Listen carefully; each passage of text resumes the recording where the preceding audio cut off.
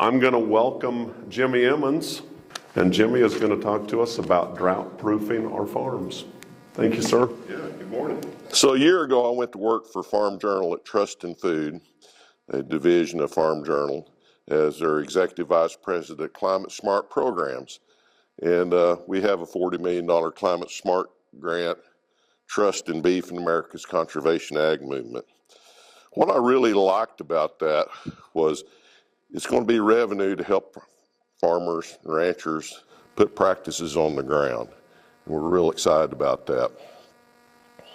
Farm Journal is a pretty large company anymore. It's not just a magazine. We own about 12 magazines, television, radio, podcast, ag web, markets, you name it. It's really grown into a pretty good sized company. Also in that, we have human dimensions of change. We can actually watch what you guys shop for, and we can tell what you're thinking about maybe buying or change into something new. This is our Climate Smart grant in 19 states. As you see up here, this is our northern pod. We're going to focus on grazing there. The southeast is more specialty crops and smaller operations. And then in the Carolinas, Tennessee, and the I-states here will be row crops. 16 different practices that can incentivize you to do. You can look that up at trustandfood.com/grow or the QR code there. You notice Kansas is in that. We also have a Climate Smart Opportunity Navigator app. If our grant doesn't fit you or what you want to do, there's 140 other grants out there across the country. Just you can take that QR code right there to it and answer a few short questions, and then it'll tell you the grants that best fit your operation. So it's pretty cool. Then I have America's Conservation Ag Movement, or ACAM, where NRCS funds half the program with the agreement, and then my private partner match from all these guys over here match that. We're in them states of Georgia, Louisiana, Montana, New York, and Oklahoma this year. It's a really good program. We do a lot of work on the ground, helping operations out with that. Then we have Trust in Beef. So ACAM, think of it as a row crop operation. Trust in Beef is more on grazing. We'll be having 5 different tours through the middle of the country starting in May, and that'll be coming out very soon. Just think about that a little bit. Is this an opportunity or an obstacle? I get in this situation every once in a while. Could be an opportunity to visit with someone you never met before, to tell them about your experience. It could be an obstacle if you're on a time frame. Part of regenerative thinking is don't be hung up on the obstacles. Look at the opportunities that you really have. Because if you don't do that and you miss an opportunity, nobody thought that was funny. I always thought that was funny. You know, so always be thinking of the opportunity instead of the obstacle. Because most times people say, well, I can't do that because, or it won't work here because, or you don't understand my situation. Instead of saying, you know, I'd really like to try that and make that work because what I'm doing is really not working. There is more than one way to do things. A friend of mine bought this at an auction. Tires are good, bearings are good, had a ball hitch on it, propane tank, very mobile. And I asked Doug, I said, why in the world would you do that? He said, well, who wants to blow a tire out or run a wheel off on the way home? I just hook it up to the hydro bed and I come home 80 miles an hour, no problem. So that's the way I look at things anymore. Changing our soul really changed our lives. We have the old way and maybe a better way. I think so. If you'll look in this photograph up here, see that stubble over there? That's this field, literally across the road. It's Good friend of mine, I went to high school with this guy. He keeps thinking the terrace is the problem. Well, if he'd quit farming over the terrace, it might, that might help. But I keep telling him, this is the problem. It's what was there that's no longer there. He doesn't understand that because he says, well, I can just plow that in and we'll be ready to go. Across the road, the better way, I have reduced my inputs by nearly $280,000 a year of what I used to spend in diesel, depreciation, tires, wear and tear on the equipment, because we plowed all summer, just like Lynn does here. Now we harvest a crop, we plant a crop, we plant a cover crop, maybe we double crop. It depends on the water. And everybody says, well, how much rain do you get? Well, I get around 20 inches, give or take 20 inches. And everybody said, well, you don't get zero. And I said, well, in 2012 or 11, we had 9.3, and in 12 we got 7.4 or 5. But then in 14 we got 25.4 the month of May. We wound up with like 36 or 7 that year. So it can literally vary 20 some inches. How many have noticed erratic weather? All or none? Yeah. How many of you have noticed that all your life? Some. We've been a little variable, but we're getting more variable. It's all or none. It's winter, it's summer. Not much spring. Summer, then into winter, not much fall. So how do we manage that? So things that I control, and there's things I can't control. Things that's out of my control, the future, markets are out of my control, the weather's out of my control, what people think of me is out of my control, what happens around me, the past, actions of others. But what's in my control are my thoughts and actions, how I speak to myself, my confidence, how I spend my free time, how I handle challenges, the goals I set. That's what you got to start thinking about, is quit worrying about a market or weather, because you're not going to change either one of them. How do I best operate in this norm that we're now in, where it's all or none? Today, I cannot force any of you to hear something that you're not ready to receive. But we must never underestimate the power of planting a seed. My good friend David Brand always said, I just plant a seed. That works on multiple things. That could be a seed I plant today, could be a crop I plant. You just got to think about that in a bigger context. So we always plant. Sometimes in harsh weather it looks like this. It's struggling. I'm out there trying to decide, is it going to make it? But a living root in the soil is better than nothing, because you just don't know what's going on below that. We're trying to understand more and more of that as we go, and we've had some good conversations here this morning and yesterday and last night about that. How important it is for them plants right there to be building biofilms and hydrogels in the soil that's non-evaporable, that the biology can live in and stay in when it doesn't rain. It's Mother Nature's way of preserving life. Mother Nature's all about life. We have been, as a nation and a world, of monoculture death. We want to kill everything except what we want to grow. I told a producer here a while back, I was trying to help them in their system, and they kept saying, well, we've always done this. I need to do this. And I said, I thought you were trying to build a system. We are. And I said, you need to think about not killing a system you're trying to build. Once you have that mindset change, it'll start helping you understand. Now I'm going to go through some slides here that some of you probably saw before. This was in the beginning, but I'm going to set it up a little bit for you. This is what changed me forever.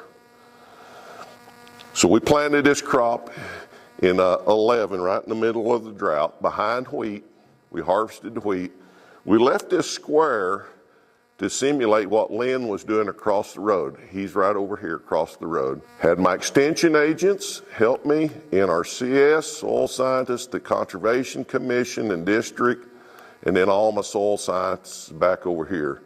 We had probes in the ground to measure water and temperature, and back behind Colita, back here's another probe, the same distance. Now remember, I had to prove this to myself, because I was taught if we're growing something, we're using water, and it's going to affect our next cash crop. Is that true? I thought it was. So I had to prove it to myself. So we went ahead, because of the drought, when this got about hip high, I terminated that crop to save water. I had it covered. And then I planted wheat in the fall, and once again, we're in the middle of the big drought. And next spring, see that square? And here's Noble Research. I see Noble's here today. How are you guys? Jim Johnson said, "What's going on here, Jimmy?" And I said, "You're the Research Institute. That's the reason you're here. Help me out." And here's my NRCS DC. Jim got a probe out, and he said, "You've got a restriction about 16 inches down." I said, "No, I don't. I know this field." And he said, "Well, you do." And I said, "Well, check out here and see." And everywhere out here, the probe would go all the way in. And he said, "Oh, wow, that shouldn't be that way." So Paul said, "Why don't we call in my buddy with the Giddings probe, and let's pull some Giddings probes." And the Giddings probe will pull a 2-inch core down deep. And that's what we did. And here's what we found. Where we had no cover, at 16 inches, what Jim was hitting was the dry layer. Outside where we had the cover crops, it was almost 34 inches to the dry layer. That changed everything that I thought about cover crops completely, because that's not what I was taught. So what does that really mean? They took this back to the lab, they weighed it, dried it out, and re-weighed it, and where we had no covers, I had 4.6 inches of water in the profile, and where I had covers, I had 7.52. And I just kept looking at it like I was wrong, because see, I hadn't really factored in evaporation and what a root can do, because roots build them biofilms that holds moisture in the ground. And I'm going to show you more about how other things are important here in just a minute. I didn't know that then. I've learned that since then. But what I knew, on a 113-degree day, if I had kept cover on the ground and had a living root in the system, I could be around 80 degrees, give or take a few degrees. Across the road at Lynn's, on the same day, in 113 degrees, it's almost 130. Now, one of the things that you need to think about is, when you throw out a nutrient, if you throw out nitrogen, the plant doesn't just take up the nitrogen and say, "Whew, that was sure good. I'm doing good now." That nitrogen has to go through the biology to be changed over to amino acid before it can be taken up. Did you know in America, our efficiency on nitrogen is only 33.1%. That means for every $10 of nitrogen you buy, you're only getting $3 worth, $3.30 worth. Does that make sense of why we have some nitrate issues in groundwater, in aquifers, and streams? See, the biology has to break that down, and if you don't have the population to do it, guess what? It's just like filling this table plumb full of hamburgers and steaks and everything I like, and for me to sit down there and eat that, it's going to take me a long time. The problem is, while I'm trying to eat all that, Mother Nature comes along with moisture and water, and guess where the nitrogen goes? Away. So think about that for a little bit as we move through this.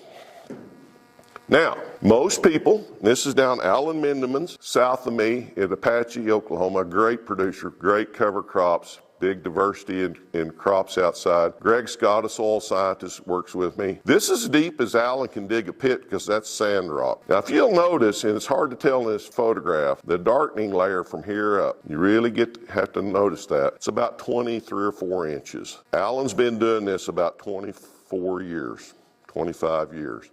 And what Jim and I at Noble Research got to noticing, if you go into a good system with cover crops, grazing, multiple other crops, not mono,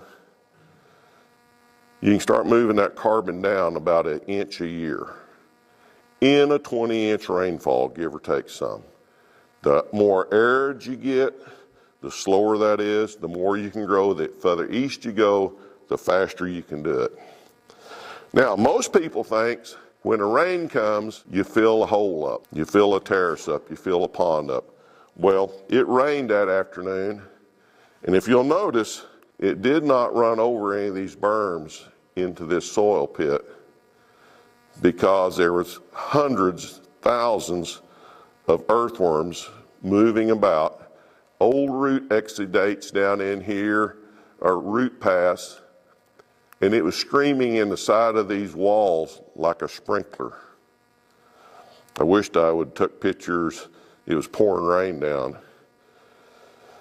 It's amazing. I've seen that in my own soil pit. If you leave a pit open and you get a big rainfall event, you'll see where the water just come in from the sides, just like a sprinkler head. So now we're going to talk about what cover crops can do for you and your system and how important they are. So we're going to go to Tennessee, then the Holy Grail field right here in Manchester, Tennessee, in Coffee County. I am standing. Yeah, I've been accused of lots of things in this picture, but I am standing. These are tremendous, tremendous beans. A wonderful producer there, no-till and cover crops. So when I took and I pulled them beans back and I looked down into the ground, look at all the biomass that's on the ground. You need to think of that as 2 things. First of all, food for the biology, because they're just like us, they got to eat.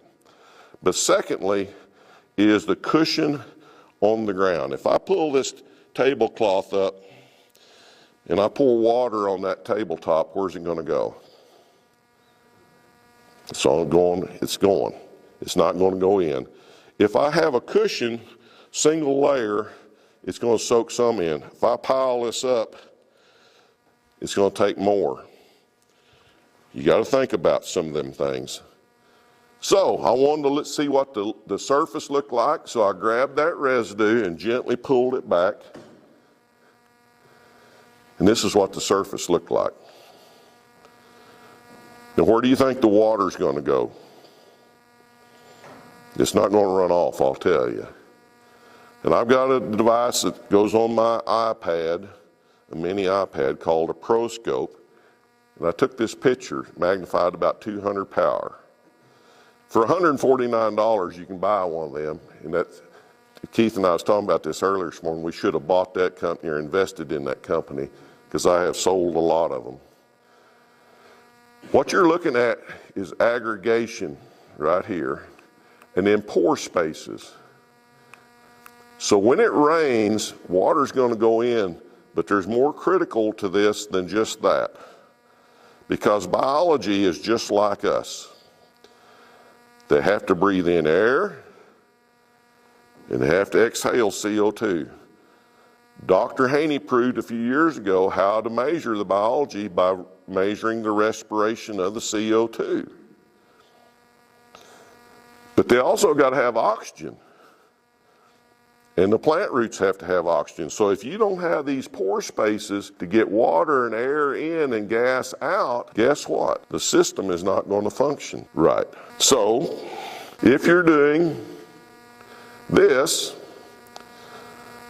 what are you doing to the aggregate? I saw a great demonstration with breakfast cereal, Captain Crunch. You need to see this sometimes. You can put Captain Crunch in a cylinder and pour milk in, and guess what? The milk goes straight down through it, and it absorbs it in. You take and you crush that cereal up with something like this, and guess what? The milk stands on top. It's the same thing with the soil. So if you're living in this soil and you're working for me for free to make nutrients available, then what have I just done to you in your home, in your pathway, your roadway? See, they have to move around. So I'm going to put this in context. This was at home in Leedy, Oklahoma, where I live in 1947. Going on. It's just kind of a perspective to think about. So now back to the discussion about cover crops. And Rick Clark done 12 inches tall, and he clipped these every 2 weeks. Look at all the nutrients is in the cereal rye and the biomass at 12 inches, 18 inches, and when it came into town, it was devastating. The water tower was right here. My granddad was in the cellar right there. So, what happened there? The infrastructure is gone. There's no electricity, there's no water, there's no telephone, there's no communication. So what does everybody have to do? They have to stop to rebuild. So if you're doing tillage, and I've got this nice community where I'm living and working for you, and the tornado comes through, guess what I have to do? I have to stop what I'm doing to rebuild. Some die, some live, lots of adversity going on. It's just kind of a perspective to think about. So now back to the discussion about cover crops. And Rick Clark done a big study about nutrients in cereal rye. 12 inches tall, and he clipped these every 2 weeks. Look at all the nutrients is in the cereal rye and the biomass at 12 inches, 18 inches. Come on. There it is. 28 inches. Look, see, a lot of times people think, golly, cereal rye this big or cereal rye this big. I can never plant in it. My drill won't go through it, but they will because it's standing. You got to think about that. If you lay it down, you got to cut through it all. Then he measured dead rye later. Look at still how much is in there that's going to be cycled through. And it was 2 months when he sampled that after termination. So what is the real power of cereal rye? 12-inch rye, nutrient-wise, in dollars of N, P and K, 212, 321, 400. So, yes, Keith? One thing to point out on this is there's no legume in this cover crop mix. And Rick Clark is an organic producer, so he's not adding any nitrogen to his system. So that rye is simply, well, it's doing two things. It's cycling what's already in the soil. Yep. And it's working with other types of bacteria and organisms to produce atmospheric nitrogen in the system. So don't think you have to have a legume to get nitrogen available in the system. He's got no legume, and he's got no added nitrogen. That's correct. And also, and Keith will verify this for me, if you plant a legume, it doesn't mean you automatically have nitrogen. If you're grazing that, it's not going to create much nitrogen because it's trying to regrow. And a lot of people that are grazers, Keith, think I'm putting a legume in there, it's going to create nitrogen, when actually it's the cereal rye, it's not the legume. Legumes have their place, and if you let them do their thing, they'll work, and we'll show a little bit of that here in just a second. So the dead rye still has $200 worth of value in it 2 months later. And this was all calculated off of prices at current, and that was in May of 22. So then we talk about a clover, a legume. Start looking at the amount of biomass and look at the pounds of nitrogen and other nutrients. It's not just nitrogen.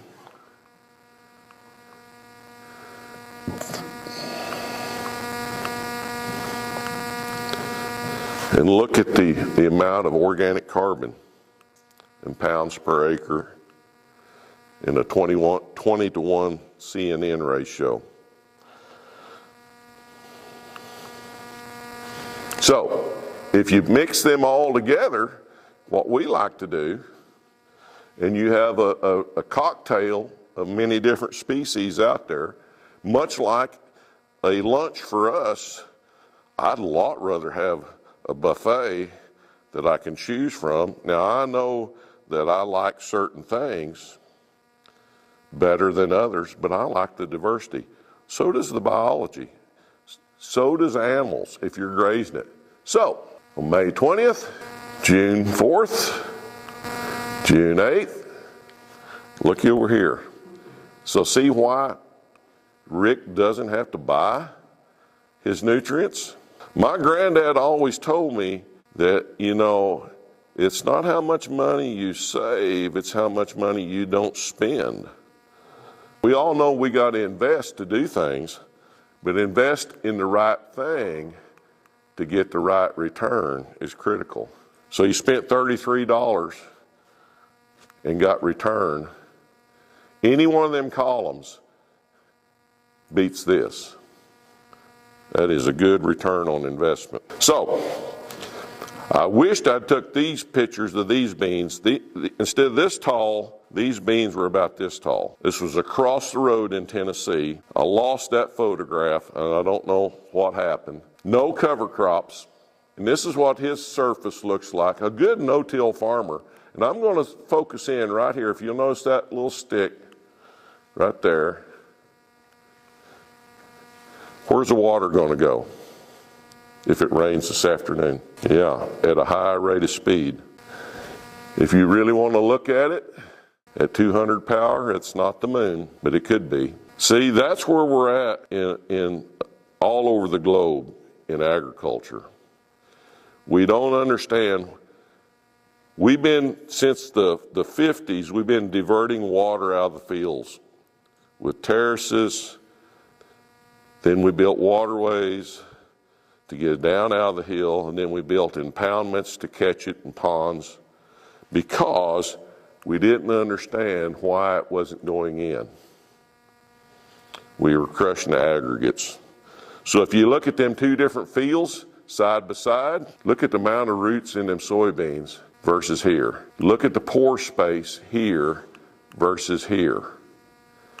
Why these beans aren't rooting down is because it's compacted and there's no aggregation and there's no oxygen down here where these roots are. So everybody says, well, what does that got to do with Leedy, Oklahoma? Okay, answer to that is, this is my field, this is Lynn's field across the road. Same magnification, same surface, but look at the aggregates, and if you really look at the sand crystals in here, particles, it's the same soil type. 15 years of a good system and carbon building versus destruction.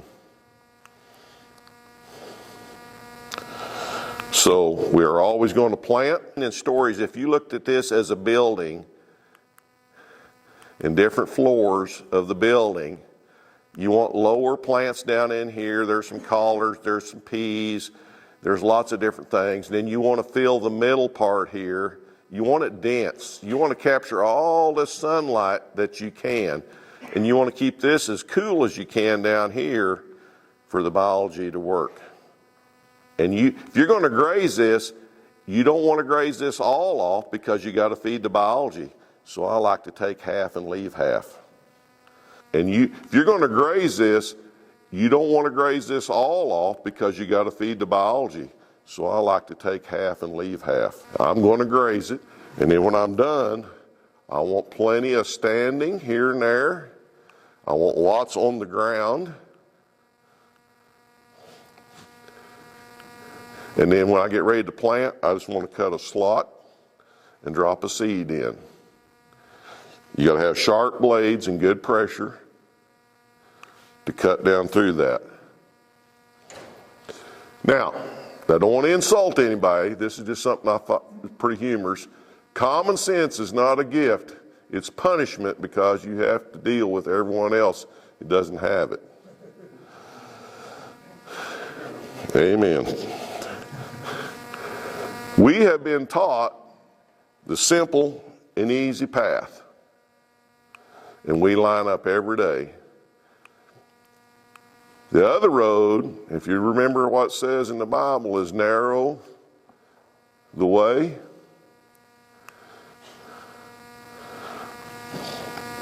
So what does that really mean back at home? And I think there's some of you, we're probably at the field day that I'm fixing to pull up here in a minute. So why is this important? I have 2 sprinklers on my operation, horrible water, but I got sprinklers. I'm putting on nearly 2 inches of water with the sprinkler, but guess why I'm down there? It rained 2.5 inches that night. So I went down to shut the sprinkler off, and when I got there, I thought, holy cow, where's the water? Then it got me thinking, well, I wonder how much I can take and how fast I can take it. So had my team come out, NRCS, my soil scientists, want to document it with a camera. We had a new intern with us that year. We set this up. I parked this pivot to make my point. That spade is in the ground, weighted down. There's a GoPro camera there, one here. With a 4-foot wagon wheel that we made into an infiltration ring and a 7-inch gauge. In an hour and 40 minutes, I put 7 inches on, and there's only a little dab of water standing right there. I want to be honest. As I went to shut the pivot off and it's plumb full, we were just astonished that there was no standing water, no runoff water.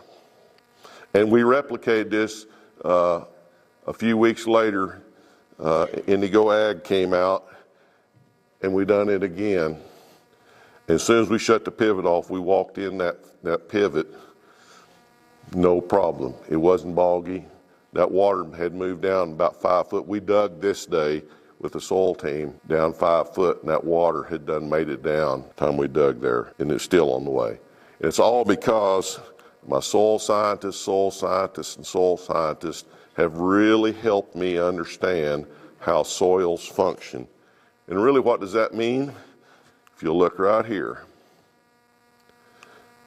this is kind of what my soil used to look like, and this is what it looks like now. Now, the earthworms are bringing the light color up and moving the dark color down for me. I don't need a tractor and a plow to do that. If you want a better perspective of that, I turned that around where you can see it a little better. It's not always this pronounced as a straight line. Normally it's jagged. You see it's building right in here. A few days later, this would probably go down here and around. We just happened to catch it that day at the right spot. So what does that really mean? Steve Allspaw, my soil scientist, said the original soil survey mapped this soil as used to fluvent. These were very young soils, about 500 years old. Typically, they didn't have a very dark surface. And this field didn't have it 8 years ago when we started this. This has been a few years ago. Today, I see a dark soil we can now call a molic, and we can reclassify that soil as a fluventic haptosoil. You know, there's more to the pie than just the crust. How important is soil aggregation to soil health? It's literally everything. because it's airflow, gas flow, it's water infiltration. In the beginning, that's water infiltration, water holding capacity, carbon storage, and then the nutrients start coming. First thing that comes is the carbon and the water infiltration. Then later, this nutrient cycling kicks in. That's the reason you can't go zero to start with. It's a slow process. If we can get an 8 or 10 inch rainfall, we can take it all in or most of it, multiple benefits come to grow future crops, nutrients in the field, and all my soils stay in place. South of my house, 80 miles at Russ Jackson's, we measured his water infiltration rates at 6 inches an hour a few days before this rain, a ½ inch an hour over here on the right. What does that really mean? If you do a good management system, you can take in 6 inches an hour. This rainfall at 5.3 inches is nearly 144,000 gallons of water in the ground. The neighbor got ½ inch an hour, 16,000 gallons. You said, well, that's just one instance. 2 weeks later, you'll notice over here now, the profile is getting fuller now. So there is a little standing water. Nothing like over here. So I had to go down. I took these pictures the next morning. It's still going down this bar ditch through these tin horns into the creek behind here. But look what's in the bar ditch. Brown soil, turbidity and nutrients. He had just fertilized this field. And if it rains this afternoon, guess where this water is going to go? The same way. Cross the road. So then you go 100 miles north of my place to Mark and Annette Thomas. Mark's grazing over here. A little dab of water. Mark and Annette's only been doing this about 5 years. But look at the neighbors. And they never did plant some of this. Down the road, Mark has got this planted. Once again. But what does the water look like that day? Mark and them's pretty clear. We actually done a test of this water. You can't believe how much nutrients is in here versus here. If you go to the Red River Valley in North Dakota, this is typical, only 3 years. He's still got some he's got some work to do yet. The reason I'm showing you this, it depends on how long you're doing this. This doesn't just turn around overnight, does it, Roger? This next picture, and it's a video I'm going to show you, is from a Leopold winter, one of our alumni, Jeremy Wilson up in North Dakota. It rained all day, and it rained 14.4 inches of rain in 12 hours. And it hailed like 6 hours of that. Jeremy is a great no-till regenerative producer, and this is what it looks like. First of all, before I start this, look how clear this water is. You still see some hail and little suds floating out. And you can see the residue that's still hanging on. And I want to tell you, there's no ditch here. It's a lowering in the field, but this is what it looks like.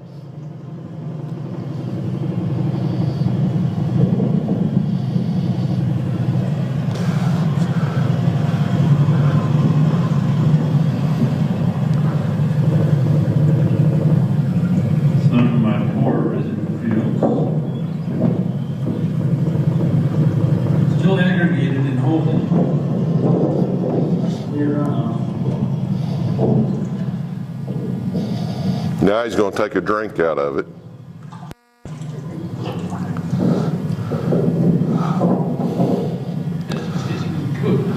If that ground had been plowed, there would have been a huge ditch there.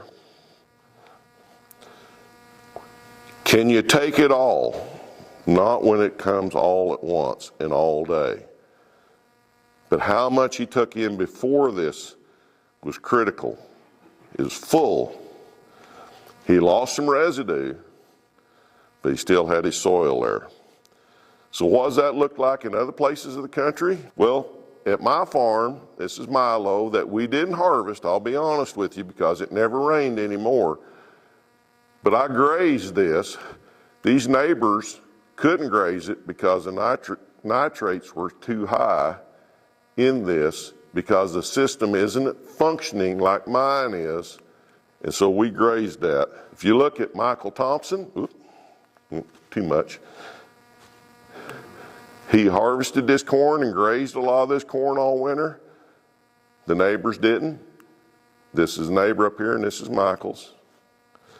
And it didn't just rain on this side of the field, by the way. Localized rains do happen, but it's what you can do. So at home, did we plant green? Every once in a while. In 2014, we had great residue to drill in. Most of the times, it's kind of like this.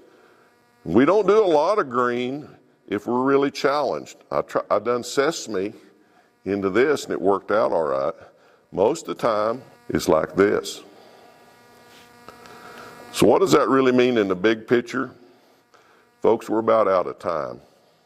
And I'm probably about out of time here too. We cannot continue going down the path that we're at. According to the government, we're losing 1.7 billion, as in a B, tons of soil a year. Out in the road, out in the bar ditch, out in the streams, and down to the Gulf. We can continue to just do nothing, plow the ditches in like we've always been taught, build another terrace. And I'm not saying that terraces aren't good. They have their places, don't get me wrong. It's just the mindset of how you think about them. You know, it's going to be impossible. We can't do it, you know. Mike, we've heard this before, it doesn't work here. Or we can just do it, nothing is impossible. The only thing that's impossible at your farm and ranch is the things that you won't try. Everything else has a possibility. So, standard at home is grow wheat and then be fallow and clear third of the year. At least a third of the year. My hope is 365. Can I always do that? I can if it doesn't rain, but I can go a lot further than I used to, and I can come out a lot quicker. It's not rocket scientist. We see it work. I was in Rogers Field this past summer. One of the things I noticed in Rogers Field, and we pointed out that day, he had made one tillage pass around the outside of this field. When I was walking in, what did I say, Raj? There's something different right here. And he said, well, I had some windmill grass, and I need to try to control it, and that makes sense. And he made this tillage pass. And when we dug that day, Bryce done the slump test. It was astounding. I mean, it was really outstanding, the difference of the slump test where that 40-foot swath was versus the other, wasn't it? It's building that aggregation and keeping it there is the key. We can do this. We got producers in here that's doing great jobs. I'm going to leave you with this. Long live the soil, and I trademarked that. But our lives depend on it. Because without soil, we have nothing. We have no water. We have no food. We have no biology, no life below ground. Because it's for my grandson and the future of agriculture in the youth. We have to get this right. We only got one shot. And I'm coming and I'm going through this life. And somebody's got to come up behind, and they need something to work with. That's what I'm here for, is try to get people to understand how we get to the next stage and how we make this thing turn around. Thanks a lot.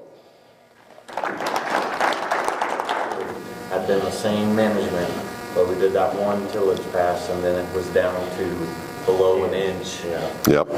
Just one pass. Dwayne Beck has done a study on vertical tillage up at Dakota Lakes, and for every pass you reduce your infiltration rates by 50%. And I asked him, I said, what happens when you pull it 3 times? And you know, Dwayne, he just like, Stupid question. Could you go to the slide with the soil? That first, where we pulled the cores out? The core sample. Okay. So you see that layer? There's the dry layer right there. Cover crop versus here. These were all NRCS. This is not just me. Jimmy, when you're getting started, Yeah. you've got a lot of bare ground. I mean, I'm just thinking, about a third of what we've got is in fallow right now. Some of it's got some stalks on it, some of it needs some attention, or I'm gonna have a lot of weeds. What kind of advice you got? Weeds don't like cover. The more you can get, they got to have sunlight.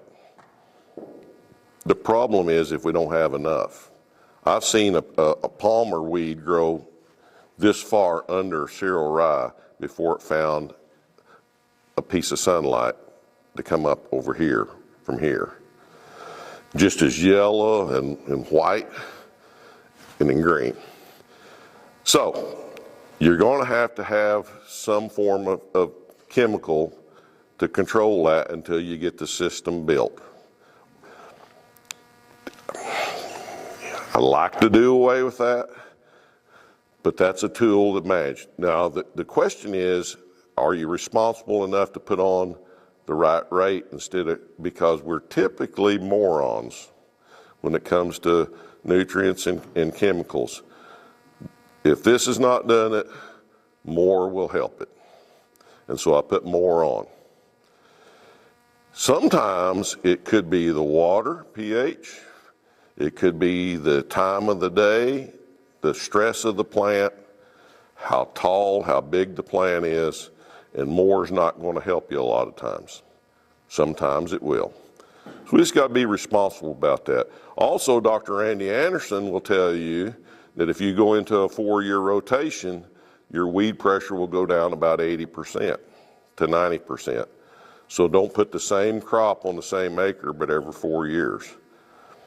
Then I hear, well, you just don't understand. I grow corn and I grow beans, or I grow grain sorghum and I grow cotton. Yeah. So how do I manage that? I try to stay on Randy's pattern. Do I do it all the time? Sometimes Mother Nature tells me I can't switch this. Maybe I need to go back to a sesame because it's a desert plant and uses less water. Maybe it's a cotton. I haven't grown cotton in a long time, but when you're in a drought, you got to think about what you're doing in water use. So it's not an easy system to start with. You know, we've reduced a bunch. We still use some herbicide, but very little compared to what I used to use. Very little. Same way with nutrients. We still put on a little bit. Christine Jones will tell you a little dab of nitrogen will stimulate the biology and give you a boost. She's correct. We dissolve a lot of urea, try to get it turned over into an amine. We'll put on 16 units where we used to put on 60 units and get the same results. But I also will put other things with that. I'll put a humic with it. I'll put Elevate Ags, Hypergrow with that, compost tea extract, because you got to lessen the impact to the biology. Because just like at the table, if it's piled full of food, I've got to digest all that. And some of that's not very digestible. So it's going to sit there. So it's just things to think about in common sense approach. To the infiltration, this summer in Arkansas at Adam Chappell's, Adam had measured, NRCS had measured his water infiltration rates at 18.5 inches an hour.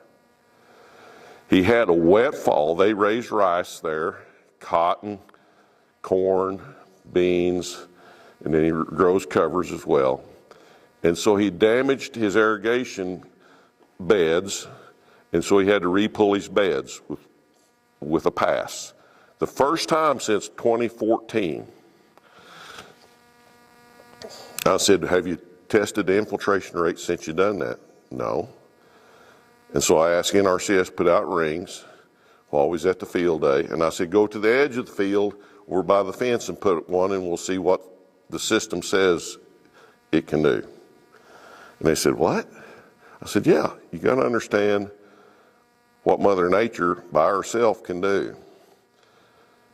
He had reduced his infiltration rates down to 8 inches an hour, but the neighbors across the road were a ½ inch to 7/10 an hour.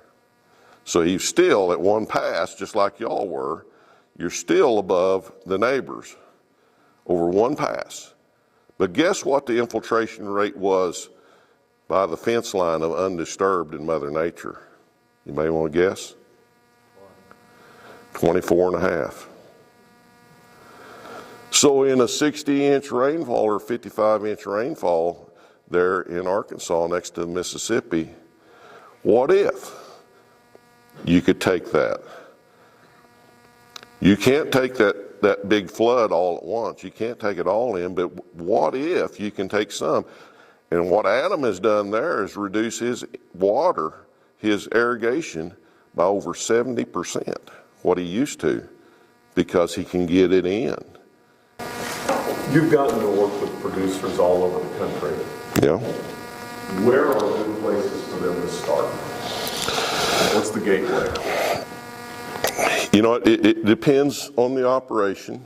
I've had some guys go to strip till instead of full tillage. That's a good first step.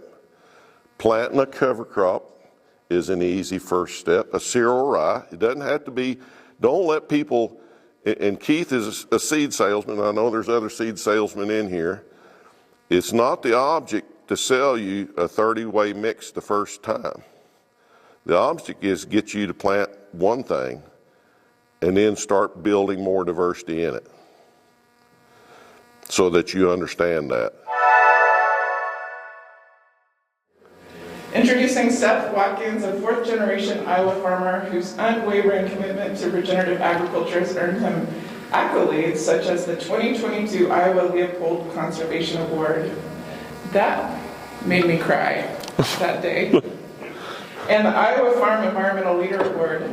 Seth has been recognized as a trailblazer for his innovative practices that enhance soil health, water quality, and wildlife habitat on his diversified farm.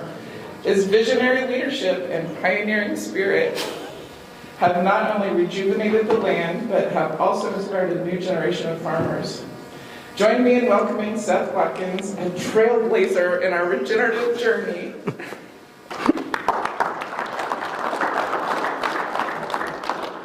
All right, well, thank you, Trish. And, you know, honestly, people say these things, and the truth is I'm just a guy that woke up one day and didn't like the way I saw stuff and changed. And then it took a long time for me to figure out why it worked. But before we get started, I want to thank you all for having me. Honestly, it's always been a treat for me to come down to Kansas, because I think one of the things that kind of hurts us in Iowa, we have some really great, rich soil, but sometimes I think we take it for granted and we're not as innovative as we could be. So when I'd come down here to Great Bend to get pipe or to Watertown to get trailer parts, I'd always watch, and I always admired the Kansas farmers because I think you're some of the best innovators I've ever seen. So this does mean a lot to me to be able to be here. And my story today isn't going to go so much into the woods about farming, but more just my perspective of what I've seen over the years and some things I really think it's going to take for us to move forward. And this is always a kind of a draconian but good place to start. In the pre-industrial era, 1 calorie of energy produced 5 calories of food. In our current modern U.S. food system, it takes 13.3 calories of energy to produce 1 calorie of food. Now, there's a lot in that. There's transportation, there's waste, there's other things. But the reality is our current system is 66% less efficient and not sustainable. And this is why we need regenerative agriculture. At the same time, over the years, I've learned how incredibly benevolent and forgiving Mother Nature can be.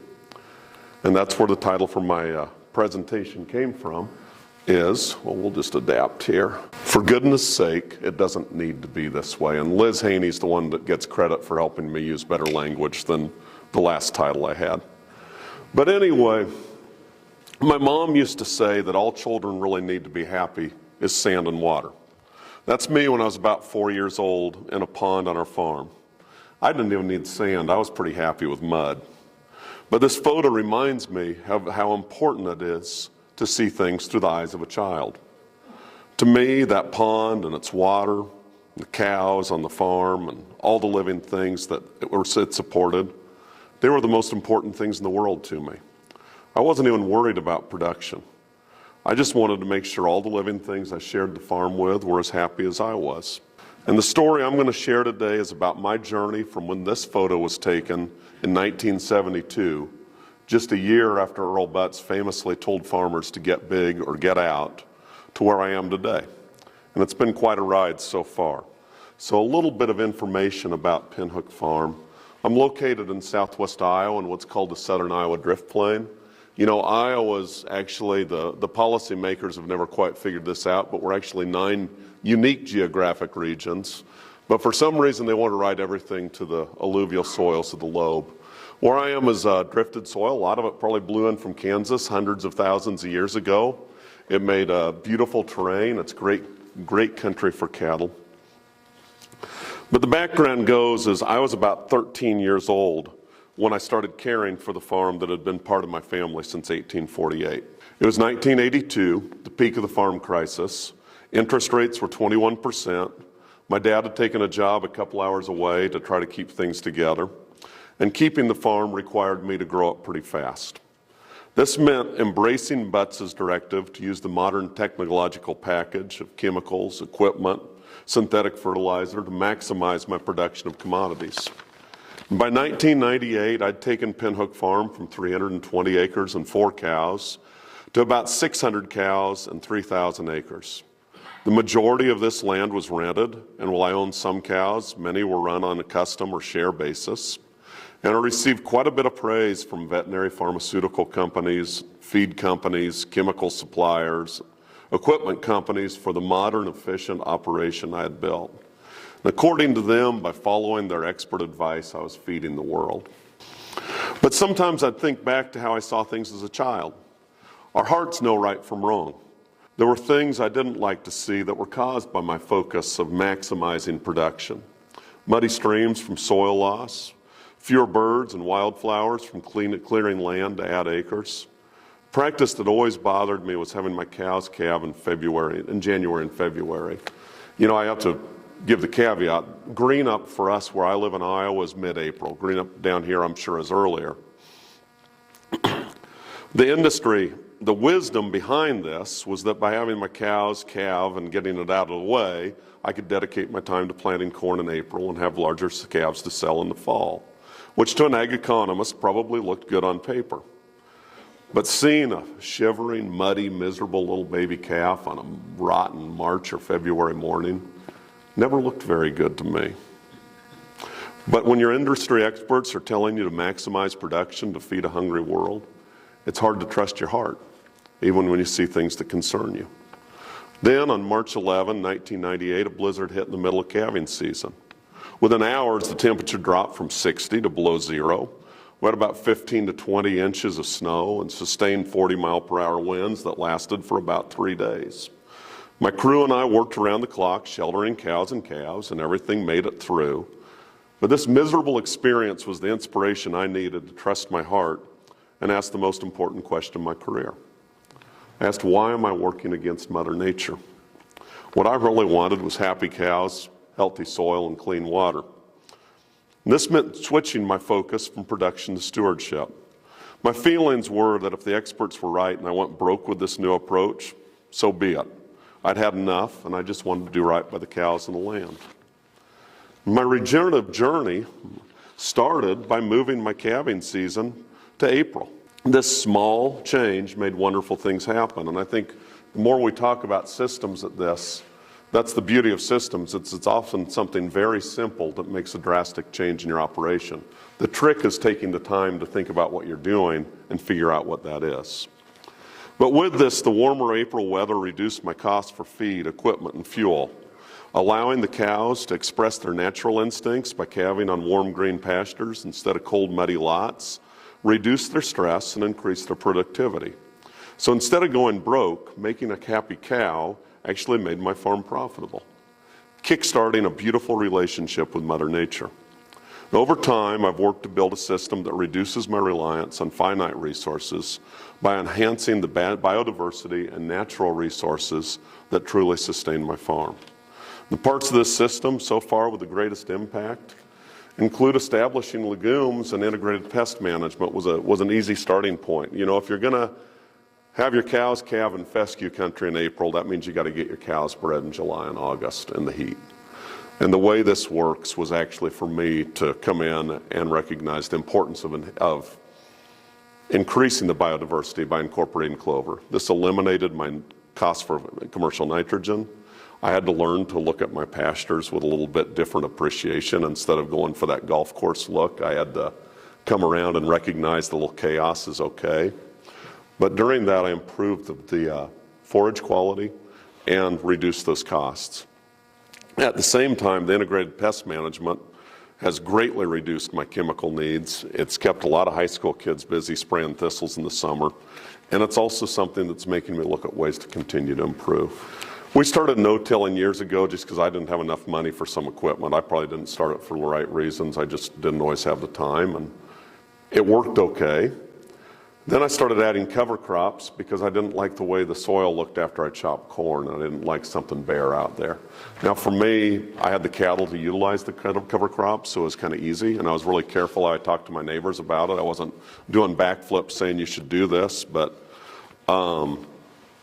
again, it was one of those things that when I made some of these changes back in the 90s, I did them because I didn't like what I saw, and I was really uncomfortable to talk about why they worked for several years because I couldn't always quantify it.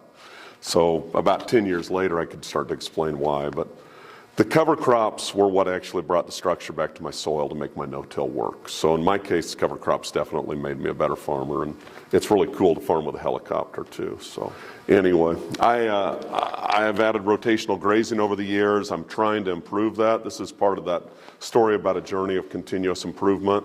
I'm starting to slow down now, and actually my focus is on grazing. Noble Institute has a grazing school coming up. I really wish they had it in August so I could make it this year, but maybe next year I can go. But my point on this is you can always get better. And, you know, the greatest impact I had on grazing was when I split the first pasture in half and just rotated between them. Then I got a little better and a little better, and I learned those things as I went. But what I really learned from it is that you can do more with less. I added multi-species crop rotations, and again, this is easy when you have the cattle. We saw great reduces in inputs, better weed control from that. This is one of my favorites, and this is one where sometimes my friends get their feelings hurt. Geospatial technology and identifying the acres that you shouldn't farm has had the greatest impact on my return on investment. Now, what I've noticed with some of my friends in Iowa, if you insinuate that any acre they have isn't good, it's like calling their dog ugly. So it's okay. So what I say now is, you know, there's some land in there that would be better suited to habitat. There's some land in there that would be better suited to trees. But the beauty of identifying these acres and putting them back to some type of habitat is the improvement on return on investment. And what I realized is that when I work with a lot of my friends, the most important thing we can watch as a farmer is our return on investment, not our revenue. And I'll say that very seldom do yield and profit correlate. But when we start focusing on this in this particular farm, and this is a rented farm, taking that farm land out of production saved me about $500 an acre in inputs. They put that into a CRP program at about $300 an acre. That's an $800 an acre difference.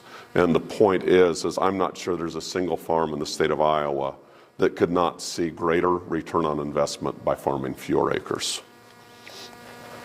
And finally, you know, this is where I get amazed with this era is like people say, wow, you integrate your cows back with crops. I'm like, well, that's exactly what my grandpa and great-grandpa did. I mean, just kind of common sense. But anyway, the experts now call this integrating livestock and cropping systems. And It's the golden rule of agronomy. If you take something off the land, you got to put something back on. Cow's perfect for this. High quality forage in the front, high quality nutrients out the back. So this is the point I talked about on these results. You know, I thought maybe I was just lucky, and then I finally started paying attention and tracking my costs. At the end of the day, eliminating that need for synthetic fertilizer, reducing those chemical costs saved me money. Extending my grazing season saved me money. The difference was about $191 a cow, and this is a fluctuating number depending on prices, but about $191 a cow is what I've been saving. This is the one that gets the inner hippie in me excited. Allowing that cow to express her natural instinct by calving on those green pastures and not in a muddy lot and reducing her stress improved my production by about $177 a head. They all talk about what we measure, and this maybe goes back to understanding everything you do. A lot of people will watch weaning weights as their only indicator. But if you actually go back to percent of calves weaned per cow exposed, that's a real economic measurement. So when I change, my calf weights haven't changed much. It's still about 560 pounds. The difference is I've gone from 476 pounds per cow exposed with the old way to about 539 pounds the new way, allowing her to reduce her stress, allowing better conception, allowing better survival, better health, all those things. Combined, it's about $360. The cropping system thing, I'm not a farmer. I wish I didn't ever have to farm, but it still has saved me at least $80 an acre. I have friends that give numbers even higher than that. And then as it comes back, it's not just the economic benefits, or maybe it is. Farming with nature has given me more. It's brought the birds back. It's given me more pollinators. I love that picture of that deer standing in the middle of my neighbor's soybean field, not because he's eating the beans, but it's an example of, you know, that pig in there generates a lot of revenue for my community through outfitting, and it probably does better than the soybeans. So why does this work? And that's what I've asked for so long. And Bert Tiekert sums it up pretty well. He says the three keys to successful farm and ranch businesses are they're profitable, they're sustainable, and they're socially responsible. The obvious one, there is no sustainability without profit. But to be sustainable, we've got to recognize our farms are living systems. Living systems are sustained by natural resources, specifically soil, sunlight, rainfall, and our own ingenuity. Living systems cannot be sustained by finite resources, oil, iron, or equipment, because over time the cost of these resources exceed the cost of the products we raise.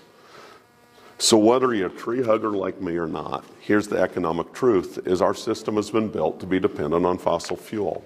So when I made those changes, that's why my profits or why my costs started to go down. I'm always careful saying profit in agriculture. But basically, if you follow crude oil from when we started using it heavy in the 50s till now, it's increased about 5 or 6% a year. Equipment is it's skyrocketing.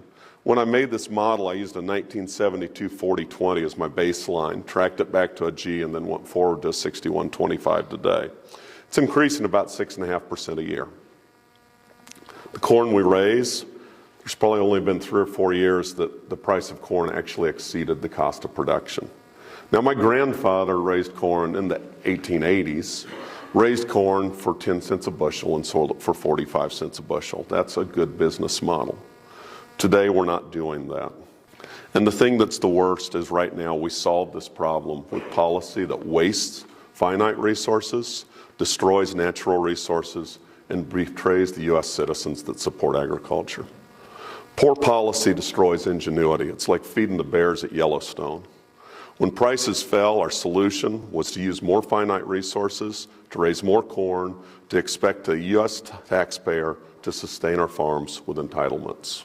150 years of linear thinking has gotten us increased finite resource use and costs and a disincentivized investment in soil, land, and overall environmental health. And I think this one might be the most important of all. Sustainable farms, successful farms are socially responsible.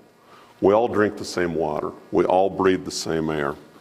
For me, this is kind of a personal example, but that's a picture of my kids when they were little. It's my son Spencer in his orange shirt. He was born with a pretty rare syndrome called 49XY. For some reason, he kept replicating chromosomes. His syndrome has caused cognitive delays and low muscle tone and challenges associated with these conditions.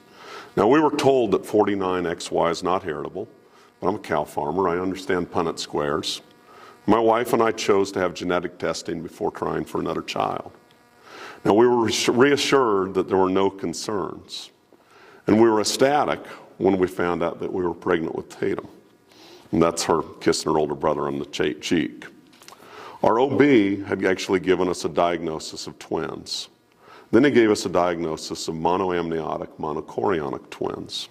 Again, for some reason, cell division had disrupted what we hoped would be a normal pregnancy. We lost one twin before Tatum was born. She was born with an abdominal wall defect that's common with monoamniotic monochorionic twinning. And Tatum had to be delivered by an emergency C-section. This condition's life-threatening, and I was meeting with the surgical team hours after she had been born, and I had a conversation I'll never forget. As the team reviewed her file, the nurse looked at me and said, "Mr. Watkins, none of this makes any sense. You've had genetic testing, you don't have any family history, but both your son and daughter have these very rare medical conditions. And we see you farm for a living. Where does your family get their water?" Now, thanks to some brilliant medical teams, Tatum's doing great. And my life is much richer from the experiences I've had raising Spencer. But the reality is all birth defects have a cause. Usually, it's endocrine disruption. Now, this can occur naturally, but it also occurs from chemicals in our environment. Many are chemicals I use on my farm, and many of which can wind up in our water. Atrazine is a proven endocrine disruptor. Nitrogen and glyphosate are suspected to be. And the reality is, and this isn't about pointing fingers, the reality is I'll never be able to prove if any of these products caused my children's health problems. But I can't prove that they didn't either. But what I can prove is that we can farm in a way that keeps these products out of our water, and hopefully farm in a way that no family ever has to hear the words, "Where do you get your water from?" ever again. Now, the next part, let's remember agriculture is a business. And businesses that don't listen to their customers don't tend to stay in business. And the reality is, if we're less than 2%, that means like the other 98% of the general population is our customer. So what does the other 98% of the population want? This is a great poll. The people that pay the subsidies that help support agriculture want drinking water quality. They want water quality for aquatic life. They want rural job opportunities, flood control, water quality for recreation, game wildlife habitat, reducing greenhouse gases, tourism opportunities, crop production, and number 10, non-game wildlife habitat. I am in the outfitting business, and I know why 10 is last. It's because bird watchers are cheap, cheap, cheap. But the beauty of this is regenerative agriculture addresses every single one of those issues in a productive, positive, and sustainable way. And honestly, when we look at this, what I've come to over the years is I know these practices work, but what is it that's holding us back? And the reality is, I'm afraid it's our own human nature that's holding us back. The social biologist E.O. Wilson sums up the challenge we're facing really well. When I think about Tatum and Spencer's health challenges, they were the ones that made me think about human nature. And what E.O. Wilson says is the real problem of humanity is the following. We have Paleolithic emotions, medieval institutions, and godlike technology, and together it's very dangerous. E.O. Wilson's insight is that our power to make the most of immediate opportunities can be institutionalized, making it very difficult to change entrenched behavior when we learn how to do things better. Technology is important, but just because you can doesn't mean you should. The technology of synthetic fertilizer masks the degradation of our soil while polluting our water. Technologies such as antibiotics allow us to confine livestock. These are short-term solutions with long-term consequences. Institutions such as slavery, the genocide of Native Americans on behalf of farming settlers, were reinforced by the primitive emotions that make us accept the destruction of natural resources and exploitation of others as justified in securing our self-interest. We see the the senseless influence of these emotions, institutions, and godlike technology in our food system today. This one was in Iowa. For about 30 or 40 years, a company called Henry's Turkey Service used mentally disabled adult men to work in a turkey plant in West Liberty, Iowa. These guys were kept in absolute squalor. When they were supposed to pay them, they basically kept the wages, said it's for room and board, gave them a bologna sandwich, and pretty much treated them like shit. Finally, it was exposed. Now, my son Spencer, who has special needs, was only 12 years old when this scandal broke. And it hits pretty hard when you know something like this could happen to your own child. But then it hits even harder when you realize our food system has been treating some of its most essential people as less than and expendable since Columbus arrived. I go through this and, you see this influence today. This was just a couple of months ago in Grand Island. A company was hiring little kids to basically clean the packing plants. Up in Iowa at Waterloo, we wouldn't have made it through COVID if it weren't for the people working on our plants. They're from all over the world, from the Congo to Central America to Mexico. Basically, you had managers making bets on how many people would get sick. And that's really missing the point, I think. I see this influence. One of the ones I've watched is the Iowa Farm Bureau, who says they represent me, lobbies to keep atrazine on the market. And you just kind of find yourself wondering and realizing maybe they care more about the corn I raised than the health of my family. We see it with other examples. The carbon pipeline in Iowa, this one just blows my mind. The whole argument behind the carbon pipeline is we can extend the ethanol industry for another 30 years. But I look at the regenerative practices we're talking about today and what they can do for our soil and our communities, and they can regenerate our future for thousands of years. And we go along with other things. I think one of my favorites was, this one was so confusing because I love John Deere, but I'm wondering what kind of a message are we sending them that we need an autonomous tractor when really we need to be making more farmers. I think when I look at this, it's summed up the best I understand it. It's called the Jevons paradox. And the Jevons paradox states that the more efficient we become at producing something, the more resources we'll use to produce it. So some there and there, I guess, where I kind of feel like right now is we're in an industry that needs a lot more Wendell Berry and a lot less Bill Gates. So the question is, how do we move forward? And this is what I've come to. Moving forward means focusing on stewardship and social equity. These issues are intertwined. Without stewardship, we'll continue to erode our natural resources, creating a future of scarcity and conflict. These conditions will never allow for equity. Yet when we ignore the inequality and exploitation inherent in our food system, we create a vicious cycle that's only made possible by rationalizing that what we're doing is acceptable. So the things that I think will really make a difference, I think it starts with systems thinking. We've talked a lot about systems, and it comes to recognizing that our farms and our food system is very complex, and complex issues do require a systems approach. This starts by completely understanding an issue. This means no banning books, no banning curriculums. This means standing back and thinking about what we're actually doing, which sometimes can be kind of unpleasant. But at the same time, doing this is what leads to the long-term sustainable solutions we need for a future. Number two, it's about asking why instead of how. For me, I can use the example of the way we ask questions to someone can have such a big difference. If I go to my veterinary, who I think is a really brilliant person, and say, hey, how do I treat calf scours? They're going to give me options of antibiotics, electrolytes, rehydration, different things like that, and the calf will probably get better. But if I go to my veterinarian or an animal science and an extension agent and say, why are my calves getting sick? Then they're going to talk to me about animal husbandry practices. They're going to talk to me about nutrition. They're going to talk to me about what time of the year I'm calving, what kind of management practices I'm using. And with those answers and with that why question, I can come up with a long-term sustainable solution to a problem. A big part of systems is asking what if. Ask what if questions, even if they make you uncomfortable. What if exports are not sustainable? That one keeps me up at night a lot. What if the federal crop subsidy goes to 33% or zero? What if CAFOs aren't the best way to raise livestock? What other plans do we have? What innovation can we come up with? The next one, and I've watched this, and I'll admit I'm a bit biased. Over time, as I've learned more about regenerative practices, and I kind of see this amongst a lot of us, we find out that we can make our farms smaller. Now, I don't know that this means a 5-acre farm. For me, it means over the last few years, I've started to transition from 3,000 acres to the 320 acres I own, and helping other young people get started. There's no one following me in, so it's important that I do this. But as I've worked on it and tried to learn how to raise other things, I've met some other farmers.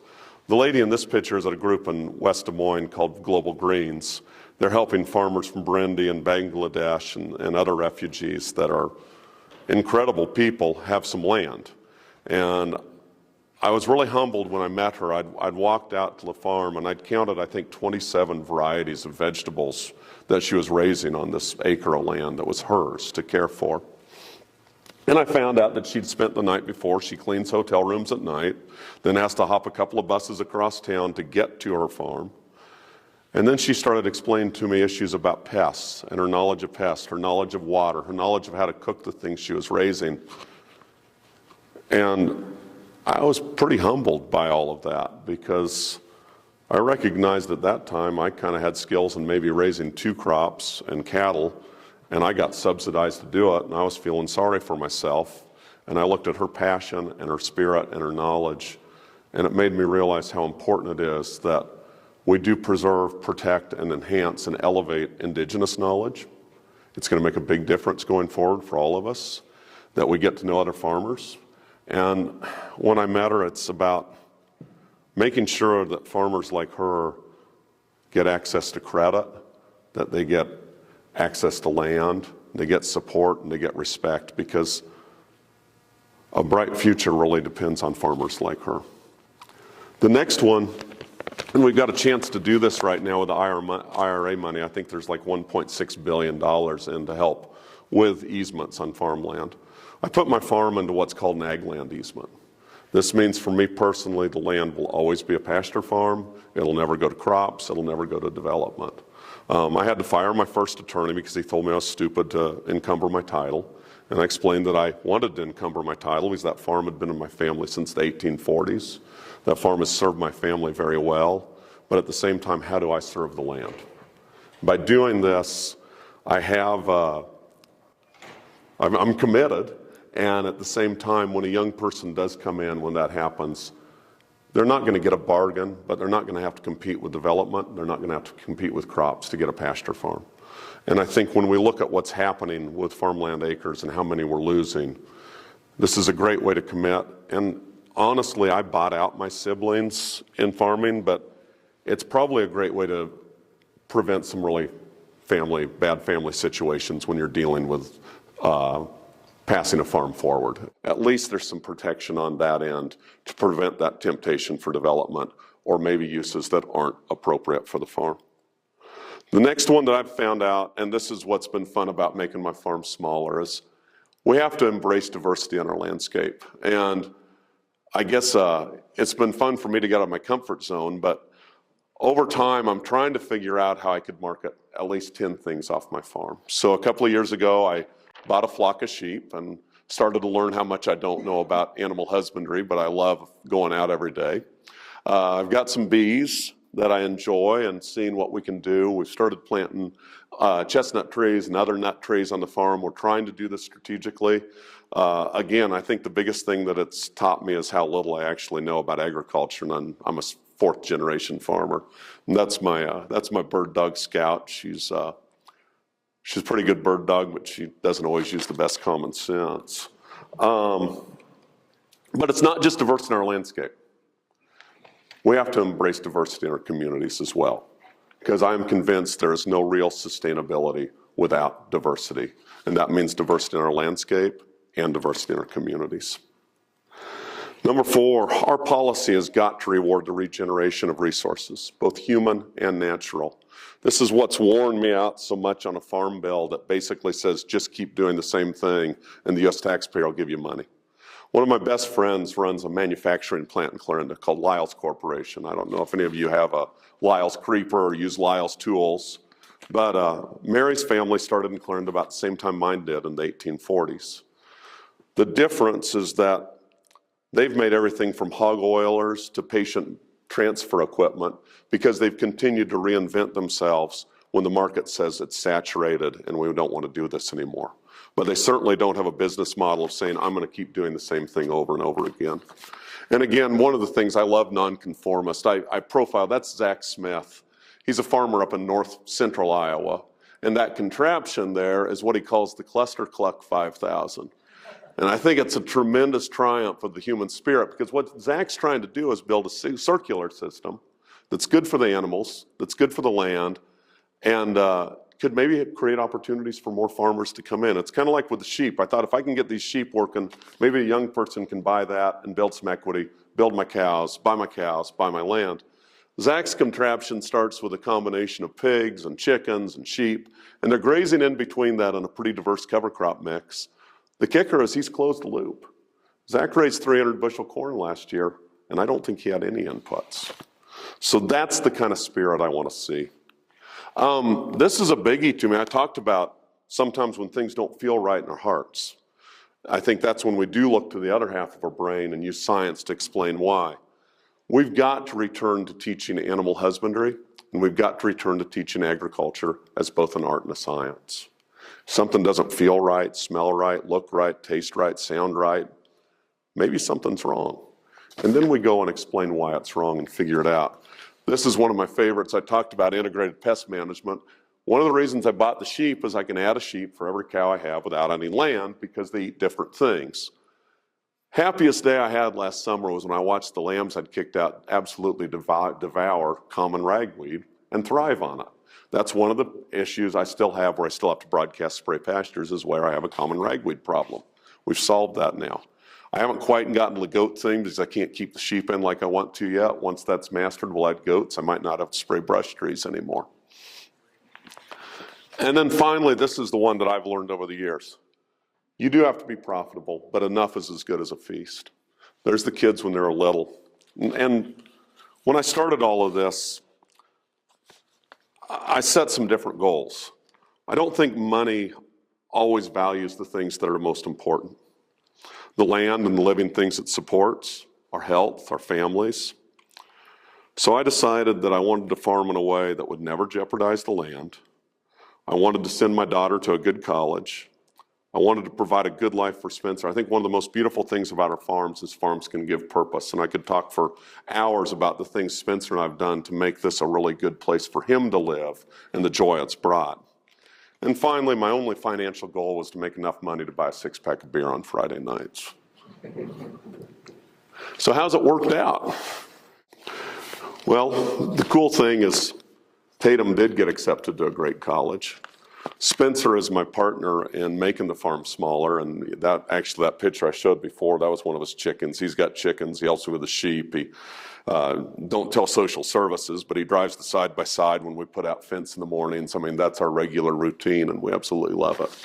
But the very best thing for me is on Spencer's 21st birthday, we had a great party, and we got to share our first Friday night beer together. And all of this is possible because I decided to work with Mother Nature instead of against her. Thank you.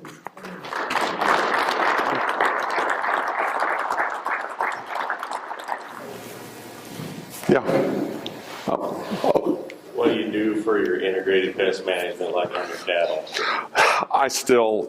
It'll be a long time before I'll quit deworming. I hate seeing flies on the cows and I hate seeing parasites. The biggest thing I've done is I try to hit when those egg cells or the worm cell counts are the highest. For me, that's in June. So we bring the cows up, we treat them once a year then. I do the same with the sheep. If there is a problem with the sheep, I get rid of it right away. So far, I've had one that I've had to get rid of. I intentionally bought the flock from a producer that had like 3 generations of no issues. We've messed around with heat tolerance when I was kind of maxed out on cows. We did a lot of work looking at some composites, looking at some other options. And you saw some of the red cattle in those photos.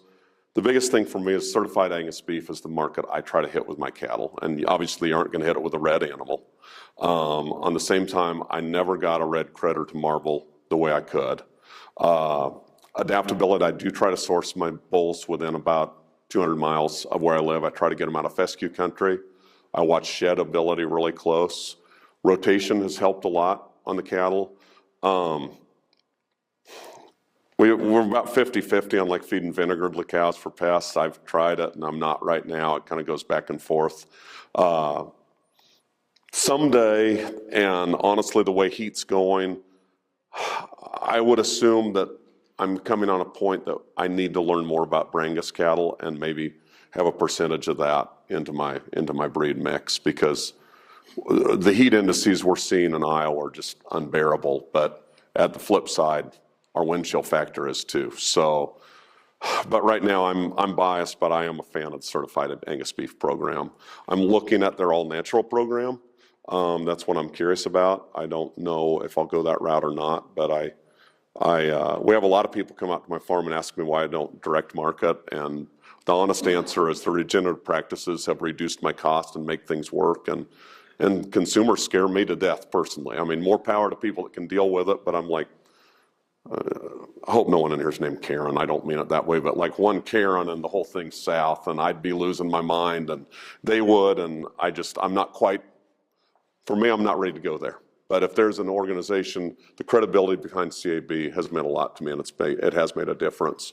But I'm talking about marketing and not pests. We've messed around. We've tried long range. We rotate our wormers. I treat my wormers like my chemicals. If one's working, I change. That's been the only thing I've learned, and I hope someday I can figure it out. But when I walk out, it goes back again. I wouldn't want to be covered in flies on a hot summer day, and I've walked out to some of these programs. They say we don't use anything, and I'm like, that'd be miserable. That would suck. I'd rather probably my same approach. I mean, I'm not going to quit drinking bourbon and eating steak because I'd live 10 more years. I'd rather, die at 80 and have a good life than be miserable, so to speak. Any other questions? Someone else had a hand. Yeah. Going back to your sheep, 3 questions. Yeah. 1, how do you keep them in? 2, how do you keep the predation out? And 3, what breed sheep do you use? I've got, so the first question, keeping them in, woven wire is my best friend. And fortunately, so if there's any silver lining to all the freaking infrastructure that's been ripped out in Iowa to farm every square inch, I've been able to buy woven wire cheap, and I just put it up everywhere. I'm starting to rotate them with a hot tape a little bit. I've got them trained to it, but they don't all stay in it. I'm getting there. Keeping them in hasn't been a problem. The other nice thing with the sheep that I love compared to the cattle, if they do get out, they're like a bunch of starlings. You rattle a bucket and the sheep follow you right back in. Predation, I got really lucky. I've got a really good donkey, and she's phenomenal, and nothing felt better than just watching her kick the shit out of my neighbor's dog one day. Dogs, and I'll be honest, I have not had a problem with coyotes. Night vision's pretty cool if you do, but I have not had that kind of predator problem. Neighbor's dog is probably the greatest threat I've heard of. Knock on wood, we've been okay. I'll even and part of it's my wife kind of gets after me. The way I'm set up with the sheep, and I'm nervous to move them too far out in the pastures. Right now they're set up on about 160 acres that come central to the barns. So if I want to bring them in at night, I can. The Katahdins are they're pretty savvy as sheep go. They're still a sheep, but they have a little more fight in them than some sheep. So I've been happy with that. The breed I'm using is Katahdin right now. They're a hair sheep. Wool's not worth anything. They're a combination. The history on them is they're actually a combination of a St. Croix, and I can't remember the other breed. So they had this Virgin Island component where they take heat and then developed them up in Maine and Mount Katahdin would be the source of that name. The composite works really well. They're a little smaller on weight. Growth has been really good. With the St. Croix background, they have good parasite resistance. One thing I learned with the cattle, and I believe the same on the sheep or anything, is you need to give animals a good place to do their job, but you need to stay out of their way. Let nature sort them out if it's a problem. And our drill, like with the cows for years, if we touched a heifer when she was calving, we sold that heifer. I wasn't as hardcore as some of the guys that just say drag the dead ones out. I can't quite go there, but I watch nature really close. And this is where I can't be too tender-hearted. So like that sheep I talked about that I threw out, this one came in, I mean, we treated her for parasites. A month later, she still was showing it. I'm like, well, maybe I should treat her again. And I'm like, no, that's not the plan. Get rid of her, get that problem gone, get the bad apples out. As I age, I got smoked pretty good by a cow a couple of years ago and messed my hip up and some other things. There's something to be said about small-scale ruminants just for what it is for your body, not getting beat up as bad either. So, disposition's critical, but it's a lot nicer when I'm out there with a 120-pound ewe than a 1,250-pound cow, and I like them both. And honestly, keeping yourself out of your comfort zone no matter what is good for us. Get into a situation that you're uncomfortable and keep learning. And, sheep's an easy place to start, but that was important to me, that side of it that we just don't think about so much. But yeah, that's, other people use dogs. I have some people that use llamas. We've got so many people in our neighborhood. I've been told dogs are best, but when you've got 20 neighbors around me and everyone has a dog, I could see this Great Pyrenees eating someone's poodle, and then you'd have another problem too. So Nancy the donkey and I, that's a happy medium for us. Any other questions? So you said you're an outfitter. Yeah. So what are you doing to educate the urban folks that are buying this land and just focusing on hunting and letting brush and basically shrubs, everything go in this? Are you trying to educate them about the soil health of their venture that they're buying? Yeah. A lot of it started on land I rented and already owned. So it's actually some of those folks have come over to visit.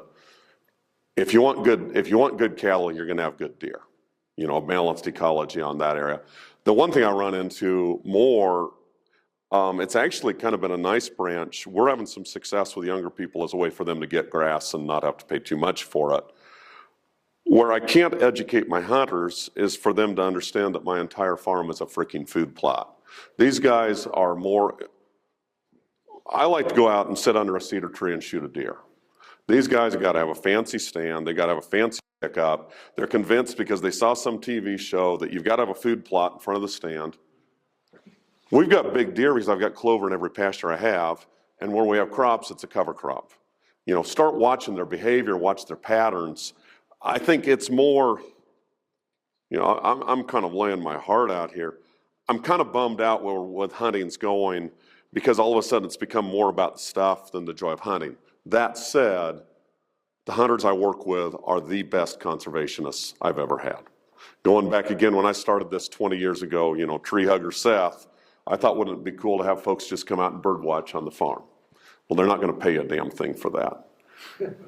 But the guys that hunt, we came out, we set some rules. We've got a blood and done policy. We've got a 140 limit, or they give me $1,000. We put the money back into things for the farm. Depending on numbers, and this is what's interesting, we watch our doe numbers, and this is where I kind of rely on our DNR biologists, but just about every year, everyone has to shoot a doe before you take a buck. There's been 2 years over the course that we actually threw the doe thing out because different issues have lowered those populations. But it's been neat, and it's been neat for me because I think what the hunting business taught me about, it's not about shooting the big deer, it's about making a memory. And it's been fun with the folks I work with. I've got some now been bringing their granddaughters out to hunt. And it's also probably made me realize how lucky I am to live in the country and live on the farm. I mean, these folks coming out, they're in the city, they're driving in rush hour, they're working in cubicles. I mean, this is stuff that I would completely lose my mind. So what I've found out is if one of those guys comes out and takes a nap in the tree stand and doesn't go home with a deer, I've done my job because they've kind of had a little bit of time to regroup and focus on those things that matter. So, yeah. Yeah. So with the guys coming out, the men and women and their kids coming out to hunt, and with growing those easements that are generally unfarmable, and you're getting the bird watchers and all the other people, is there time for you to take the time to educate the people on the soil and the importance of clean water and clean food? To me, it's an opportunity.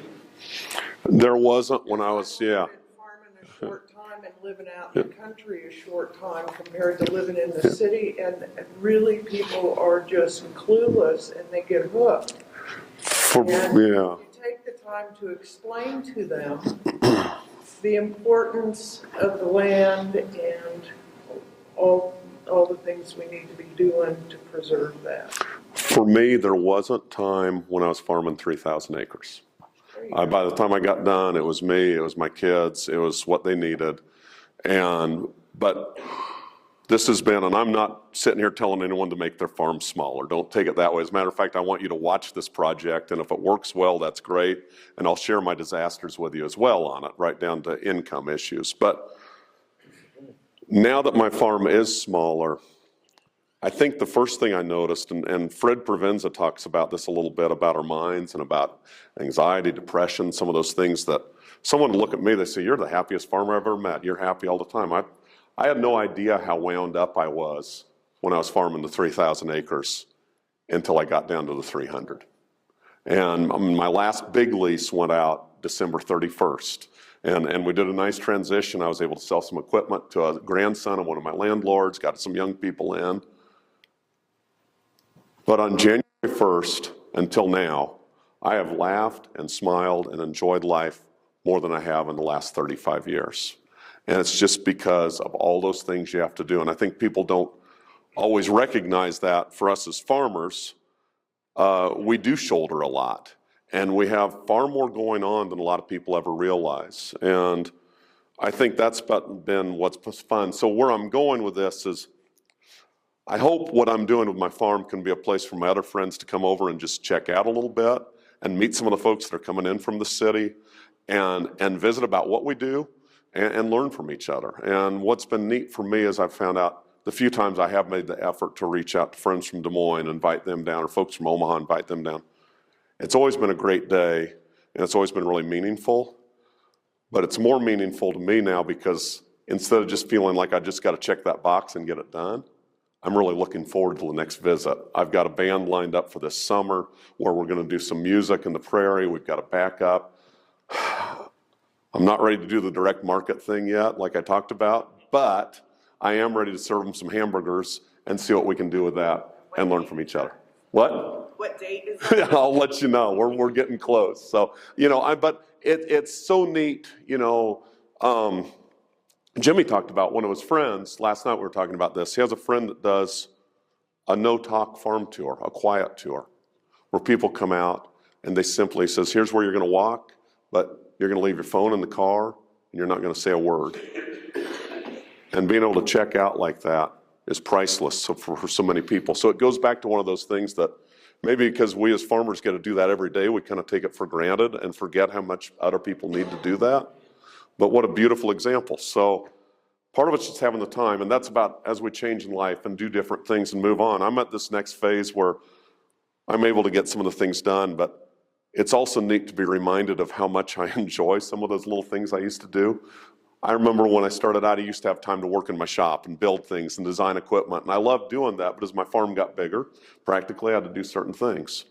Over the weekend, I was in my shop and I built a portable shelter for my livestock, and I built it entirely out of stuff on the farm. And it was incredibly satisfying because I had the time to do it and do it right. And those are things that I'm excited about, but I'm not going to lead anyone on saying I've got all the answers. So hopefully next time I see you, I'm going to say, okay, here's what happened on the farm this year. Here's what was good. Here's what wasn't so good. But we're still buying a 6-pack of beer every Friday night. Any other questions?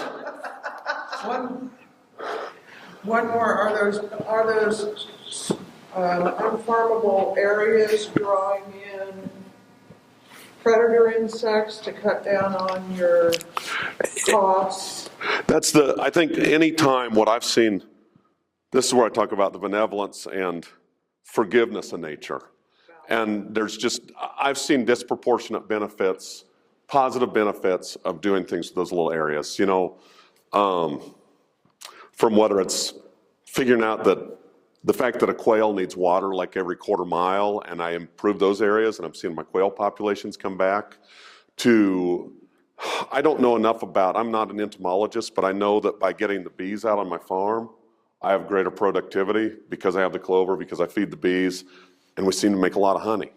But again, this is where I'm like, shit, I'm not an expert. I've got to ask other folks these questions. I'm just happy to do it and give it a try. But I can't think of a single time where I've done something where I've tried to do right by nature that I didn't see the benefit of it myself, would be the way I'd put it. And now I'm trying to learn how to do more of that, and it's going to be fun. Yeah, I love them. Yeah. Any other questions? Yeah.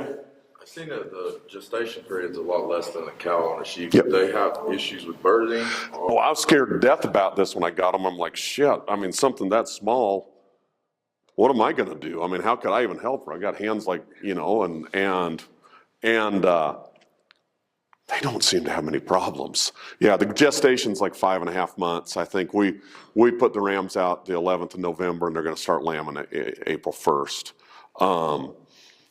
And I'm sure it's like anything. I'm sure I could screw it up. I mean, like, I really want to get a Dorper ram. I like the way they look. They're heavy muscled, good looking sheep. But I'm hoping that, I hope I don't throw lambing problems out. Yeah, I mean, everything in nature's give and take. You know, when you saw my weaning weights at 560 pounds, that's 560, no inputs. I'm really happy with that. When I tried to crank my weaning weights up, it actually impacted my profitability the other way. You know, the heavier a calf is, the less it's going to bring at the sale barn. And let's not forget the dystocia and other issues that go with that. So we're driven so hard as farmers to maximize everything.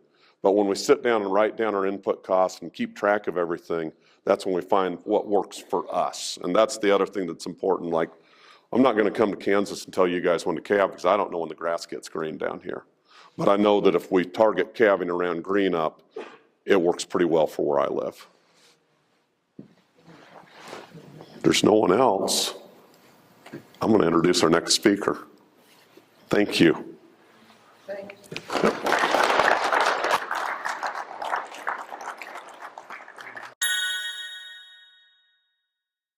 I wanted to talk a little bit about stuff that it was very nice of Seth to say those things. You don't usually hear that kind of stuff, but anyway. Let's see, the Haney test.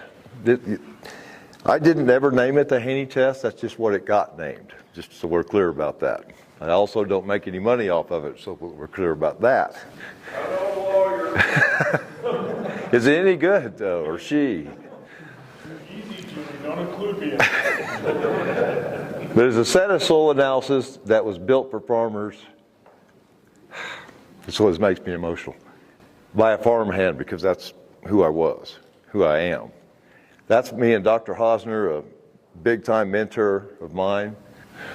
I threw this one in there because I didn't know what hit me in graduate school. I didn't understand what I was actually doing or trying to do.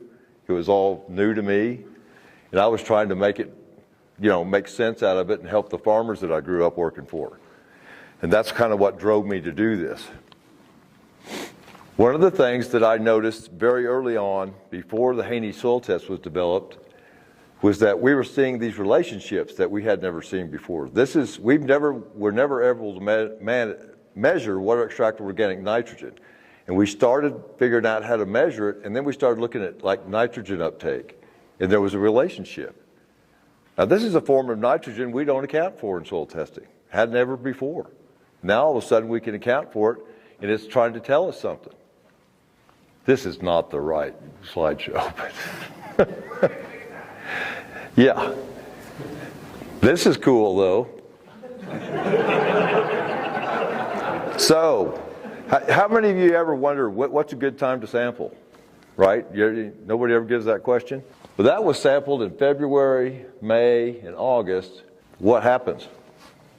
February it doesn't do very good. Like we're cold in May, we don't move around much. Come May, things are warmed up, and look at what happens. This is microbial respiration, so it just explodes in May, right? Then this is after harvest, which is August, and then it kind of all drops back down.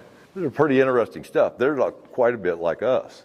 This is what the hair I used to have like before I met Liz. So we were making fun the other night because I still do this. And there's nothing there. Just habit. This is probably my fault. Does anybody have any questions? Where? Right here. Rick, if you didn't intend the test to be named the Haney test, what did you name it? The Soil Health Nutrient Tool. Actually, the original one was what was it? Where's Liz? Soil Health Integration Tool. USDA didn't like the acronym. But how fun would that have been if that test had been named the Soil Health Integration Tool? Because then the T-shirt writes itself. If you don't know your soil, you don't know shit. Right? We didn't get it. There it is. That's us at Texas A&M at the lab. I have a great A&M joke, but it'll take too long to tell it. But anyway, this is all new, right? This is new. The older scientists say that, we were doing this for 20 years. It's called soil quality. Well, no, they weren't. Their emphasis was not on biology. That they weren't doing it. They said they were, but they weren't. But in 1892, this guy figured out that biology in the soil might be important. He was a geologist. That's rocks. This hasn't been sprung on us. These are some of the things that I noticed way back. This is in 06. That's respiration on the x-axis and corn yield. That is shocking. Now, am I sitting here saying you can predict corn yield with soil respiration? No.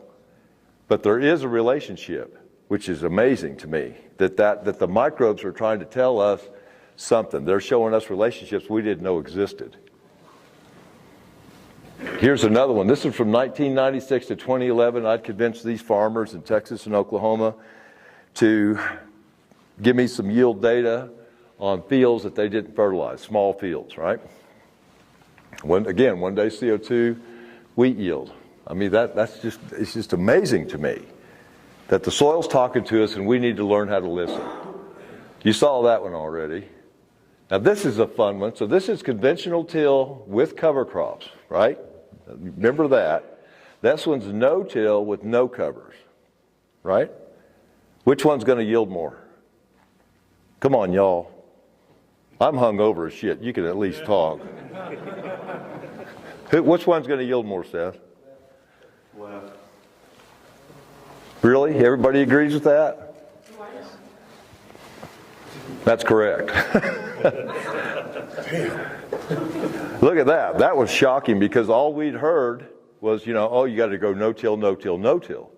Well, what started striking me was, there's a lot of conventional till farmers. Are there any conventional till farmers out here? I'm sure there is. You don't have to raise your hand. It doesn't matter. I used to be one. But we were running around the country. Ray Archuleta, I don't know if you heard of him, and Gabe Brown and those guys, and they're like, no-till, no-till, no-till. You're an idiot if you're not.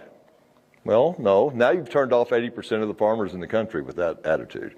You can conventional till with cover crops. I would rather see farmers conventional till and use cover crops than no-till without them. I'll tell you that much. Anyway, where's Jimmy? You recognize that? I took this 2 days ago. What I want you guys to notice is this little bitty piece of this barn right here, right? This is 2024. In the background is wheat. They've been growing wheat there for at least 70 years. Conventional till wheat. 70 years. I know this farm. I mean, I've worked on this farm. He found this picture, the farmer. God dang it. That's in 1901. You see where that house is? That's the edge of that little barn.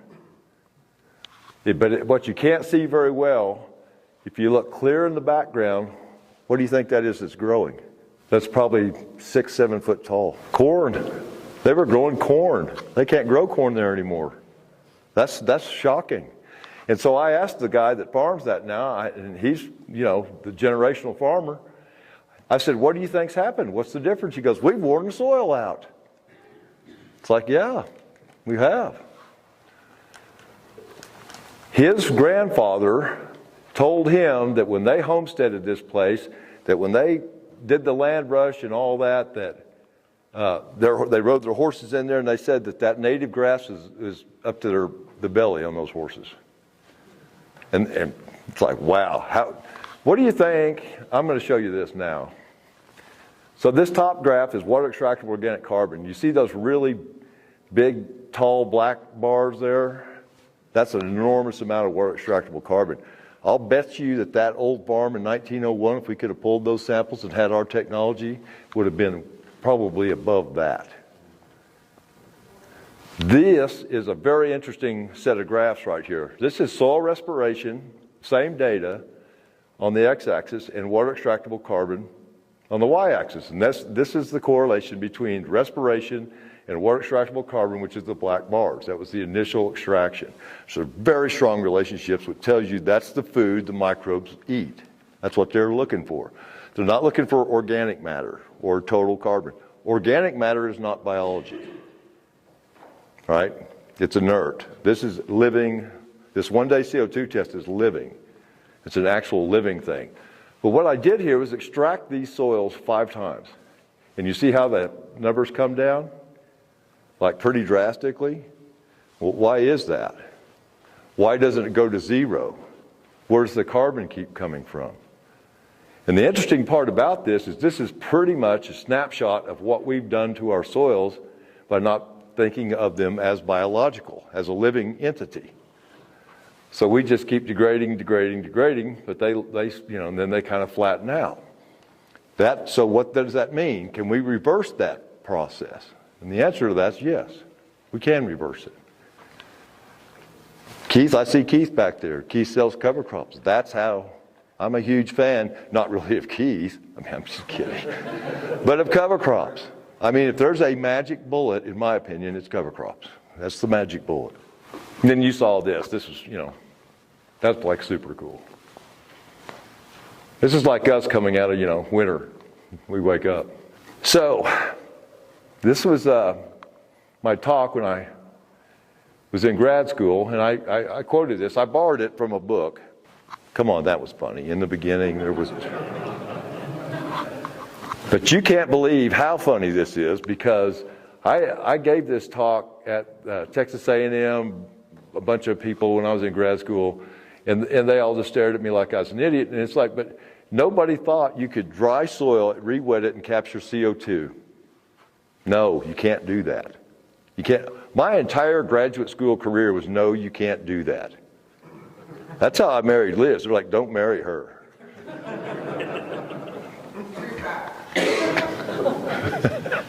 Well, you were the one saying it.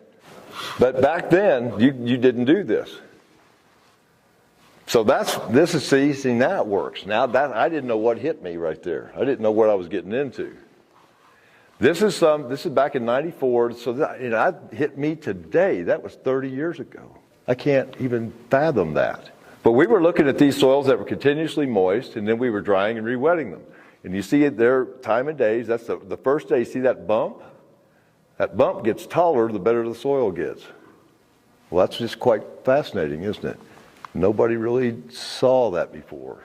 Then we were doing this test where we fumigate the soil, which would kill the microbes. Then they'd come back, and you get this big peak. Well, it turns out you could dry it and re-wet it and get the same thing. Nobody saw that one coming. So back in 1995, I started looking at this, and I was doing CO2 from 1 to 6 hours. Dry it, re-wet it, and in 1 to 6 hours, I had the answer, the peak of the flush of CO2. And we were doing 30-day nitrogen mineralization studies. That's an incredible relationship. How can that be?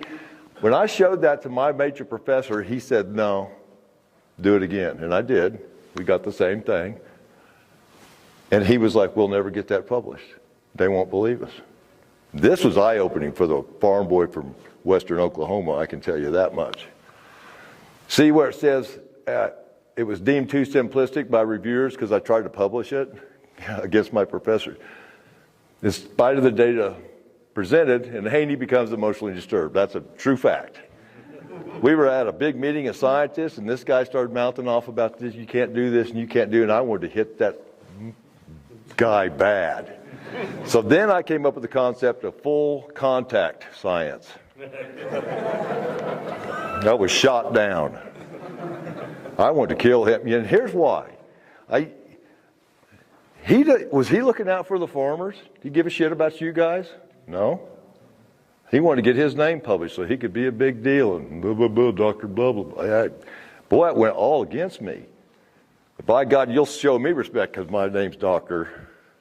That's a joke again, man. So here we are. So we looked at nitrogen. Now we're looking at carbon. So we incubated soil for 30 days. We had our answer in 1 to 6 hours. Didn't even know it. Amazing.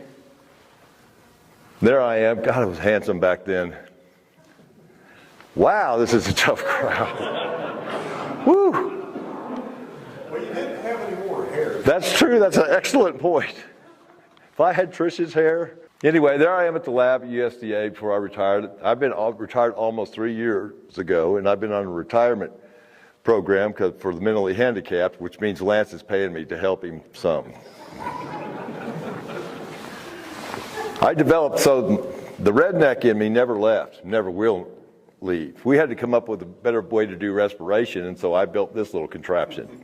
That's wood for my shop. That's a piece of plastic, you know, it's used to put chairs on in offices to roll around on the carpet, and that's that. You know, I had, just silly. Here's the backside. That's fancy, ain't it? You think I'd get that patented? Then we built that. Whoa, now, see, we have flashy lights and fancy. Lance builds these. They're fantastic. And then we built little bitty ones.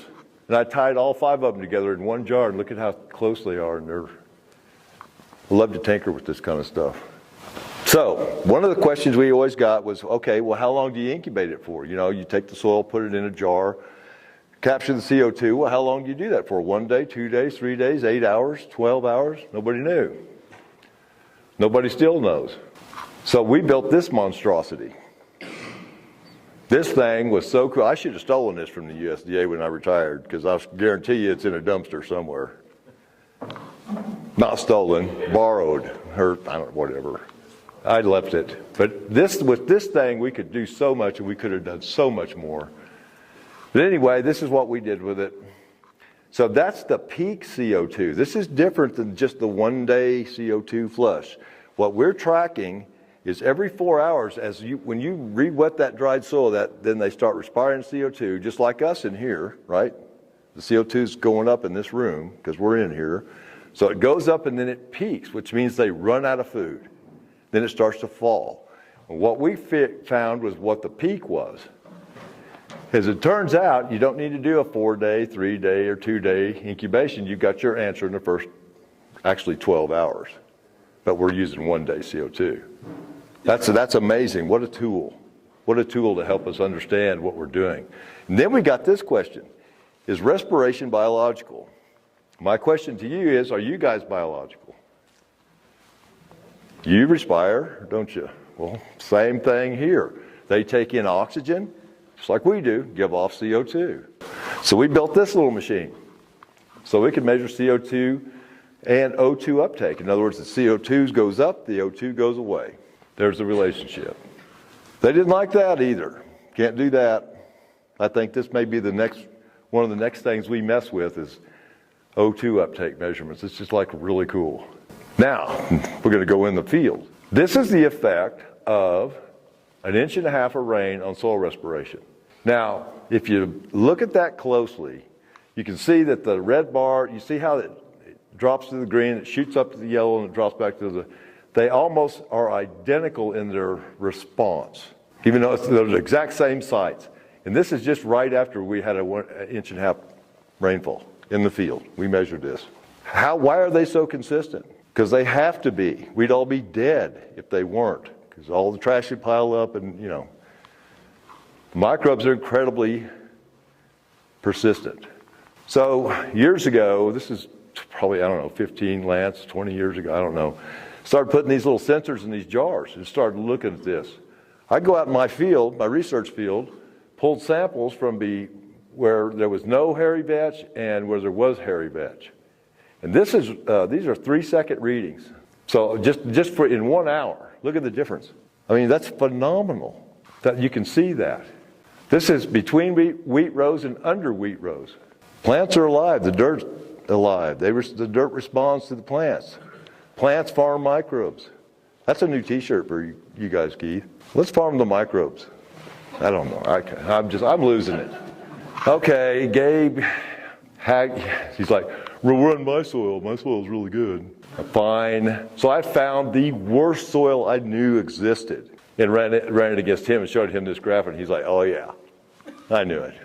He had no idea that, it was rigged. And then me and Liz were drinking one night. We don't ever drink, but we did this one night.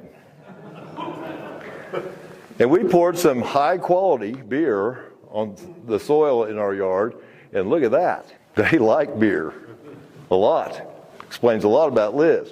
Here's your take-home message. And I've been saying this. This has been stolen from me again because I was a government employee. They just take it. I said that right after the dinosaurs died. Plants fix dirt. Because that's a blow-up of, the plant root, and look at all the bacteria and fungi around that root hair. That's where the game is played. Water extractable carbon. This is something this is back in the 90s, so again, before I knew what hit me, I was looking at this kind of silly stuff. Academic research said use 0.5 molar potassium sulfate to extract carbon. And I was thinking, why don't we use water? That's what falls from the sky. Well, turns out that was a much better extractant. Look at how much higher. Until it hit pH 7.7, then it flipped. So we've been doing it wrong the whole time. Fun. They didn't like that either. Soil organic matter is the house, extractable carbon is the food. We're down here, Lance is down here, we're down at part per million, not percent. We want to know what the food is. The house is fine, it's a great measurement, but we want to know what the food is. You can have a big house and no food, or a little house and a bunch of food. We want to know why. Here's C/N ratios of organic carbon versus water extractable, versus organic nitrogen. Look at the axis difference. 0 to 50,000, 0 to 1,200. So we're looking down at a smaller subset, right? The really important part of the carbon. But the relationships are very similar, even though we're looking at such a smaller group of nutrients. So how do we farm? And I'm as guilty of this as anybody. This is what we did. This is how I farmed in western Oklahoma. We plowed 14 times during the summer, didn't we, Jimmy? Pulled anhydrous. This is like normal. It's like, yeah, that looks good. That's what we thought. Well, guess what? Our soil testing mirrored that back then. Our soil testing mirrored the way we farmed. We farmed poorly. We tested poorly. It all worked, right? Till then, you start looking at it from nature's perspective. Now we got a whole new ball game, don't we? So, how many of y'all carry them phones around in your pocket? The one on the right. Stop it. But the point being, come on, soil testing didn't keep up, did it? Look at the technology we have in the palm of our hands. It's shocking. So maybe, our 60-year-old soil testing data might be a little outdated. Great moments in evolution. Okay, a couple of giggles. That was, for those of you that didn't laugh, so what's happening here is these guys are in the ocean playing softball, hit it up on land. It's like, great, somebody's got to go up there and get it, and the first mammal was born, right? Land faring. I had to have it explained to me, that's why Again, I want to make that plants fix dirt. So this is another one. Jimmy Emmons, one of my favorite quotes of Jimmy Emmons is somebody asked him how much rain he had got or something. How much rain did you get? He said, all of it. And I thought, genius. That's a genius. Not 1.2 inches. How much of it did you catch is the question. How much are they catching in that field? That's money going down the ditch right there. That's money. And we don't look at it that way. And we should. And so I came up with, well, when you go to the bank, do you just throw your money at the window teller and see how much of it sticks? Drive away? No. Why do we do that with our soil? This is me and my tractor, water infiltration. I didn't have good infiltration in that part of the field, but I did get good tractor infiltration in that part of the field. So I had an 8850 at work, so I had to unhook from this plow and pull the whole damn thing backwards with that 8850. The farmers driving down by there when I was doing that were probably like, yeah, them scientists are sharp. The key to this whole thing is we're trying to integrate all these measurements to make us tell a story. Let your soil tell us a story. Let your soil help you save money on fertilizer inputs, possibly look at your carbon. Lance will talk way more about that tomorrow. What are we looking for? This is one of my favorite slides. This is from the Illinois, whoever, I can't remember. This is a Illinois, yeah, well, it was done by a fertilizer company. So I'm not making this data up, this is their data. So I want to see some brave soul tell me what stands out to you on that slide right there. What do you actually look for? Come on, somebody brave. There's not a lot of difference in the 100-pound wind play, like 150 to 250. Yep, good, thank you. Who said that? You? Attaboy. You know what struck me about this when I first saw it? That zero rate. So the Haney test is looking for that. The Haney test doesn't give a shit. Can I say that now that I'm not working for the USDA? Yeah. About this out here. I don't care. I want to know what your soil's giving up naturally, right? That's important. That's your money maker right there. If we knew that, now we're getting somewhere. Now we can be efficient. We're not against fertilizer use. We're against too much fertilizer use, which is obvious here, right? I love where they put their optimum rate. That's fun. Here's the same data, and this is what you don't see. What you usually see in publications or stuff is all you'll see is that line that goes through all that data, right?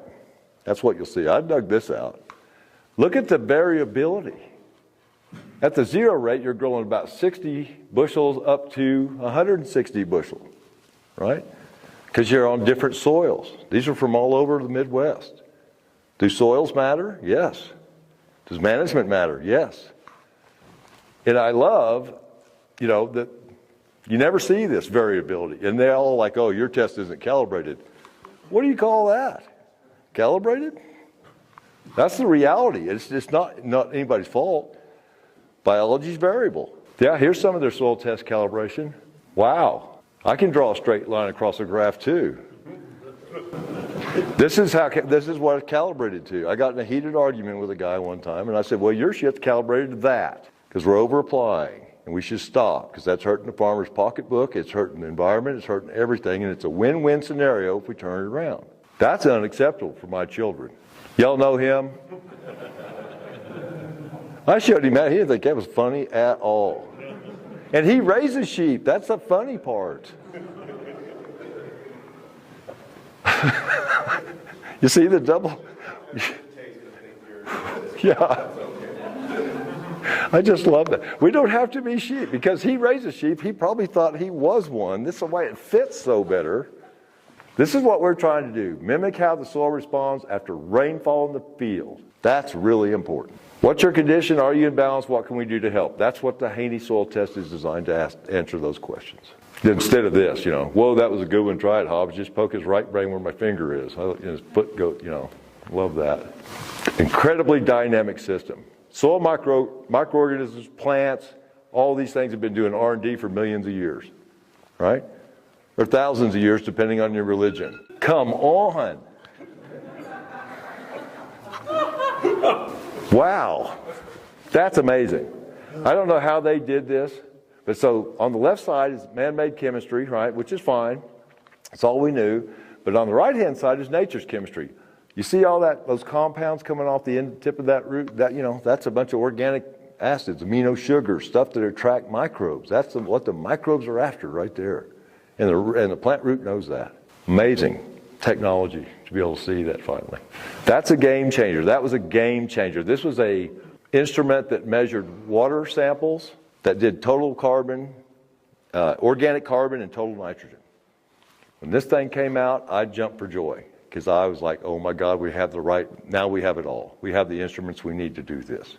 Sure enough. Because before, all we could measure was nitrate nitrogen. That was it. Ammonium, you could do ammonium, could not get organic nitrogen, which was driving the system. Before we had fertilizers, where did nitrogen come from for plants? From where? Yeah, the air into the plant, into the ground, right?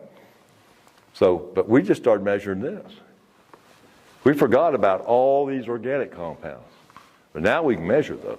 So since 1965, we've only been missing about half the nitrogen.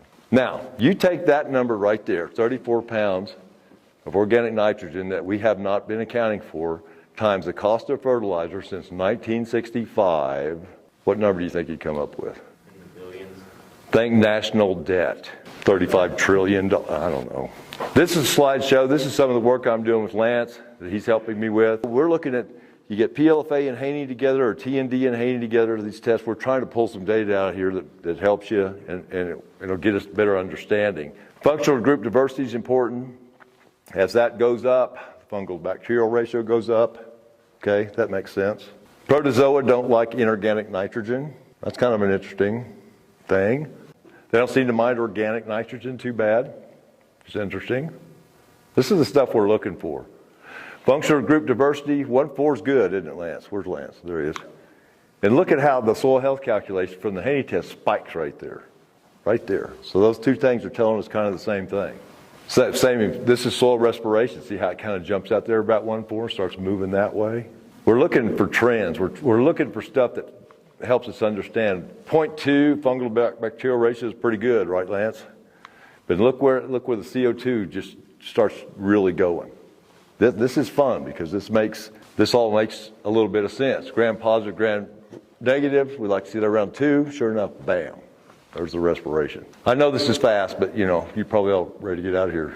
Don't know what's happening there, okay. Water extractable carbon, we want to see about 200 gram positive, gram negative, and that's what I look like in my barn.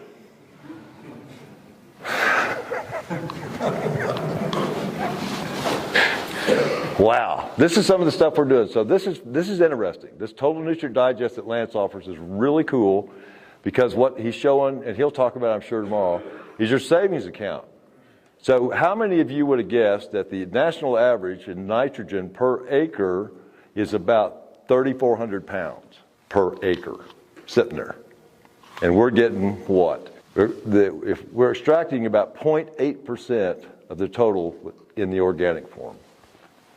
And we're going to start using this kind of data to really help you really fine-tune your fertilizer recommendations and give you the confidence to follow them. That's important. This is water extractable carbon, percent of total C versus nitrogen to show that they're related. We can index this stuff. Our drawback is we're not using artificial intelligence. We're using biological intelligence to understand this, which is my brain. So it's going to take a little time.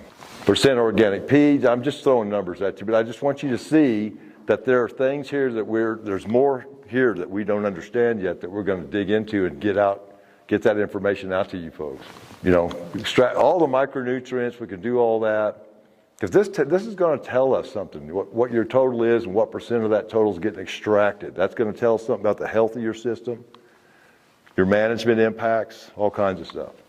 Lance, you going to talk about the Regen Verified tomorrow? Sure. Yeah, I do. Okay. Here's what I want to see happen. Where is it? There. So we have this thing called a Regen Verified score, a Regen score. It's a depth analysis, 0 to 6 versus 6 to 12. The Haney test run on both samples. Here's the end result of what I want to see happen. I want to see you guys get paid for the carbon you're sequestering. Huh? Look at this. So depending on where that score falls, this is dollars per acre at $2 a metric ton carbon equivalent, which is nothing, right, to these companies.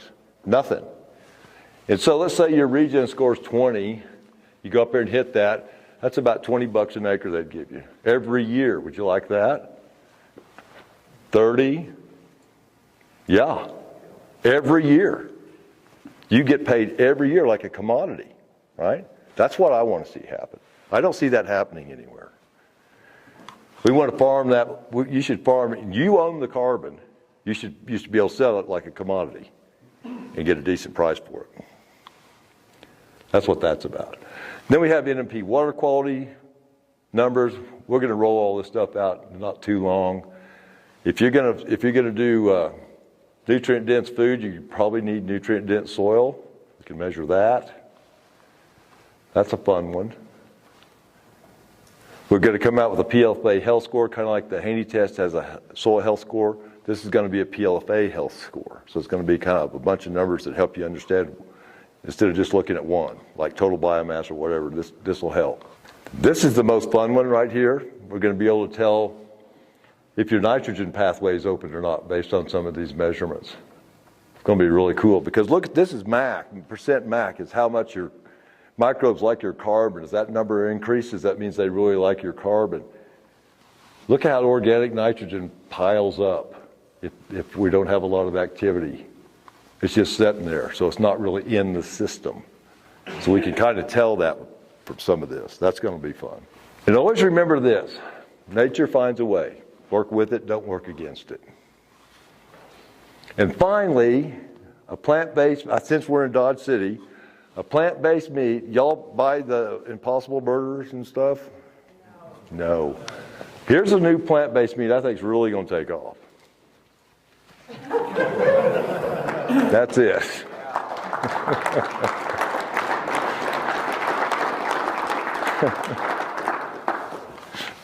It's shocking you have to say that. Do you have any questions, anybody? All right, thank you. I have a question. Bingo. Oh, God. What are you actually doing the other 38 hours of the work week that you obviously aren't putting into any of this? I take naps. Does that count as work? I take naps. I think a lot about stuff. Does that count? Yeah, absolutely. Yeah, usually it's not about soil, but I throw soil in there from... What? What have you been doing for the past 3 weeks? Oh, God. That's what you wanted me to... Yeah. Now this doesn't matter. Just, I want to see a show of hands, and please to God, if you know, raise your hand. Have you ever heard of the ideal gas law? 2, 3, 4, 5, 6. Name an ideal gas. No, there's no such thing as an ideal gas. This is fun. This is 2 weeks of study. The ideal gas law is theoretical, right? So we're going to throw a bunch of numbers at this thing because we say so. Why did you have to? Now I'm going to think about that. No, let's talk. Liz loves it because she, come out to the barn and I'd be like, oh, Jesus, look at this. I'm clicking through the computer and she's like, oh, God, nerd. Turn her on, Seth. Don't let her lie to you. You do you. Anyway, yeah. Thanks for the question. Did you get an answer? Yeah, no, I got it. That's the other 38 out. Yeah, got it. Rick, when's all these new tests going to come out? Well, we're trying to get a pricing structure where we make like a shitload of money real fast. Lance thinks we should make it affordable. We're at kind of an impasse. We're not because he's the boss, so it really doesn't matter. Hopefully with Lance this year. Yeah, we're trying to get a couple of new computer systems implemented in-house because managing all of these calculations and all this data is just way too cumbersome unless Rick's going to be, doing it every day. So that's first piece. Most of that's built, Jimmy. And then the second thing is that we need to get some of this information up there, descriptions that go with the graphs, get it on the website so that way it makes sense. The third and final piece is to be able to say, hey, what pieces of this information is relevant to you? What are you interested in? Because you don't want to just throw it all at somebody, right? So where are you at in your own journey? You can pick and choose those pieces. That'll be kind of through a portal, through the lab, so you can look at that at any time. So all of those things are happening. Rick's doing his piece, doing the science research of it, and spending 38 hours a week thinking. If he's not researching the ideal gas law, and the stuff is there. So long story short, we're hoping to have most of this rolled out before fall. It's going to be fun. I mean, we hope to have like on a website, if you have questions about the Haney test, or if you have, there'll be videos, there'll be explanations, there'll be new interpretations. I mean, we're going to really try to take some of the workload off Lance from getting 3-hour conversations like, well, what's water extractable carbon and who came up with that and what the hell's wrong with, you know, he doesn't need to do that stuff. We can, and I sure as hell I don't need to do it. But yeah, it's going to be fun. It's going to be the next step. I've always known there was more information that the Haney test was giving us that we weren't, showing. And so my job was to dig into that and find it. And, so it's going to be interesting, I think. Thanks for listening. Oh, well, holy shit. So as a novice, everybody in the room's at a different spot in their journey, but for the sake of our conversation on that square one, you threw a lot of stuff up. Yeah, I did, I know. To know about. So if you're in square one and you're starting a journey, what do you focus on? So, I talked a whole lot about one thing. Do you remember? I'm not going to quiz you. 1 day CO2, soil respiration. That's the cornerstone. That is the key. If there was one measurement I could have out of a soil testing lab, and that's it, it'd be that one. Because that tells me a lot. There are great videos out there. I wouldn't click on any of my talks. Liz does some great ones, and Lance does. But that information is really, I love videos, the web stuff, because you can sit there and look at it at your leisure. And, absorb and stop and start or whatever, Go through that stuff, then reach out to us. And, yeah, that'd be good. So you poured beer on your grass and you were out there checking out the respiration on that. Mm-hmm. Have you thought about doing anything similar with like humics and folates or any other biostimulant to see the kind of responses that you could get? Yeah, you remember that monstrosity of machine I showed you that I wish I'd have, stolen? That's what it was designed to do. We were going to wet up soils with humics, fulvics, fertilizers, pesticides, whatever, and see the effect on the microbial activity. I never got there. But that can still be done. And I think that would be a useful thing. And that might be something that, Lance lets me build in the future. I don't know. Yeah. Oh wait, was I not supposed to breathe like that? That was one of those, I hope, yeah. Oh, God. You're like MacGyver. This is perfect. All right, thank you all for listening. Thank you all very much.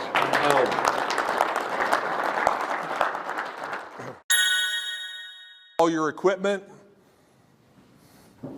your bins, your cattle, everything you have, half of that's going to be gone too. You can only use half of that. What would you do? I promise you'd do something. May get thrown in jail for it, but you would do something. You would not stand for that being taken away from you. But yet, it's already happened in some extent to every one of our operations. You see, in American agriculture, we've lost 50% of our topsoil. 50% of our productivity has washed away. It's blown away. And yet so many of us aren't doing anything about it. And further, of the soil that we have left, more than 50% of the carbon is gone. And that's why soils that should look like what's on the right looks like what's on the left. Because of the way that we farmed for over the years, we've lost so much of the carbon. And with the carbon goes the productivity. And so just as you would fight like hell to keep the land that you have if somebody came and tried to take it, that's what we need to be doing to protect what we have left. And not just that, but we need to rebuild what's been lost. Because we can. There's people in this room that have done it. Jimmy showed pictures yesterday. He started out, well, it didn't look like that. It would have been some nasty red stuff. But he showed pictures of how he's changing his soil to the point where NRCS is reclassifying it. We can build it back. We can recover what's been lost. So like Seth said, we farm, my brother and I, we farm in south central Nebraska. We're about half dry land, half irrigated. This is what we want our fields to look like. I don't want to see my soil. unless I go looking for it. Because if I can walk out in my field and I can see my soil, then it can blow away. It can wash away. And I don't want that. We started Green Cover about 15 years ago through a series of events. Adamir Caligari coming over from Brazil, the influence of Gabe Brown, Jay Fuhrer, and others. We started in 2009, and it's grown really quickly. What you see over here is kind of what it looks like today. And everything that you see there has been built since 2011. That was farm ground in 2011. I was talking to somebody yesterday, said, yeah, I remember coming and picking up seed from your little Morton building, and your 14-year-old kids were trying to figure out the forklift to load me. And that's kind of how we started. But it's grown quickly because, not because of how great we are, but it's because of how the soil health movement has grown and it's prospered. And so our mission statement at Green Cover is we want to help people regenerate, steward, and share God's creation for future generations. That's our goal. That's what we want to do. And as part of that, we get to be part of some pretty cool things. So a number of years ago, the Soil Health Institute came to us and said, hey, we're putting together this documentary. We're going to make this 60-minute documentary. It's going to be called The Living Soil. And we want to feature people who are doing soil health practices and how it's making a difference. And if you haven't watched it, I encourage you to do it. You can go to livingsoilfilm.com and you can watch that for free. It's also on YouTube. Just search for the Living Soil Film.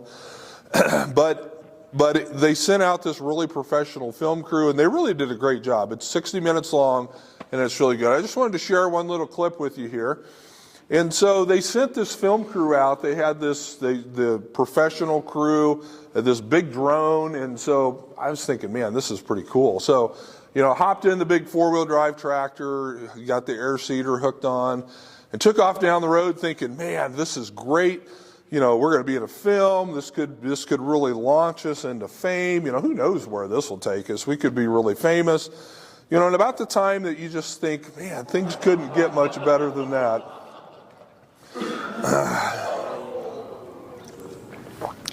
God has a way of humbling us, doesn't he?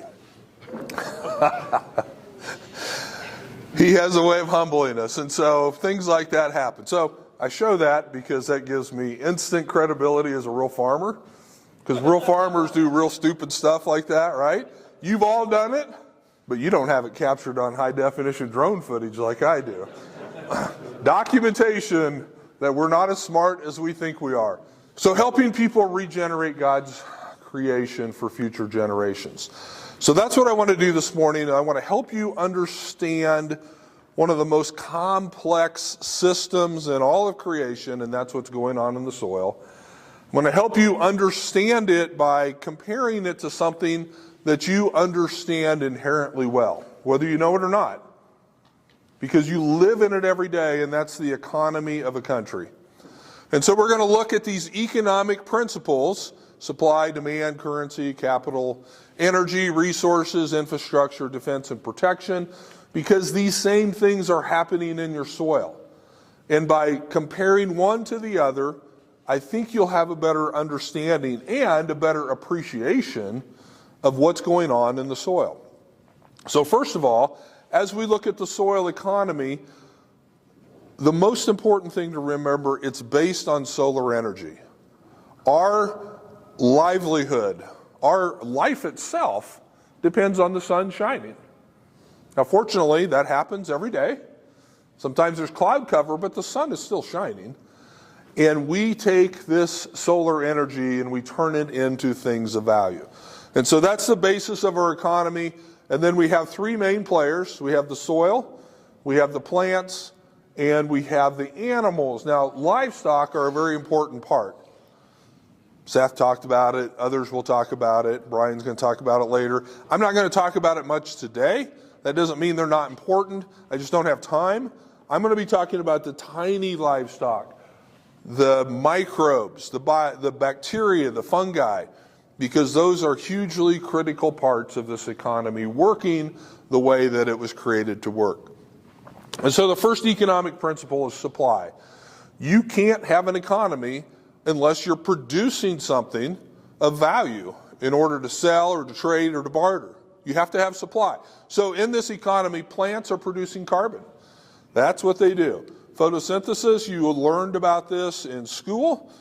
This is the most important chemical formula in the world, CO2 plus H2O. With the power of the sun, the energy of the sun, the chlorophyll in a plant tissue, it makes C6H12O6, which is glucose, a very simple carbohydrate sugar, carbon-based sugar, and oxygen.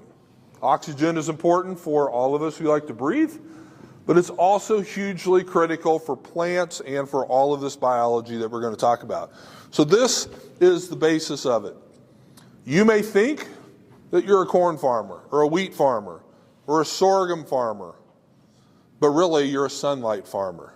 We're taking sunlight and we're turning it into something of value. Now, this glucose molecule, it's not going to stay as glucose in that plant. It changes into all of these different carbon compounds, and it makes the system work. Number two, on the supply side, the soil provides nutrients through the minerals. So if you look at this chart here, these are all the different things that plants need to grow. Now, nitrogen is stored in the soil. Okay, Rick was showing us how much nitrogen is stored in the soil, but nitrogen doesn't come from the soil, it comes from the atmosphere. We'll look at that. But these other things, potassium and phosphorus, sulfur, calcium, magnesium, iron, manganese, our soils are made up of these. We just have to get them in a form that's available for our plants. The soil also provides a habitat for roots, gives your plants a place to grow, and a habitat for your biology to live. They need a house. They need a place to live. And then lastly, but very importantly, and more important as our weather gets more erratic, I think Jimmy was talking about this, about how erratic our weather is, it provides water storage. And if we got a nice, gentle inch of rain every week, and by the way, this is how we think Iowa is. We think you guys get this nice, gentle inch of rain every week. Apparently that's not always true. It averages out. If we got that nice, gentle inch of rain, once a week, every 10 days or whatever, we wouldn't need our soil to store that much water. But we know that's not the case. When we get a 6-inch rain in an hour, and then nothing for 6 weeks, 8 weeks, if you can't store the water that you got, you're in trouble. And so that's a huge important part of the economy that the soil provides. In the biology, they're providing lots of things. And the majority of this talk is going to be about what is the biology doing. They're producing nutrients. They're cycling nutrients. They're making them available. They're providing defense and protection services to the plant. And so we're going to dig into what does the biology do in this economy a lot. And then demand, because in an economy, supply does you no good if somebody doesn't want to buy it. We can grow all the corn in the world, wheat, soybeans, you name it. It's only valuable if somebody wants it. Same way in this economy, in the soil. Whatever these things are producing only has value if something else in the economy desires it and is willing to pay for it, willing to trade for it. And so plants, they need nutrients in the water from the soil, but they also need to be provided support. They need to be protected. Think about it. A plant can't move. Plants are incredible because they do all the things that they do and they can't move at all. So they have to be extremely creative. They're excellent communicators. They're excellent networkers, as we'll see, because they have to get everything that they need without ever moving. The soil has to have carbon. Soil without carbon is just a medium to grow roots in. And you can do that. You can grow plants in a soilless environment. You can grow it in water. You can grow it in sand or paper or anything like that. But in order for soil to function the way that God created it to, it has to have carbon. It also needs services. It has to be protected. And every single one of you in here knows what will happen to your soil if you don't protect it. If you don't keep it covered, it'll wash away. Out in this country, it will blow away. And so we have to keep that soil protected. And then the biology, they have pretty simple needs. They're living organisms, and they have the same basic needs that you and I do. They need food, they need habitat, they need water, they need oxygen, they need those sorts of things. So if we can provide that habitat for them, they will do great things for us. And so in a human-based economy, the leading indicator that we have a strong economy is a low unemployment rate. Because when you have a low unemployment rate, that means the majority of the people, almost all of the people, are actively involved, not only in making stuff, having a job, producing things, but also in buying things. Because if you're involved in, if you have a job, you're earning money, now you can go buy things. That's an active economy, and it's the same way in our soil. Our soil is strongest when plants, the soil, and the biology are all producing and consuming. And diversity is very important. Because if we only have one type of plant, if we only have one type of biology, we may be really, really strong for a very short period of time, and then the whole thing's going to crash. Just like if the U.S. economy was all based on just one thing, we might be really, really strong for a while, and then it would crash. Ask Ireland how their potato-based economy went for them a while back. And I fear that our agriculture economy isn't nearly diverse enough, because the majority of our agriculture economy is based on just a handful of things. But that's another talk. So, as we talk about economics, we have to talk about welfare, because welfare is part of an economic system. And we're providing a lot of what I call agricultural welfare to our system, because when we externally provide the plant with everything it needs from the outside, primarily fertility inputs and crop protection inputs, that is providing welfare. Because welfare is when the economy is broken and people can't support themselves from within the economy, and they need help. They need a handout. And that's not necessarily wrong. I like what Abraham Lincoln said about it, about human welfare. He says, you cannot help men permanently by doing for them what they could and should do for themselves. Now, he doesn't say that we shouldn't help people. Doesn't say that at all. When people need help, we need help. But if we continue to give them that help in areas where they could be and should be doing those things for themselves, well then we're now enabling them. We're no longer helping them, we're enabling them. And it's the same way in our soils. If your crop looks sick, if your crop is deficient, you need to give it something, because you can't afford to lose that crop. So you got to figure out how to fix the short-term problem. And it may be you have to add fertilizer, could be a crop protection input of some sort.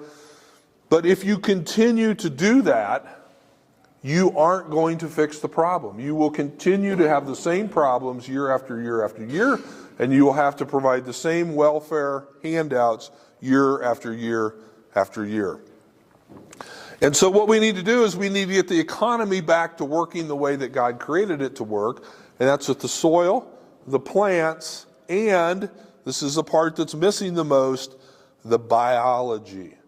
Because when we have the way that we farmed over the last 150 years, we've essentially said we don't need the biology. And we haven't done this intentionally, but this has been the unintended consequences of the commercial industrial farming that we've done. And we're as guilty of it as anybody, okay? So I'm not here telling you that we've got it all figured out. But when we do that, the biology gets depressed, it goes away, it goes dormant, and then all of these deficiencies show up in our crops. And then that's when we have to provide the welfare handouts. We have to give it fertility. We have to give it crop protection inputs. And so the key to getting the economy back to the way that God created it is to get the biology back involved. So, supply and demand, and then currency. Currency is the third economic principle. You can't have a strong economy without having a good currency, because otherwise transactions between buyers and sellers just take too much time. It's too much time if you have to barter cows or beads or whatever it is. If you have to make that bartering, it takes forever to make transactions and it slows your economy down. But when you have currency, I can go to any store in Dodge City and I can pay cash, I can write a check, I can use my credit card, and I can buy anything there I want. Very fast, very efficient transactions. And in our soil economy, we have the perfect currency, and it's carbon. That's why the talk is called carbonomics. Carbon is the currency. Carbon is the cash that drives the system. Now, you've heard, you probably have told your kids this, you probably heard this growing up, this saying, money doesn't grow on trees. Okay? Anybody heard that, said that? But guess what? In this economy, it does grow on trees and on corn plants and soybean plants and wheat plants, because we literally are growing the currency that we need to build our economy.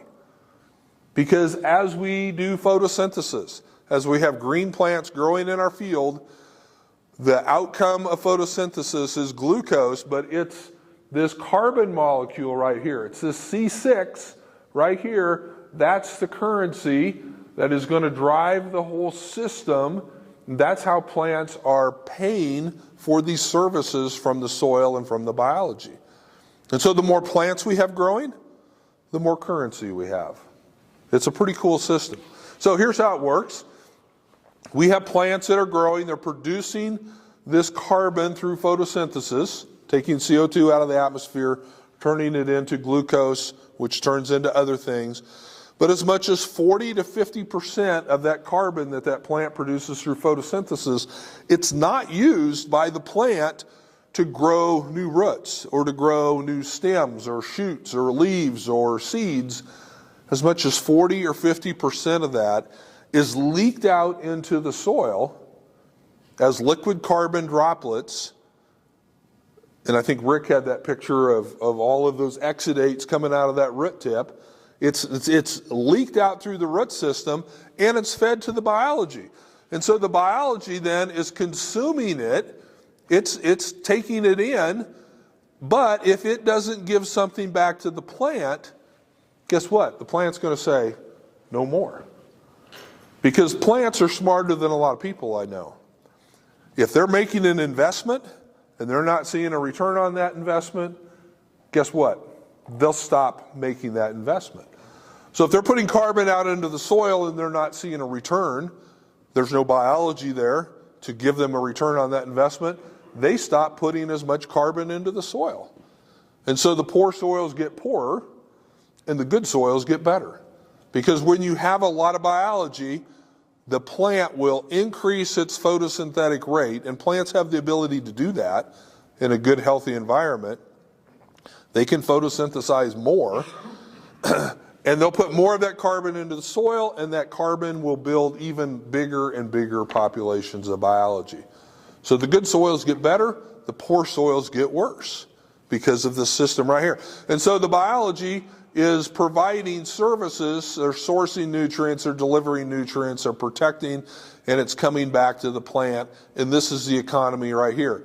The plant is purchasing goods and services. The biology is selling their goods and services back to the plant. And I got a cool picture that I'll show you later of showing this in action. So carbon is the perfect currency.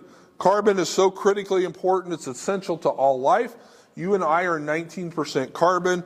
It can form over 10 million different compounds. It's hugely versatile. It's the most important but the most overlooked of all plant nutrients. How many people sat down at the beginning of the year and make a plan for carbon in your system? You'll talk about nitrogen, phosphorus, potassium. Do we have enough of all those? How many people sat down and go, do we have enough carbon to grow the crop that we want to grow? We don't do that. But it's the number one thing that plants need. And it's the main food source for soil biology. It normalizes soil pH. So if you have real high or real low pH, when you have high carbon soils, that pH matters less because the carbon will help buffer that. It increases your cation exchange capacity. It increases the availability of these critical nutrients, and it can actually reduce the availability of things that can build up to toxic levels like sodium and aluminum. It can be collected, again, think of it in terms of a currency. It can be collected through photosynthesis. It can be spent when it's traded to soil organisms. It can be saved, as we'll look at next, as soil organic matter, and it's desired by all members of the economy. And that's really important, because a currency is only valid if everybody in the economy wants it. And so until I can go to every store in Dodge City and they'll accept Bitcoin, Bitcoin is not a valid currency, or at least not widely valid. Now, someday it may be that way, I don't know, but it isn't right now. And so carbon has different states, just like you have, I can pay cash, check, credit card. We have the gaseous form of carbon, which is in the atmosphere, as CO2.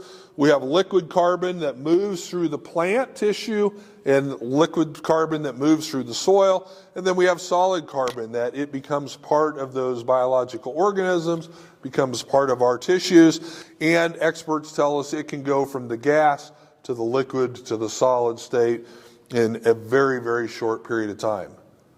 It cycles, it changes, it's hugely versatile, it's the perfect currency to drive our system. And then, when you have excess currency, when you have cash in your pocket, you can now turn that into capital.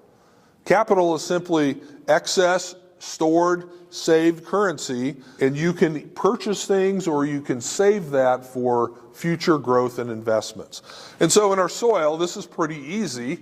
The organic matter level of our soils, that's your capital. That's the stored and saved carbon. Organic matter is 58% carbon. There's other things in there, nitrogen and all the other nutrients, but it's 58% carbon.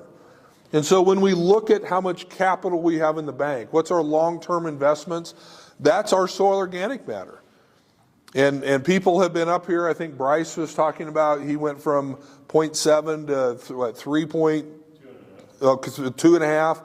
Huge increase. You talk about putting some stuff in the bank, that's what that is. He is putting his excess currency, that excess carbon, he's putting it into long-term stable investments. Now, capital-rich economies like the United States, one of the reasons that we're the strongest economy that the world has ever seen, in spite of a lot of things going against us, it's because we have had access to a lot of capital. We've been able to grow green cover because we've had access to relatively cheap capital. Now, last couple of years, not so much, but in the formative years, we could borrow money at very reasonable rates, and that really helped us to grow. But capital-rich economies are productive, they're stable, they're resilient, and they're efficient. And you know that your soils that have the highest organic matter levels, they're the ones that are the most productive, stable, efficient. They're the last ones to show signs of a drought. They're the last ones to get attacked by diseases or insects. They're just better soils. And so we can't increase our savings account unless we're bringing in more money than what we spend. Unless you're the government, then you just keep spending. But that's that's another talk. For real people, we can't increase, we can't make investments, we can't save, we can't build our equity without earning more money than what we're spending. And it's the same way with our soil. You can't increase your soil organic matter unless you're bringing more carbon into the system than what you're sending out. That's just a simple fact. That's just math. That's carbon math. And so what we have to do is we have to bring more carbon in, because we lose carbon every time we harvest a crop. You haul away a truckload of corn, truckload of wheat, potload of cattle, you are exporting carbon out of your system. Now, that's not necessarily a bad thing, because that's why we're doing it. That's how we get money to farm another year. But we also lose carbon every time we do tillage. Huge amounts of carbon loss from tillage. But there's also carbon lost as plant tissue breaks down just the natural process of degradation. There's CO2 loss that way too, and that's okay. That's part of the process. But what we need to try to do is we need to try to time it so that a lot of the carbon that comes out of plant residues breaking down, it can be recaptured by new growing plants if we have them out there. And that's why cover crops are such an important part of a system, because when we grow corn or beans or alfalfa or wheat, we know we're going to be exporting a good percentage of that carbon.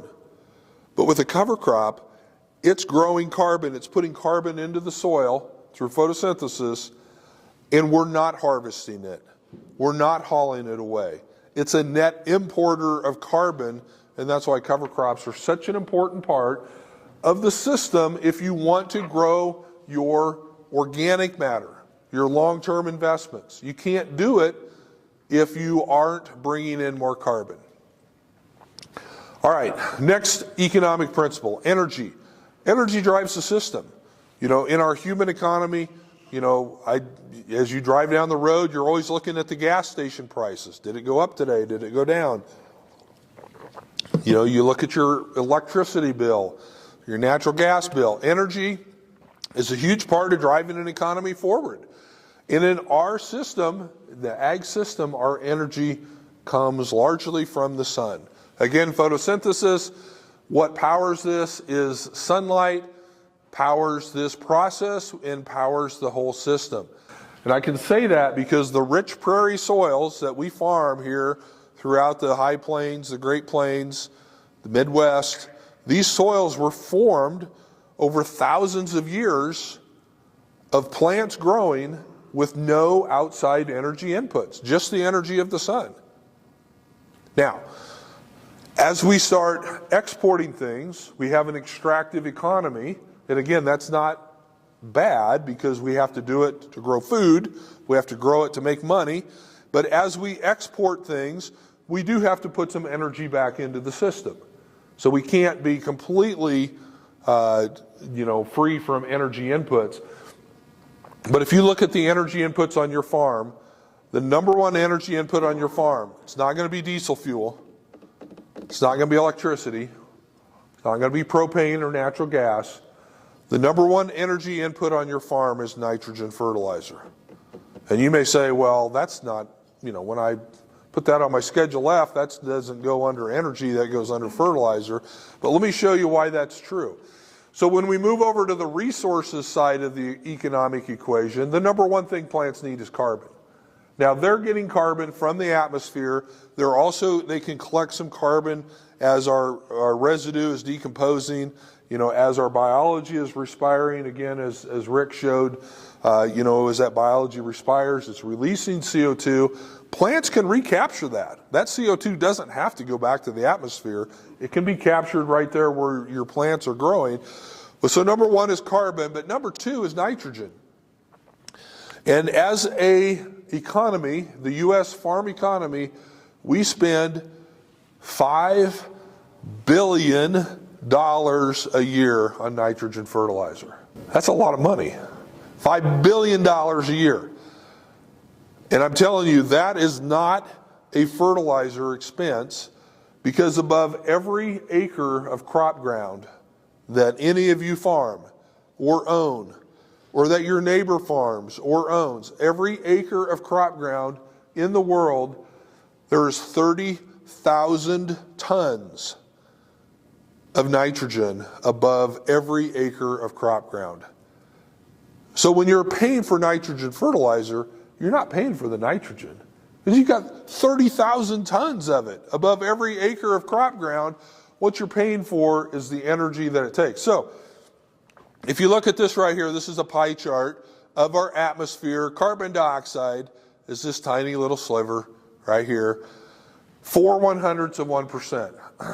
If you ever get into a global warming type argument with someone, and I try to avoid those because it's a no-win situation, but if you do get into that conversation, ask them how much carbon is in the atmosphere. They probably won't know. They think it's a lot. 4/100, not 4%, not 0.4%, 4/100 of 1%. of our atmosphere is CO2. Nitrogen is 78%. And that's why there's 30,000 tons of nitrogen above every acre of crop ground, because almost 80% of every breath you take is nitrogen. Now, there's good news and there's bad news. The good news is we're not dead. Because if you've ever had a whiff of anhydrous ammonia, you know what nitrogen can do to the human body. You probably all have known people that either died or been severely injured from anhydrous inhalation. Atmospheric nitrogen is held as dinitrogen. It's two nitrogen molecules. They're bonded together with 3 sets of covalent bonds. It's very strong. And it renders that molecule inert. It won't react with anything else. So I can breathe it in, doesn't do anything to me. I breathe it right back out, because those two nitrogen molecules are tied to each other. They don't want to interact with anything else. That's the good news. The bad news is, just as it doesn't do anything in our bodies, plants can do nothing with it. So when plants are bringing in the atmosphere to take the CO2 out, that's how they're getting their carbon, they're bringing in 78% nitrogen. But the plant can do absolutely nothing with all of that nitrogen that it brings in, because it can't break that bond, and those nitrogen molecules are tied to each other. And so what we have to do is we have to break this bond. You have to exude a large amount of energy to break this bond. You combine it with hydrogen and oxygen, and we can do that with these big factories, the Haber-Bosch process, all these things. You know, we came up with this during World War I, perfected it in World War II, and they used this, they break that nitrogen bond, and they made bombs, not bonds, they made bombs for the war effort out of this. These did not start out to make fertilizer for farms. These started out to make bombs for the war effort. And if you remember, some of you in this room are old like me, and you can remember the Oklahoma City bombings. I think it's probably getting on close to 30 years ago now. Timothy McVeigh, he blew up that big 7-story all-concrete federal building in Oklahoma City. What did he use to blow it up? It was a truckload of ammonium nitrate, fertilizer, because it's hugely powerful when we break that bond and we put it into other forms. That's why it was made for bombs for World War I and World War II. When the wars were over, though, they had all of this capacity to make this, and they said, well, we can use that now for agricultural fertilizer. And it's true. Plants respond to nitrogen, and they could make forms of nitrogen that the plants could use. So when you look at your nitrogen bill, don't think of it as fertilizer. Think of it as energy, because you're paying for the energy to make the nitrogen available. But what it takes man $5 billion to do a year in the U.S., God gives us these tiny little creatures that do the same thing. Rhizobia bacteria will form symbiotic relationships with legume plants, and they do the same thing that those big fancy factories do. They're producing the right enzymes, the right chemicals. They can chemically break that 3 sets of covalent bonds. They pull those nitrogen molecules apart. They combine it with hydrogen and oxygen. They make it into a plant available form of nitrogen, and then they sell it back to their host plant. Because as cool as having a superpower of being able to break a nitrogen bond, like these little guys do, they can't survive on that. They can't eat that. That's not their food source. They have to have carbon. So they only do this if the plant is willing to give them vast amounts of carbon to power the factories. And they do. But don't ever tell people, I don't need nitrogen fertilizer because I'm growing soybeans. They make their own nitrogen. Not true. A soybean plant can do nothing with atmospheric nitrogen. It's the biology that's doing it. Now, here's some good news. This cool process is not just limited to legumes.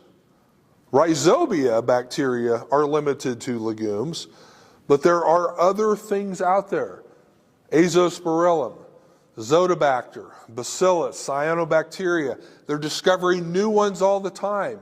We got algae, There's all sorts of things that can create and take atmospheric nitrogen and turn it into things that the nitrogen forms that plants can use, and they don't have to associate with a legume. They can sell or trade their nitrogen that they're producing to a corn plant, to a wheat plant, to a sunflower plant, any grass plant. And you think, well, that's good news. Why don't we just go dump a whole barrel full of Zotobacter out on our cornfield and we'll grow 250 bushel corn with no nitrogen applied? Well, it's not quite that simple, because rhizobia bacteria, if you look at this, look at that beautiful nodule, that is made up of billions of rhizobia all working together in this colony of that nodule. So there's billions of them working together. And if you grow 70 bushel soybeans, it takes 350 to 400 units of nitrogen to grow 70 bushel soybeans. There's nobody in this room that would grow soybeans if you had to put 400 units of nitrogen on to do it. These things can produce 400 units of nitrogen in 60 days. Incredibly powerful, incredibly fast, incredibly efficient, because there's billions of them working together. These guys are single-celled organisms. They don't form these colonies. They don't have these giant factories.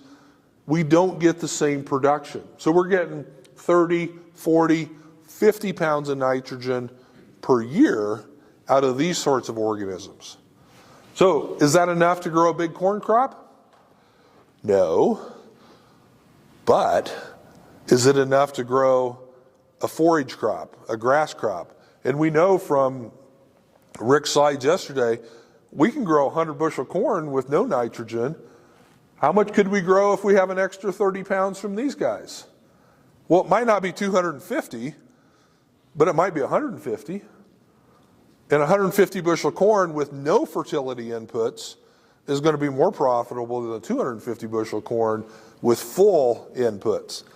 And so we need to be thinking about these things as we're looking at our farming system. We have to get away from thinking about how much yield can I produce to how much profit can I produce. And the profit is not going to come from producing more bushels. It's going to come from producing things with less inputs. And as we get more biology involved in the system, we can start reducing the amount of inputs that we're using. We can stop putting all the welfare payments into the system when we get the biology back involved. But none of this happens if the plant is not willing to pay for these services with the carbon from photosynthesis. And it also doesn't happen if we're leaving all kinds of excess nitrogen in the soil. Because again, I told you that plants are pretty smart. They're not going to pay for something if they can get it for free. And so if you've got a whole bunch of excess nitrogen in your soil and you go out there and you plant soybeans, the soybeans are going to see all that nitrogen in the soil, and they're not going to commit resources to building up these rhizobia factories when they can get it for free. So we have to be very careful about how and when we apply our fertility inputs, because we can mess up and disturb these natural systems. Okay, number 3, other mineral resources. So I told you earlier that the soil is providing all of these other trace minerals: calcium, magnesium, phosphorus, potassium, zinc, copper. The list goes on. Those are the things that your soils are made up of. But they're not available to the plants. Just like God didn't create plants to get nitrogen directly from the atmosphere, He didn't create plants to get the minerals directly from the soil. It all goes through the biology. And when the biology isn't there, then it shows signs of deficiency. So if we want to get that out of the soil, we have to mine it out. We have to employ thousands, millions, billions of tiny little miners to extract it from the soil. I love this article that was in Scientific America. It says the largest mining operation in the world is run by mycorrhiza fungi. I love it because of the irony. When you think of a mining operation, you think of this giant equipment, huge payloaders, tires the size of a house. And they're saying the largest mining operation in the world is happening at a microscopic level, and if you don't have a powerful microscope, you don't even know that it's going on. But it's the largest because it's happening across billions of acres across the globe. And so if you look at this on the right-hand side is a piece of feldspar. Just think of it as a tiny little grain of sand in the soil, highly magnified, and you see these channels, these brown voids in here. Those are actually mine shafts. And mycorrhiza fungi can create the right chemicals and enzymes. They cultivate the right types of bacteria. They can actually dissolve solid rock mineral, and they can turn it into liquid. And then they can take that liquid mineral and they can transport it back to their host plant in exchange for the carbon. Because again, as cool as it is to dissolve solid rock, that's a pretty good superpower. They can't eat that. That's not their food source. They can't survive on that. They have to have the carbon. So here's what it looks like. This is a plant root right here. You can see these black things kind of growing inside of it. Those are the arbuscles. This is arbuscular mycorrhiza fungi. So the arbuscle actually grows inside the plant root, and then these hyphae come out. That's not plant root hairs coming out. That's fungal hyphae coming. And those hyphae is what goes out into the soil, and it explores, and that's what's mining, drilling those tiny little microscopic mine shafts into the solid mineral here, and that's what's pulling that out. And it's super efficient because this plant does not have to leak carbon out into the soil because this organism is living inside the plant root. So it can do that direct transfer of carbon, and when it brings the minerals back, it brings it straight into the plant roots. It's incredibly efficient because of the way that it's functioning. Here's another picture of how that looks, the arbuscles growing inside the plant root and then the hyphae coming out. So the author of this article, Jennifer Fraser, she says, oddly enough, many soils are rich in important nutrients, but they're often locked up in a physical form which makes them unavailable to most plants. And she's 100% right. And so when you get a soil test and it comes back and it says, geez, I've only got 6 parts per million of phosphorus. The recommendation is to put a whole bunch of phosphorus on. That's not telling you how much phosphorus you have in your soil. That's telling you how much phosphorus is available to the plant. You need to run the total digestible nutrient test. Is that correct? Is that the name of the test? Total digestible nutrient test. Lance may talk about it more later today. That will tell you how much phosphorus you have in your soil. And you'll be stunned at how much is there. 3,400 pounds of nitrogen on average. Well, what in the heck are we putting $5 billion worth of nitrogen into our soils if we average 3,400 pounds? And you got 30,000 tons in the atmosphere. It's because it's in a form that the plants can't get, and they can't get it because we don't have enough biology in the soil. All right. I always get hung up too long on that. So the next economic principle is infrastructure. You can't have a healthy economy if you don't have infrastructure. Infrastructure is the basic equipment and structures like roads and bridges that you need if your country is going to properly function, if you're going to grow. And the two most important infrastructures of any economy are transportation and communication. We know this because when you are at war with somebody, this is what you do. You try to destroy their infrastructure. You bomb their bridges, their roads, their runways, their rail lines, their, back in the day it would have been telegraph lines. Now you would try to disrupt, internet communication centers. I mean, think about how crippled our economy would be if you could no longer travel and you could no longer make a phone call, send an email, send a text. It would destroy our business, and it would probably destroy most businesses because we're so dependent upon those infrastructures, transportation and communication. And so as I was putting this talk together, I was thinking about, one of the reasons that the U.S. economy has been so strong for so long is that we really do have a good transportation infrastructure. And so if you look at the interstate highway system, we've got all of these interstates, multi-lane roads, that can transport large amounts of goods and services all across the country pretty efficiently. And so that's great, but, we live right here almost on the Nebraska-Kansas border, and so it's 50 miles for me to get up here to Interstate 80. Takes about 80 miles to get down to Interstate 70. The interstates only do me good if I can get there. And so what really makes our transportation infrastructure effective is that we have highways, usually pretty good, although I will testify that, Highway 50 or 56 to the east here, that pretty well sucks. Yeah, that's exactly right, Bryce. That's like a Nebraska highway. I hit that thing in the dark and didn't know what was happening. So with that aside, we have pretty decent roads. If you don't think our roads and our transportation infrastructure is very good, you need to get out of this country and travel to other places and see what they've got. Because it's so much better than Brazil and other areas that would love to have what we have. So the combination of the highways and the interstates allow our economy to thrive and function. And it's the same way in our soil. So these are pictures from mycorrhizal applications. This is a plant with just the root system. Think of these roots as the interstate highway system. These are the big multi-lane highways that can transport large amounts of goods and services throughout the soil. But that is only good for what it can touch. This plant now has the same root system. It's highly colonized with mycorrhiza fungi. And now the fungal network, this is the hyphae network coming out.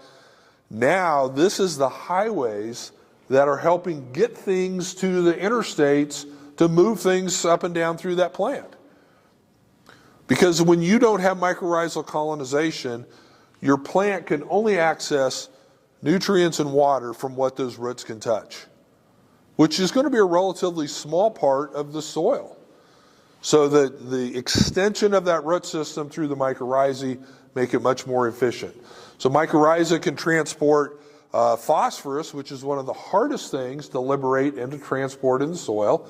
That's kind of mycorrhiza's claim to fame, is that it will help make more phosphorus available. And when you look and you see how much phosphorus is in your soil, you're going to wonder, what in the world am I paying all this money for more phosphorus for? But it's because it's really hard to move, free up, and get moved in the soil. Mycorrhiza can do it. But it can do nitrogen, potassium, calcium, magnesium, iron, all of these other things. And even in a drought, it can help transport and supply water as well. So if you want a drought-tolerant crop, find the best genetics you can. But genetics is not going to be the answer to making drought-tolerant crops. It's going to be having that crop highly colonized by mycorrhiza fungi, because now the root system is exponentially increased and it can access water that crop roots can never get.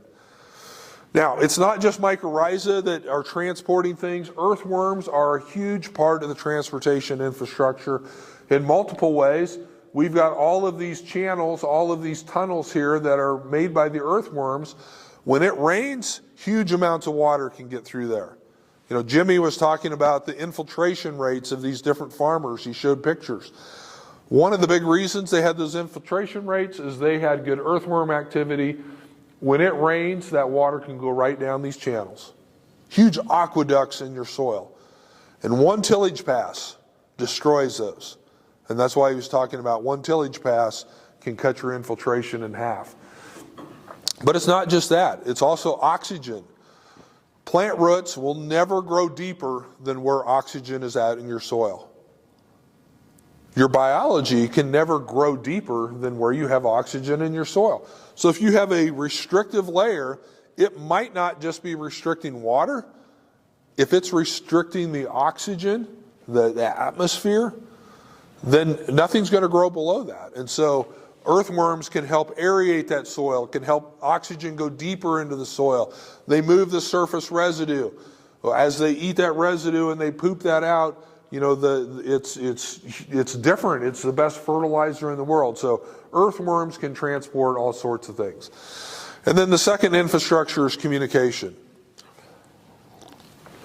I told you earlier that plants are so good at communicating. They have to be, because they can't move. They're anchored in one place, and they have to get everything that they need to survive and to thrive and to reproduce and to do their job. They have to get everything that they need without ever moving. And you can't do that unless you're a good communicator. And so, plants communicate in several ways. One way is through liquid carbon root exudates. Because think about it, if you're a plant and you're highly colonized with mycorrhiza, okay, and mycorrhiza can deliver all these things to you, which is good, but there's some things that you need in very small amounts. Take boron, for example. Plants need boron in order to grow and function properly, but they need very small amounts. And if they get too much, it'll kill them. So the mycorrhiza, if they're just willy-nilly mining things out of the soil and delivering at the doorstep of the plant, chances are they would deliver too much of the wrong thing. So the plant has to communicate to that biology, hey, I need this, hey, I need that. It can't just say, bring me minerals and I'll sort it out later. They can't do that. They'll get toxic levels of something. And so plants are communicating their needs to the biology through the different liquid root exudates. So there's things, like tryptophan and adenine and methanone and all these different things. Each one of these is a different thing that plants will be producing. They're all based on carbon, but they're each different. So there's carbohydrates, there's sugars, there's proteins, fats, lipids, oils. There's thousands of different types of root exudates that plant can put out into the soil, and each one of them is communicating something different to the biology. Now, how does that work? I have no idea. How do we measure it? We don't have good ways of measuring it. We can't even measure total root exudates, let alone identify which exudates are being put out there, and then further, which biology is taking that exudate and delivering the right thing. We know it happens, we just can't figure out how to really measure it, how to quantify it. And so here is some pretty cool pictures. And Jimmy had to step out of the room to make some phone calls. So make sure you tell him that I'm giving him full credit for his pictures. So Jimmy planted cover crop rye. And then he had a field day out at his place, and he was digging up rye plants. This was later in the fall. This rye was probably 8-10 inches tall. So it wasn't like it was a 4-foot tall rye plant. First thing to look at is he had tremendous root system. Look at the amount of roots he's got here. Look at all of the soil clinging to his roots. That tells you he's got good soil. He's got good biology. Things are happening and working good. So he keeps digging, and he sees this right here. And this is a very unique picture. And what you see here, and he showed you some pictures that he had his ProScope. So on his iPhone, he had this little magnifying glass called the ProScope. So he magnified this, and you can see that what this is a cereal rye root right here. The white thing is a root, and it's growing. You can see all the soil around it. It's growing sideways through a worm burrow. And that's why you can see that so well. So he dug this up. He broke it apart. It broke right at that worm burrow. And he sees this root growing sideways through this worm burrow. And so several things that he noted. Number one, you can see all these little root hairs. Now this is not mycorrhiza. This is not magnified enough to be mycorrhiza. These are root hairs, which, by the way, James White will tell you that root hairs will not grow on a root if there's not sufficient biology available in the soil. Pretty fascinating stuff. But these are root hairs growing off this root, and they're growing in the airspace, so you can see them really easily. And then he notices right here, what the heck is this? What is going on here? And so he magnifies another step. So this is that same picture from before. This is a magnified version of it right here. And he sees all of these liquid droplets coming out of these root hairs. This is the liquid carbon. It's being produced by the plant through photosynthesis, and it's being leaked into the root system, into the rhizosphere, and that's what's feeding all of that biology that's in his soil. And if you start counting droplets, there's hundreds of droplets. And this is in the diameter of a worm burrow. What, a 1/16 of an inch, 1/8 of an inch, maybe if he's, I don't know how big Oklahoma worms are. Jimmy's a good farmer. We'll say 1/8 of an inch, he's got big worms. Thousands, millions, billions, trillions of these droplets per acre when you think about how extensive of a root system a cereal rye plant has. He's pumping trillions of droplets of carbon into his soil every single day with this cover crop. And none of that is getting exported off because he's not harvesting it. Now, he may graze it, and so some of the carbon would leave in increased pounds on an animal, but 80% of what goes in an animal comes out the other end. And so the vast majority of this carbon is staying in the system. And further, we a lot of times think that the way that we grow organic matter is by having all this massive biomass on top of the soil, grow a 10-foot tall sorghum sedan, let it all lay down, have a 8-inch thick mat.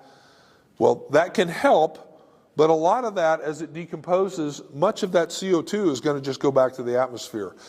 Dr. Christine Jones says that the liquid carbon, which is this right here, this is the liquid carbon, this is 5 times more effective at building organic matter than carbon that comes through the decomposition pathway. So in other words, 5 times more likely to build soil organic matter than the carbon from the residue above the ground. And remember, this is from a rye plant that's only 8 to 10 inches tall. So the above ground biomass from this, not as impressive as what you would think. But when you can see, and what's so stunning is we almost never get to see this. Because if you were to pull that cereal rye plant up, all those root hairs fall off. If you were to gently wash the dirt off the roots, all the little carbon droplets go away. That's why cover crops are such a huge important part of this. That's why Bryce is able to go from 0.5% to 2.5% of organic matter. It's because he had all of those roots growing in the ground, putting that liquid carbon into the soil, and not just the decomposition above. Okay, got to finish up here. Other ways of communication, I would love to have a whole session to talk about this, because plant communication is incredibly fascinating. There's some really good resources out there. Go to YouTube, search for Dr. Jack Schultz. He's got some pretty fascinating stuff. But there's experiments that have been done that will show that plants can communicate with each other both through the air, through volatile organic compounds. And if you got our soil health resource guide, I think 2 years ago or 3 years ago, Nicole Masters had a really good article in there about plant communication. But plants can communicate with each other. So in this instance, this plant is infected with aphids. It is sending a signal through the air, through these volatile organic compounds. It's a smell. We would know it as a smell, but this plant identifies it. This must have been an Australian experiment, because it says, "Watch out, mate, aphids are about." And so this plant, even though it does not have any aphids on it, it will start chemically changing its composition to prevent aphid attacks on its own. Also, these plants, as you see here, and this is an article from the Scientist magazine, these can signal in insect attacks, the predatory insects. So if a plant's under attack by an aphid, it can release this smell, this compound. Ladybugs, lacewings, other type of predatory insects can smell that, they can sense that. They can target in exactly where the aphids are on a plant. It's like calling in an airstrike when you're under attack. Super cool, but that only works if there's predatory insects out there. And when we go out and we indiscriminately spray insecticides, we're not only killing the aphids, we're killing all of the predatory insects as well. And trust me, the aphids recover much quicker and they come back much quicker than the predatory ones do. So you can call for an airstrike all you want, but if there's no Air Force around, nobody's coming to your call. So that's why it's important to have insectary strips and have, like what Seth is doing, having lots of flowering plants around, have an environment for those insects to be. And then the other thing, there's been some really cool experiments showing how plants can communicate through the root system with each other. And so they've done experiments where they put bags over the top of these plants so the volatile organic compounds can't get out, so they can't communicate that way. But the communication is still happening because this plant is communicating through the root system to this plant. Now, plant roots will never physically intersect. Okay, they're not going to grow inside of each other. They may touch, but they can't exchange information root to root. It has to happen through the biology. And so mycorrhiza has an arbuscle that can grow inside of a plant root. Well, guess what? The same mycorrhizal fungi can grow into the roots of multiple plants. And that's what's happening. So now we have these plants are tied together with a network or a web of fungal hyphae, and now these plants can communicate information back and forth. And not only that, they can now also not only exchange information, they can exchange nutrients. And so in the newest soil health resource guide we have back here, Dr. Chris Nichols has an article in there about how plants can exchange nutrients back and forth when they're colonized with mycorrhiza. Really cool stuff. And so if you want to think about companion cropping, have a corn and have a legume out there, well, that's a great idea. That legume can help feed the corn plant, but only if you have enough biology to tie things together. Okay, last thing, defense and protection, and then we're going to wrap up here. I know I've probably gone over time. You have to have defensive mechanisms because your plants are always going to be under attack. The soil is going to be under attack. And so I just want to show you one more example of how plants communicate in order to defend themselves. So in this example, it's done by students at the University of Delaware. This is a rockcress plant, just a common house plant. They infected it with a pathogen called Pseudomonas syringae. And when that pathogen is in with that plant, the leaves turn yellow, they'll turn brown, they turn black, they fall off, the plant dies. So they took the same plant, or a different plant, same type of plant, put it in a pot, they infected it with that same pathogen. But they also put in a beneficial bacteria called Bacillus subtilis. And so now you've got a plant growing with a pathogen in the pot, but also with a beneficial bacteria. And then they did a microscope analysis of the roots of this plant.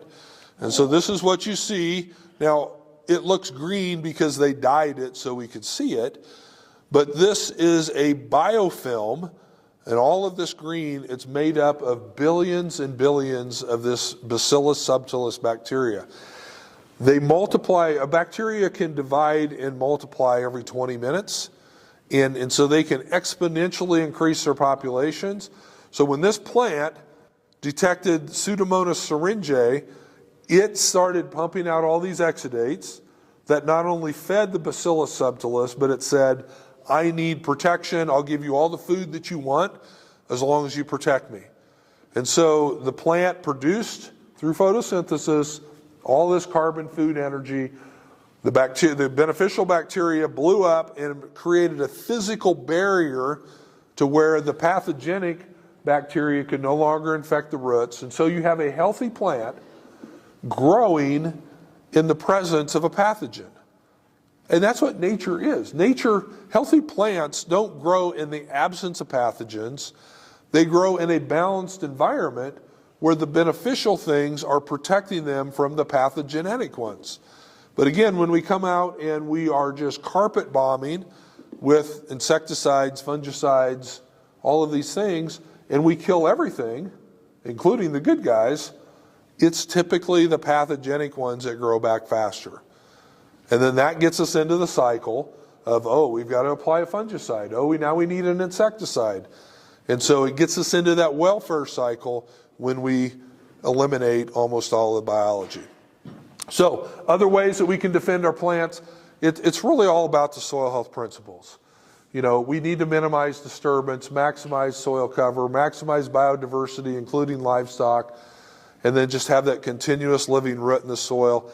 That's the best way to defend the system, is to have healthy principles going out there all year round. So, I know that's a lot, but those are the keys to a healthy soil and to a healthy plant. And so I want to sum up with just having a few 8 takeaway points here. Number one, these economies are intricately interconnected and interdependent. And if you mess with one part of the economy, you're going to affect it all. So when we mess with the biology, which is largely how we farmed, we mess up our plants and soil. Number two, we need to reduce the amount of welfare that we're giving our system. You are going to find it hard to be profitable when you're giving away so much of your profit to the welfare payments. We need to get everything back involved, particularly the biology right here. Get these guys involved. Number three, increase your cash flow of carbon currency. You can go to your banker and say, I planted a cover crop, I've got more cash flow. He doesn't need to know that it's the carbon you're talking about, but we need to have more crops growing out there. And I know in these arid environments it's difficult. And we can have a conversation later. I don't know if I'll have time for questions. But you need to have more crops growing in order to get more carbon into the soil. It's just simply, you can't put carbon in the soil with bare soil. And then when you have more cash flow through that currency, you can save it, you can store it, you can build your organic matter levels like people have already talked about. And then when you build those up, don't sell them off. Don't do things like this. Don't do unnecessary tillage. Don't do unnecessary residue removal. As tempting as it may be, you are selling off the long-term investments that you've made. And that's a poor investment strategy. You will never gain soil wealth if you continue to sell off those assets. Number five, take advantage of all these free tiny workers. They'll manufacture, they'll mine, transport, communicate, protect. They work so cheap. Get them involved in your system. Number six, build and do not destroy your infrastructure. You will really see your economy grow. And when you build up those transportation infrastructures and the communication infrastructures, don't do this. Don't do this unnecessary tillage. This is an act of war. When you destroy infrastructure, that's an act of war. And so if you're doing unnecessary tillage, you're declaring war on your soil. Number seven, protect your soil with that armor. Protect that economy with soil armor. Keep the soil covered. I know it's not always possible, especially in arid environments, but do as much as you can to keep it covered. And then number eight, just get as much diversity into the system as possible. Because diversity brings resilience, and resilience will bring the ability to survive in tough conditions. And some of that diversity may be you can't just be a crop farmer in these arid environments, you have to have livestock. Because livestock can always be a great plan B. Because in an arid environment, it takes half the moisture to grow up the majority of a plant biomass, and the other half to grow grain. And so in arid environments, you have to ask the question, should I be growing that many grain crops? Because that takes a lot more moisture than to grow a forage crop. So just some things to think about there. So that's carbonomics. That's looking at the economy of a country and applying those principles to our soil, because all of those things are going on. It's a hugely complex, fascinating economy happening under our feet. If you haven't grabbed a soil health resource guide, I've referenced it a couple times. I would encourage you to stop by our booth over there. Take several home. I've got another box under the table. I'd love to not take you. It's much better for you to take them home than for me to take them home. But if you have neighbors, friends, other people that could utilize some of the information that's in there, please take multiple copies, share them with people, give them out. That's what it's there for. Great articles from industry experts across the world. So thank you very much. I don't know, do we have time? Take a couple questions? Okay. I just find myself thinking it would have been a treat to have been one of your students. Thank you. That's really good. But yeah, who's got questions? Yes. If you're using like a biological to break down crop residue, how much of that carbon is getting into approximately? Yeah, so good question. If you're using a biological product to help speed up the residue breakdown, how much of the carbon is getting in? I think that the amount of carbon that's going to get released in the breakdown process is going to be the same, but it's going to be accelerated. And so what happens is if you allow it to progress naturally, then some of that residue is going to break down when you have your next crop growing. So where's the stomata on a leaf? Is it on the top or the bottom? It's on the bottom. And it's created that way because the intent was as the residue from last year's crop decomposes, it releases CO2 right up into the stomata. And so ideally, we would get the majority of our residue breakdown when we have another crop growing. The CO2 release is going to be the same, but the CO2 put back to the atmosphere can be different, because if I do it all before I have a crop growing, then all of that's lost to the atmosphere. If I have that happening when a crop is growing, some of that is going to be captured by my crop and not lost to the atmosphere. And so it's not a matter of more carbon or less carbon, it's when it's being released and how it's being utilized. So I would, if you have too much residue and you have to spray something out there to break it down more quickly, that's a symptom of something else going on. It may be that you don't have the right equipment to be able to plant or drill through heavy residue. So maybe it's an equipment issue that can be dealt with. It might simply be, I don't have enough biology to get it done, because, when we first started no-tilling, and this just shows you how ignorant we were, we thought we were really cool because we could go out there and I could say, hey, look, here's corn stalks from last year, and here's from 2 years ago, and 3 years ago. Look at all this residue that I have. Aren't we great farmers? And yes, our ground was covered, but what we didn't realize is we didn't have any biology. That's a sign of a poor system, a broken system, not of a good system, because there was no biology there to break it down. So you may have to use some of these things to get it going, but if you don't do something to bring natural biology in, then you'll be subject to doing those things every year.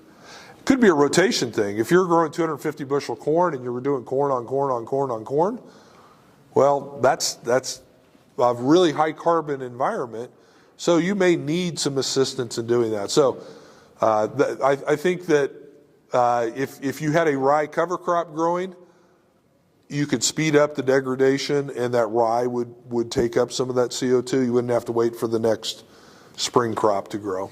Yes?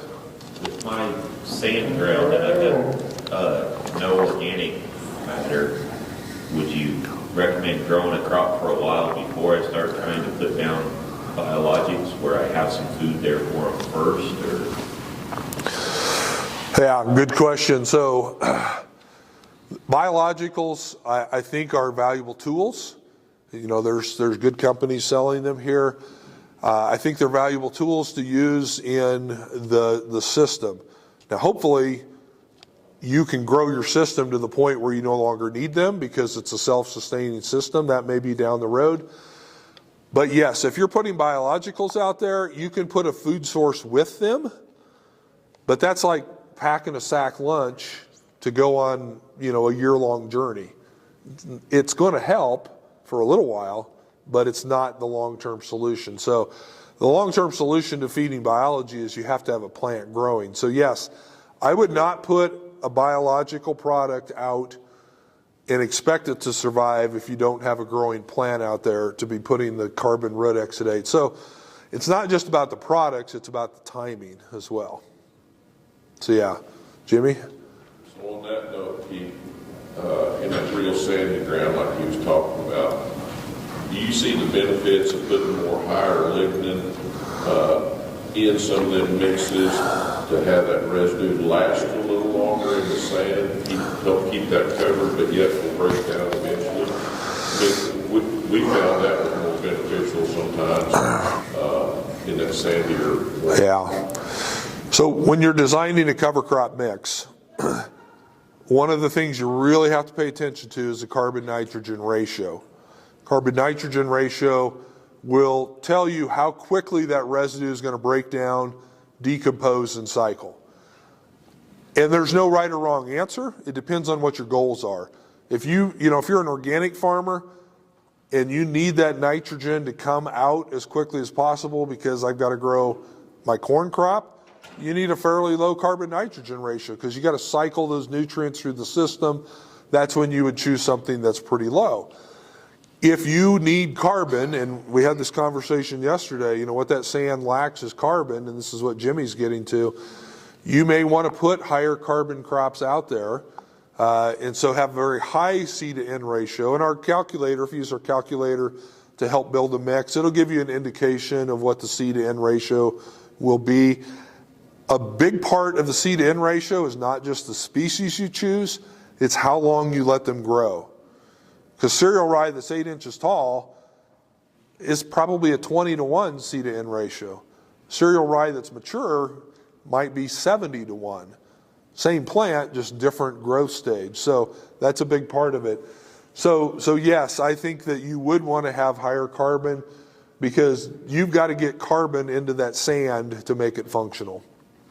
And if you're doing a low C to N ratio and that's actively cycling nutrients, you're going to find it really hard to ever get ahead on the carbon equation there. One more question, and then I'm going to wrap it up. Okay. Yes, sir. Would biochar be a good thing to use in that situation? So biochar, would that be a good thing to use? I think if you have good biochar and you're applying appropriate amounts, it's always a good thing to use. But you're putting biochar on at pretty low rates. You have to be really careful. If you put too much biochar on, you can throw the whole system out of whack. And so you have to put it on at the appropriate rates. And I think the value of biochar is not how much overall carbon you're putting into the system, but it could be very valuable in the sand situation because if you look at biochar under a microscope, it has a huge amount of surface matter. Surface area, and so that gives the biology better habitats, better places to live. Where I might have that in my sandy loam or my loamy soils that he doesn't have in sand. So I think biochar could be really good. I would put biochar. I would inoculate it with the biology first, and then put it out there on a growing crop. It gives the biology a place to live. The plants give it a food source. So I would look at it as habitat and not just overall carbon. But yes, I think it could be part of that solution. All right. Big hand, folks. Thank you. Thanks, Seth. Well, thank you, everybody, for being here. If you haven't noticed, title of my talk today, this is why I follow Dr. Haney. I have to correct all of those things that he thinks he knows. I'm just kidding. But in good fun, Rick and I joke around a lot. I was fortunate enough, was it 2011, maybe? I don't know. Long time ago. Rick still looked the same. I was much more handsome then. I didn't have hair. I lost mine earlier than Rick. But I was fortunate enough to sit down on a back patio at Rick and Liz's place, and I got to listen to 3 hours of, well, it was really just kind of a bitch session. He just was complaining about all the things going on in the world with agriculture. But rather than just complaining about it, he started offering solutions and was talking to me about all the things that he had been noticing and looking at. And I was fortunate enough that I didn't have any formal soil training. I did not go to school for soil science. I was not an agronomist. I was a biologist and working in a soils lab. And so I didn't have all these preconceived notions of how this was supposed to work. Even today, if you ask me to look at your soil and tell you what soil series this is or what soil type it is, I will look at you and say, black? Brown? I don't know those things. So it was fun for me because a lot of the things he talked about made sense. And fortunately, he got to do all of these things wrong and learn from that to end up where we are today. And so I'm going to kind of take you through some of the development that led to the soil health nutrient tool. And by the way, I'm the one that you can blame for calling it the Haney test. Because to be honest with you, that was a selfish move on my part. Because when I first started running this test and doing it for farmers, can you imagine the criticism? I mean, we still get criticism today, every day. Can you imagine the amount of criticism and kickback and push we got when we started talking about this? I wasn't about to attach anything that had to do with me to that test. No. If you liked it, I ran it. If you didn't like it, it's the Haney test. Take it up with him, right? So the Haney test it was, and then when people started to understand it, then I got to use that as, finally could give him the credit for it and say, no, that he did that. That's why it's called the Haney test. He fought that every step of the way, but I didn't care. It's a Haney test. That's what we call it. So let's start with all the good stuff Dr. Haney got wrong. Like most soil scientists, Rick started and he focused on the extract. Okay? One of the big questions that arose when he was doing all this research was, why are we using this chemistry to evaluate soil samples that is never seen outside of a lab? And so a little history about where some of this stuff came from. How many of you have heard of Bray? Bray P1, Bray P2, they call them weak Bray, strong Bray. Well, that was developed in 1945. It was published out in 1945, focused on phosphorus determination. Looking at phosphorus, they found out that, it worked really well on low organic matter soils, relatively low pH, low CEC. So where was it adopted? Where was most of this started? It was in the Southeast, Georgia, Florida, etc. Well, as soon as they tried to use Bray out here in this part of the world and moving west, they realized, well, this doesn't work very well. The pH of the soil's too low, we overestimate phosphorus extraction, etc. So in 1954, Olson published his method on calcareous soils, and we just call that the Olson method or the Olson extract. It's sodium bicarbonate, really high pH, designed to work well. Now, after 70 years, if you ask anybody, they still argue about which extract should be used and where the cutoff on soil pH is and where all that's supposed to work. So then Malick comes along, and Malick was in there kind of in between, introduced Malick 1 in 1953. Malick was stationed in Florida, so this again came out of the University of Florida. Malick 1 is still the preferred extract in Georgia. It is still the extract that they use. Malick 2 was introduced in 1978. Nobody talks about Malick 2 and nobody uses it. Most of you probably heard of Malick 3. Malick 3 was the first attempt at a universal extract. The issue with Malick 3, there's a lot of issues with Malick 3, but one of the issues with Malick 3 is that it contains ammonium nitrate. You cannot analyze soil nitrate with an extract that contains nitrate. Doesn't work. That's also the big reason, and I know this is a long ways from where we are, but that's also the big reason why east of the Mississippi River, a standard soil test is pH-PK. They don't measure nitrogen over there. And they'll tell farmers that there's no reason to measure nitrate because if you didn't use it, you lose it. Well, I got bad news. You may have lost it, but it doesn't just go away, does it? So in lighter soils, they say, oh, it leaches. You know, if you got lighter soils and it rains, oh, you leach it out. If you got heavier soils that are wet, you volatilize it and it's gone. Now, I want to give you a real world example of that. Remember, Malik 3 was developed at the University of Florida. We have received numerous soil samples from Florida. And I get people that say, well, can you run the Haney test on these, but just take all the nitrogen stuff out? I said, well, no, that doesn't work. That's kind of a big part of the test. So we run nitrogen, we run nitrate. We had a set of 15 soil samples come off of a farm in the panhandle of Florida. It's wet there, I've heard. Pretty sandy there. He says there's not any nitrate in these soils. We got an average of 230 parts per million.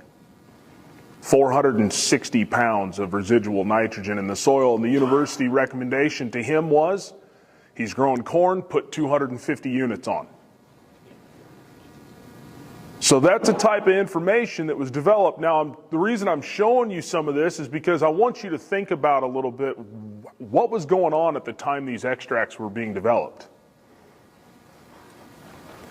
In the 40s, 50s, and 60s, what was being developed? Fertilizer. Bombs. So he said bombs. Yeah.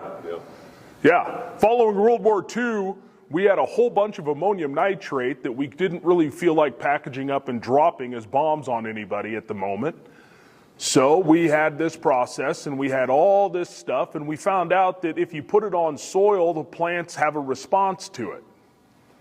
Well, sure, after 70 years of plowing and taking nutrients out of the soil, we saw a response.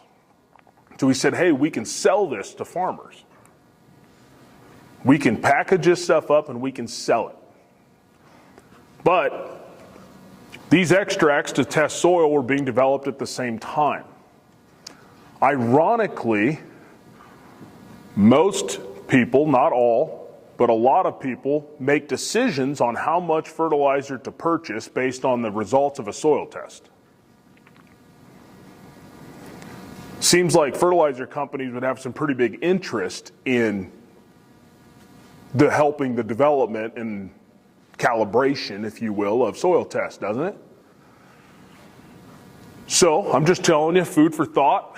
I can't specifically pick out and say these are the people to blame, but for somewhere along the line, soil testing turned into a weapon to sell you fertilizer. Now, in the context of soil health, the biggest problem with this is that it's focused entirely on chemistry. It's not focused on biology. We don't discuss physical parameters. And on top of that, we are not looking at anything in this chemistry that exists in natural environment. If you irrigated your farm with Malik 3 solution, you would burn up your crop day one. If it rained Malik 3 or Olsen, you would burn up your crops. But when you send a soil sample to a lab, this is how we're going to look at it. Dr. Haney says that doesn't make a lot of sense. So that might be the one thing that you got right.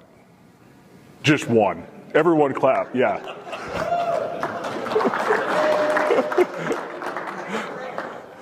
Oh, it's fun to pick on him, because if it wasn't for him, I wouldn't even be standing here. He doesn't even know what he created, did he? So here comes the development of H3A. H3A was a long process, wasn't it, Rick? 10 years, 11 years, and it had a lot of steps. Now, before everybody thinks, if you notice the other extracts, Bray was named after Bray, Olsen was named after Olsen, Malik named after Malik, right? So before you think that Rick actually turned a corner here, I want you to tell you that H3A just stands for Haney, Harmel, and Arnold. The guy's so arrogant he put his name in there twice.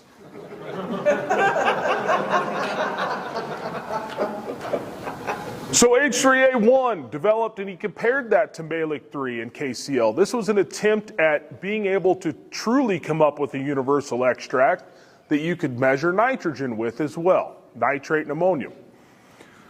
I think, if I remember correctly, he experimented with about everything. Ironically, he tried 7-Up, the soda, and found out that it correlated really well with Malic 3. He used 7-Up.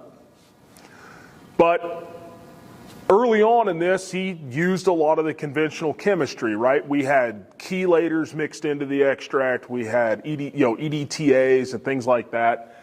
And he says, okay, well, the whole goal is to develop an extract that we can use that mimics soil chemistry. EDTA, DTPA, those things aren't there.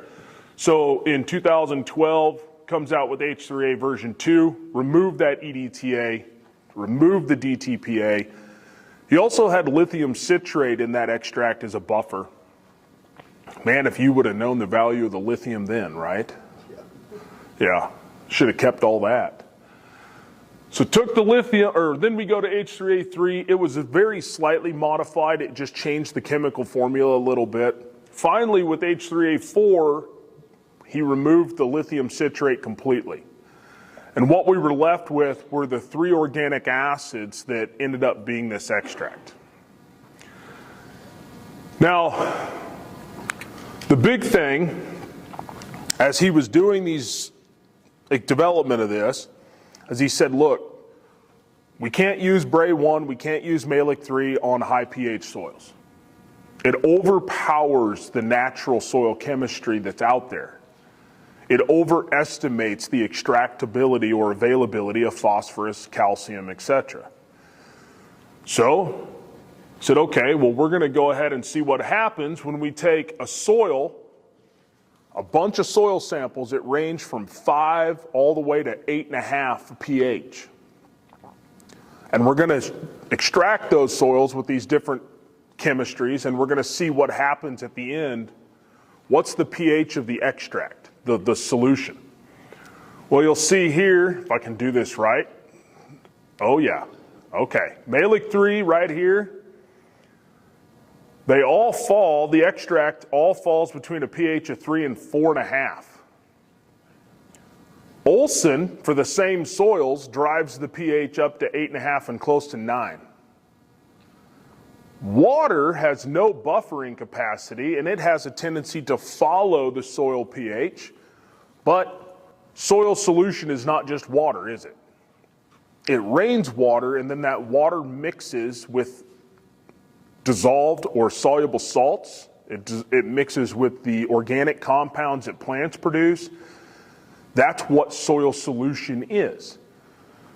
So when we look at H3A, if I can do this again and do it right, we've got on low pH soils, H3A has a tendency to cluster around 5.3, and on high pH soils, we end up here at this 7.5 to 8. There's a couple 8.5s out here. And anywhere we're in the neutral part, we've got this kind of neutral extract. The conclusion that Rick came up with here is he said, look, we've got an extract base that follows soil pH. That's one of the biggest constraints on the previous extracts, is that they can't be used universally east to west, north to south. So that was step number 1. Step number 2 is he says, well, how do these compare to these other extracts? Because that's going to be the big question, right? Everyone says, well, how do you, we've been using these old things for decades. How do we understand what we're looking at? So he said, okay, well, let's look at some of these nutrients. We're going to say, let's look at potassium and compare that to the standard, which is ammonium acetate. I'd say that's pretty well correlated. Now that R squared value, the closer to 1, the tighter the relationship. So his extract compares pretty well there with potassium. Nitrate and ammonium, for the most part, are soluble. Nitrate is soluble, so it doesn't matter what extract you use. You should get the same number. Olsen phosphorus and Malic 3, it's a pretty strong relationship.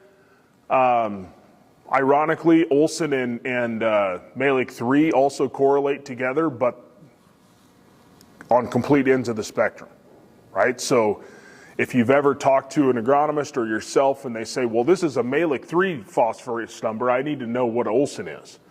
They have a conversion for that, right?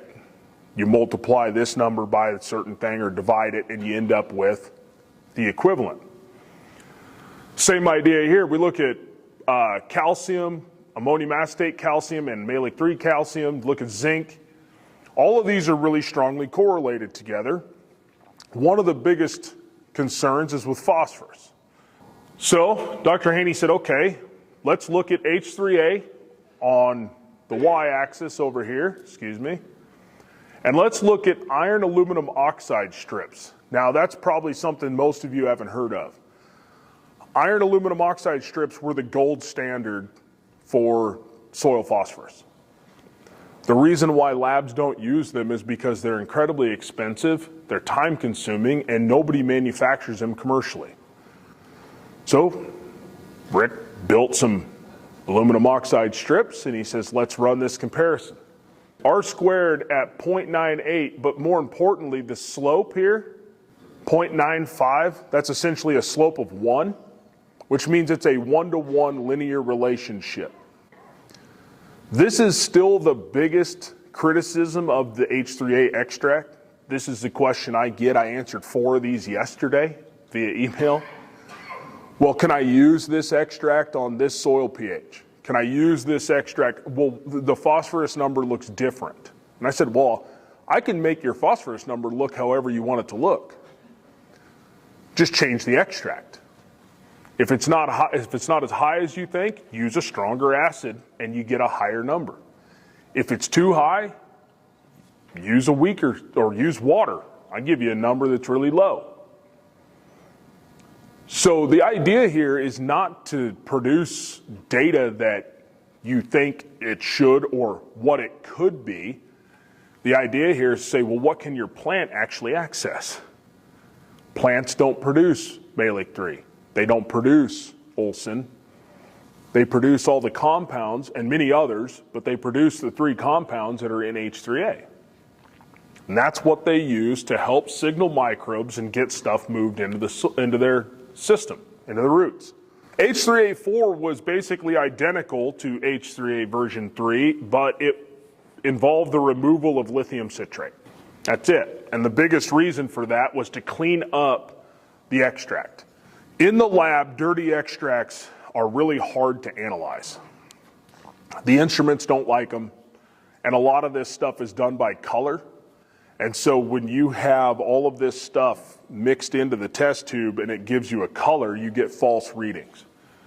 So removing that taking the lithium citrate out, removed all of that color, and we ended up with clean extracts that were able to be analyzed for ammonium. It really helped the ammonium numbers a lot because the ammonium color development is about that color.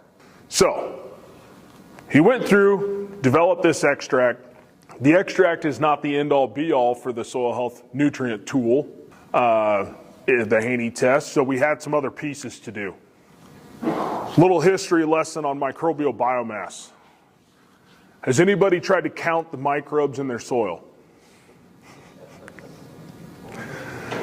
Yeah, you ever stare through a microscope? Day in and day out. Look, there's not enough money on the planet for me to pay somebody to stare through a microscope all day. They'll do it for about a week. So, along the lines in the history of soil microbiology, they came up with all of these methods. Rick shared a slide with you yesterday talking about in the late 1800s, early 1900s, scientists had already discovered that microbes respire CO2 and they respond to the additions of water in soils. So this was nothing new, but then come along, we said, well, that's too simple, right? Water's too simple, measuring carbon dioxide's too simple. So in 1976, Jenkinson and Powelson came up with a method called chloroform fumigation incubation. It is still argued as one of the benchmark methods for looking at microbial biomass. And my gosh, if you think there's not any controversy around how that works, just Google it sometime. Look at the arguments taking place about it. What are we using for constants? How does this work? Laboratories hate it because chloroform. As soon as you bring chloroform into your lab, you're inviting OSHA and every other, EPA and pollution person in the room, and they want to know what you're doing with it. It's got to be locked up behind 6 different boxes. You got to have access keys because it's nasty stuff. So the way it worked, they would fumigate the soil. They would kill a certain percentage of the microbes, and then they would flush all the chloroform out. They'd incubate the soil for a set number of days, and the argument of 4 days, 7 days, 28 days. And then they would measure the amount of carbon that was liberated from that soil, or they would directly extract carbon from the soil. Now, the funny thing is I just want to point this out because this is really great about science. The paper that was published in 1976 that made this the gold standard method used 12 soil samples. 12. That's a hell of a calibration, ain't it? But that became the gold standard. Anderson and Domsch came out in 1978 and said, well, what happens if we add different things to the soil? Do you get different responses? So they would add substrates, is what they called them, and really it was sugar.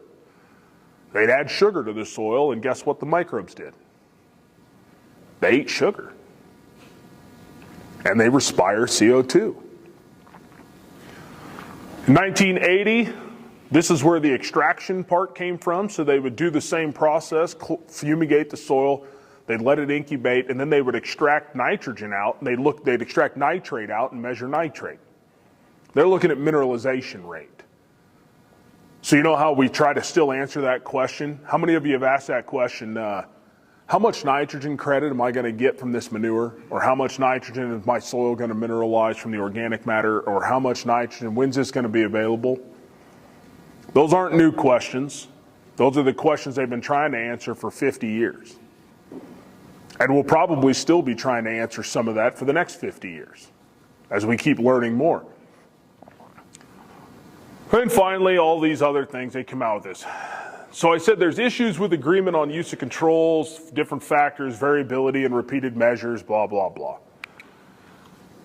Well, why can't we just measure CO2 and use water?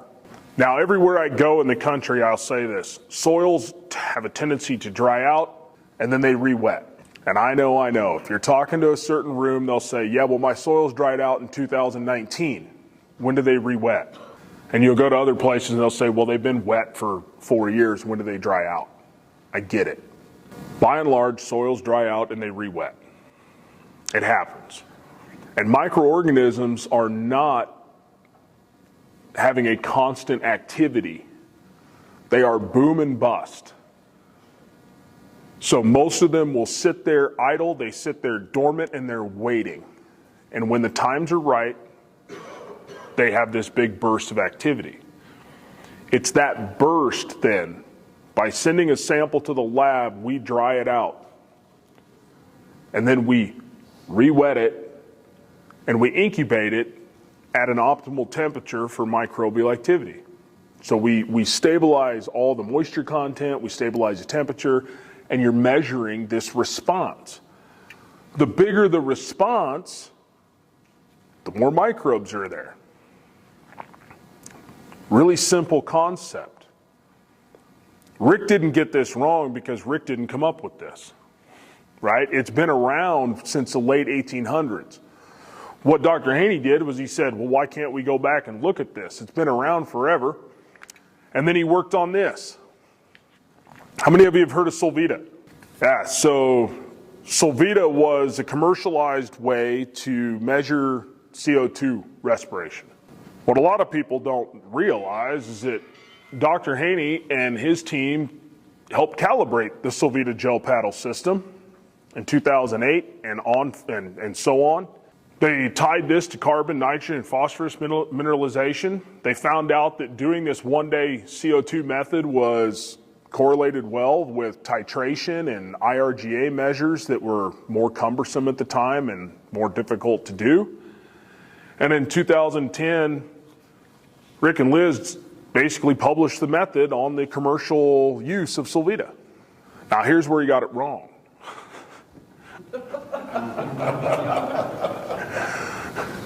Now, in his defense, he realized he got it wrong. It was his own revelation. Nobody told him. But it was through chance that we said, okay, look, some of the biggest issues with the Haney test when it hit the commercial market, were criticisms on how well this worked. It was too variable. We'll talk about that in a minute. But he said, look, this Solvita gel paddle system, it's colorimetric. We can do better. And he built that instrument. He showed you a lot of that. He loves to tinker. He's actually more of an engineer in my mind than a soil scientist, no offense, but that's where your passion is. Yeah, you love to build stuff. He starts going around and he builds these instruments to say, hey, we can measure CO2 directly. And he did his due diligence. And then I stole that instrument off of his bench. Literally. Came down to visit him. He says, hey, check this out. And he showed it to me and I said, I'm taking that. I'm taking that back. We're going to put it in a commercial lab, and we ran 30,000 samples through it. But we ran Solvita with it, not in separate replicates, in the same jar. We put a paddle in the jar, incubate it, read it on the instrument, pull the paddle out, read that number. We had an identical data set showing two different methods in the same jar. And we were able to share that data with him in his lab and go back and say, you know what, we got this wrong. Solvita is not working the way we want it to work. It is too variable. It's not sensitive enough on the top end. It's not sensitive enough on the bottom end. And so now figured out, if we're going to make this work and make it commercial, we got to have a better method. So now you got two pieces of the soil health tool built, right? We've got microbial respiration, measure biomass, we've got an extract. What are they eating? This was a big missing component. Has anybody heard of soil carbon? Is anybody still awake? Did anybody listen to Keith? He just gave an entire talk on carbon, didn't he? Is carbon important? It was important long before we tried to monetize it. Carbon drives the entire system. And previous to this, for 50 years or 60 years, the only way we measured carbon was through combustion. We'd take a soil sample and burn it. And when you burn it at a high enough temperature, you burn off all the carbon. You measure what you burn off. But doing this, well, they said, okay, well, which of these carbon pools, or how do we look at carbon? What's correlated to microbial respiration? What's really, what are they eating? What are they after? Well, if you take 1 day CO2, this is your respiration measurement, and you correlate that to total organic carbon, not terrible. How about organic nitrogen? Okay, not terrible. This is the water extractable fraction. So when Rick talked about what they could access and what they could eat, we found that, I say we, I had nothing to do with it. He found that microbes are more sensitive to the amount of water-soluble carbon in the system than they are to total carbon. Right? Soil systems that have 8% organic matter do not necessarily have high microbial respiration, because that carbon isn't available to the microbes. Right? They have to eat what's soluble. So, put those together, and now we've got this third piece. Now, the interesting thing is that when they did all this previous research and they were looking at carbon and respiration, what they were really wanting to know is the nitrogen piece. How much nitrogen is coming out of those food sources? These were all nitrogen mineralization studies. Well, they determined that when the C to N ratio of that food source was above 20 to 1, meaning 20 times more carbon than protein, microbes tie up nitrogen. So has anybody in here ever planted rye?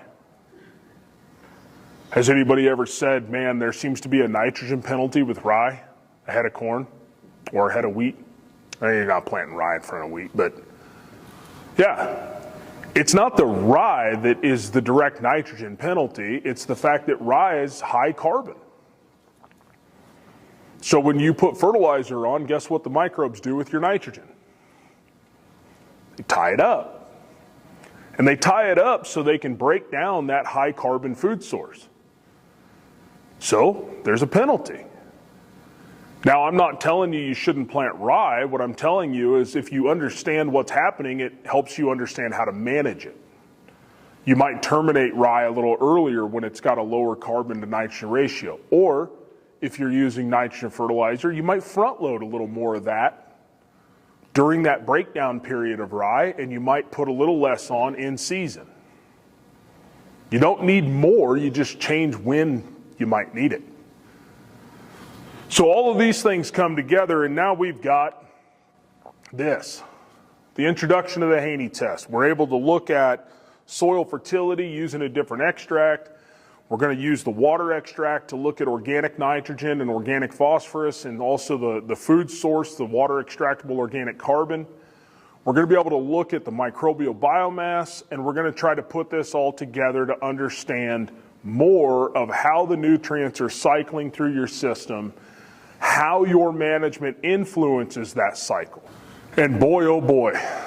Now listen, before anybody says anything to me, I am not implying with this photograph that women are the ones who criticize the Haney test, okay? I'm saying that because I had a lady come up to me afterwards and she says, well, I don't understand why you think women are the one. I said, no, it was just a funny damn picture I found on the internet, okay? The biggest criticism, I could have put any university alma mater signal up there. That would have been the biggest criticism, okay? The point is that, man, people yelled, and yes, they screamed. And really, I will tell you who the biggest criticizer of this test is. He's sitting right there. He has been harder on himself about this entire thing than anybody has been hard on him. And that's good. That's how science works. But the criticisms are there. One of the big ones, this test lacks measures of physical soil properties. Yeah, that is not beyond us. We get that. We know that 100%. You know the best way to still test your soil for physical properties? It's a really, really awesome technology. It's been around for a little while. It's called a spade. That is the best way for you to look at soil physical properties.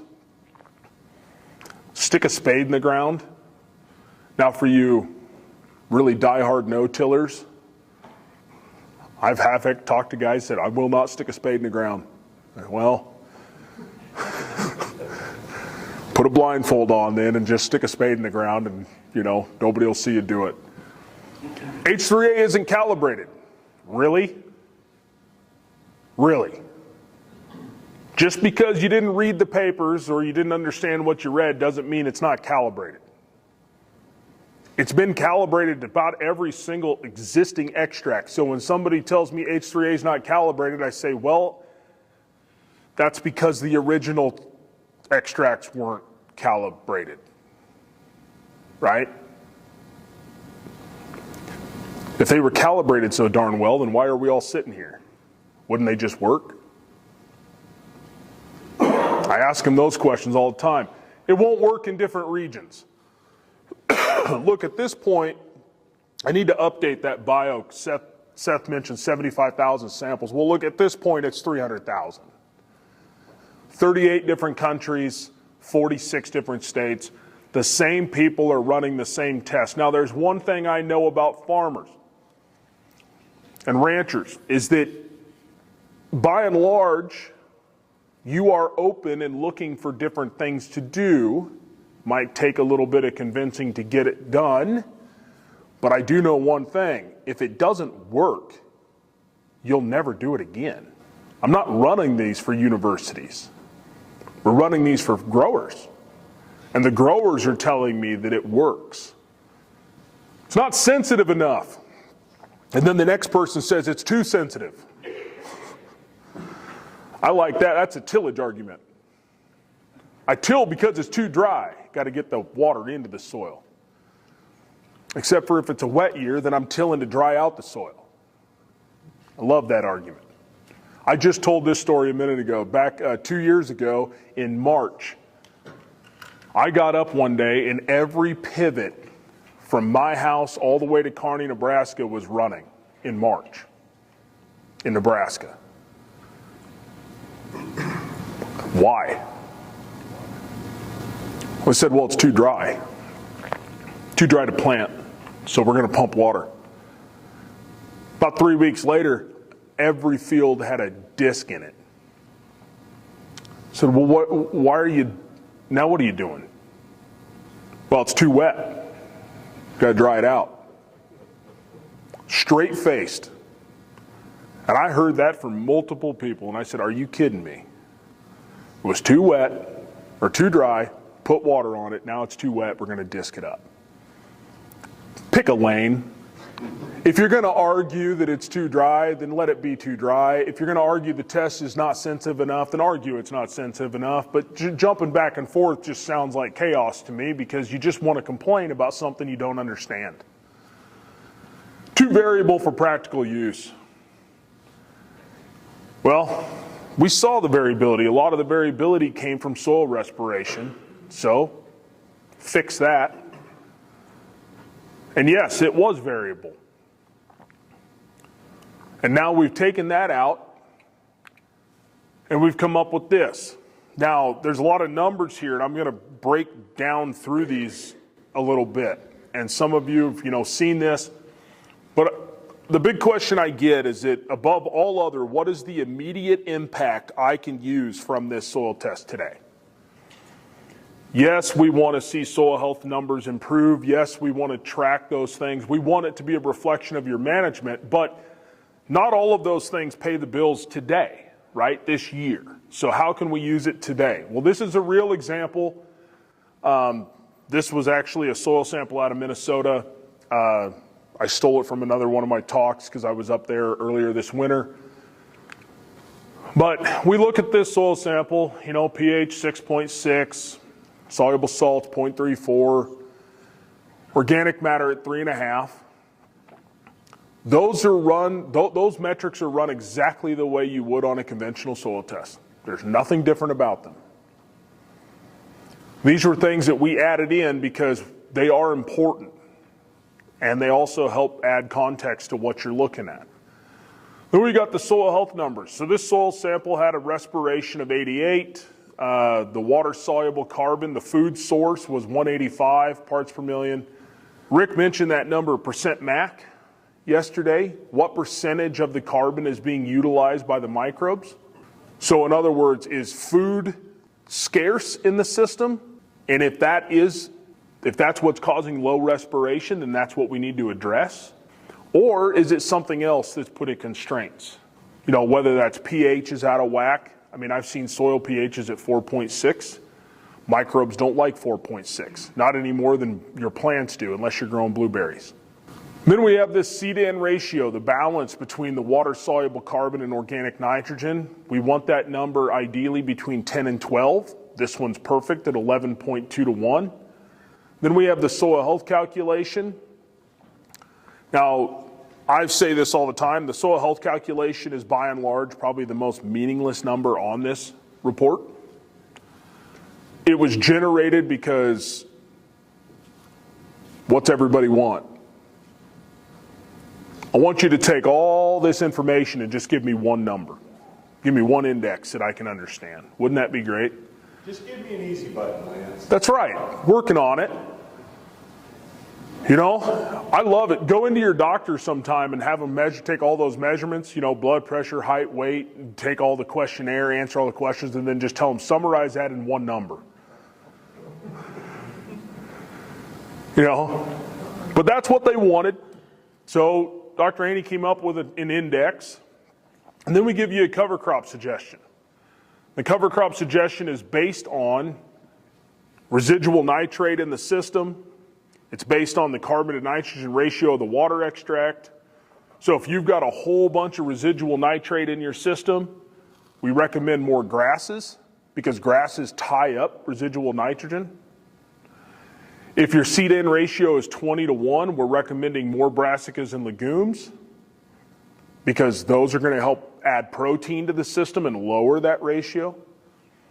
This is a very general recommendation, and when you want more specifics, you go to Green Cover's website or you go to Bryce, talk to them, and whoever, and you say, I have specific questions about what I need to put in this system and what will work here.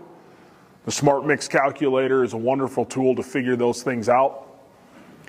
When somebody calls me and says, what specifically should I plant? And I say, I have no idea because I don't know anything about your operation and I'm not going to tell you to put, cowpeas in front of soybeans, those types of things. So we look at all this. How many of you have phosphorus? One number typically on a soil test for phosphorus, right? You get phosphate. The Haney test is going to give you 6 different numbers for phosphorus. We're going to look at total extractable phosphorus. Now this is with H3A. Total extractable phosphorus is plant available phosphate plus everything else that's soluble. In other words, the stuff the plants can access and the stuff that they can't, but the microbes can't. Because microbes need phosphorus. But as they die and as they eat each other and all of these things happening, they mineralize phosphorus. But they have this wonderful ability of taking phosphorus and converting it to phosphate. They have all these enzymes that convert it, and they're literally called phosphatases, phosphatase enzymes. So in the next column, we have the inorganic P, that's your plant available, and then you've got this organic fraction. That's the part the microbes are using. That's the part that they access. And we give you a credit based on how many microbes are there. If you've got a lot of microbes, then they're going to be kicking phosphorus out to your soil. Now before you look at that and go 4.3 parts per million, okay, how impactful is that? Does anybody know how many pounds of P2O5 fertilizer it takes to get a soil test response of 1 part per million? It's about 18 pounds. 18 pounds of P2O5 applied will raise your soil test 1 part per million. So that 4.3 credit is the equivalent to about 80 pounds of fertilizer. That's pretty impactful, isn't it? I would hope so. I don't think they're giving that stuff away for free. Finally, you get this reserve value. Now, the reserve value of 0 just means that your microbes are maximizing the output. Now, keep in mind, this happens on a cycle. It's a continuum. As residue continues to break down, there's more organic phosphorus being introduced from that residue to the soil. The microbes take it and move it out into the other section. The plants take it up and make organic phosphorus again. It's like a treadmill or an escalator. It happens just on a continuum, okay? Then we've got all these other fertility measures down here. We've got potassium, calcium, magnesium, sodium, zinc, manganese, iron, copper, aluminum, and sulfur. The only thing different about those measurements, again, is the extract. They're all using the same instrumentation in the lab. But the real impactful piece for this generally, especially economically right away, it's with this. The yield on every single one of these plots was 301.6 bushels plus or minus 2.3 bushels. There was not a single plot that yielded below 300, and there wasn't a single plot that yielded above 305. And they said, well, God, we didn't learn anything. We don't know if the product works or not. And I said, no, you don't. And who cares at this point? I said, what did you learn? I said, my gosh, look at this, guys. You cut your in rate by 80 pounds on these plots, and not just 1, 6. And you got the same yield. Now, in their gratitude, in their defense, they've been doing a lot of really good soil management practices for 10 years. This just didn't happen on the farm. They've been doing it right. But they had never got to the point where they realized they could get something back, right? They've been investing in this farm for so long and they never took anything back. And so now they realized, holy cow, we're getting something out. Now here's the real interesting part. They did this again in 2023. And these two guys that said, we will not cut in at all, they said, well, we're adding 2 more treatments. We're going 240, 200, 160, 120, and 80. Because 80 is what they put on with the planter. And then the other one looked at the other guy and he says, like hell we are. He says, we're putting a 0 plot in. And I was like, whoa, okay, hold on. I love it. I love that attitude, but I want to set the expectation, right? 300 bushel corn on 0 in applied, there is a limit here to what these soil systems can produce, right? When we push these systems to produce 300 bushel corn, can the microbes generate that kind of output? I'm not going to say yes they can or no they can't, but the likelihood starts to diminish very quickly, okay? So we run this again, and guess what? Their yields were not near as good as they were the year before. 253. There wasn't a single plot that yielded below 250 and not a single plot above 255. Gee, is nitrogen the only factor in yield determination? Apparently not. Now, what's really interesting about this, and I got to get this data so I can show it, but the part that really struck me about this is that we ran soil tests after harvest, and we looked at residual nitrogen. Now, where would you expect the highest residual nitrate in that soil? Where they applied the highest rate, right? It was exactly the opposite. Where they applied 240 pounds of nitrogen, the average residual nitrate was 6 pounds to the acre. Where they applied none, the residual nitrate was 140 pounds to the acre average. Now that would make total sense to me if the high nitrogen plot pulled 300 bushel corn off and the 0 nitrogen plot pulled off 40. They were the same. And now everyone looks at me and they ask this question, well, why the hell did that happen? Here's my theory. Your plants sense environment. Yes or no? Yes. If you put a soybean in the ground and put 300 pounds of nitrogen on it, does it nodulate? No. Because it can sense that environment. You plant corn in July or in January, does it germinate? Not unless you're outside Rick's house. It's too cold. So in my idea, what happened here is we planted all this corn. Corn says, wow, where I've got all this nitrogen application, I don't need help. So when it starts turning on all these root exudates and sending out all these signals to stimulate the biology, is it calling for nitrogen? No. It's living off what you fed it. Now go to the other extreme, where you put on none.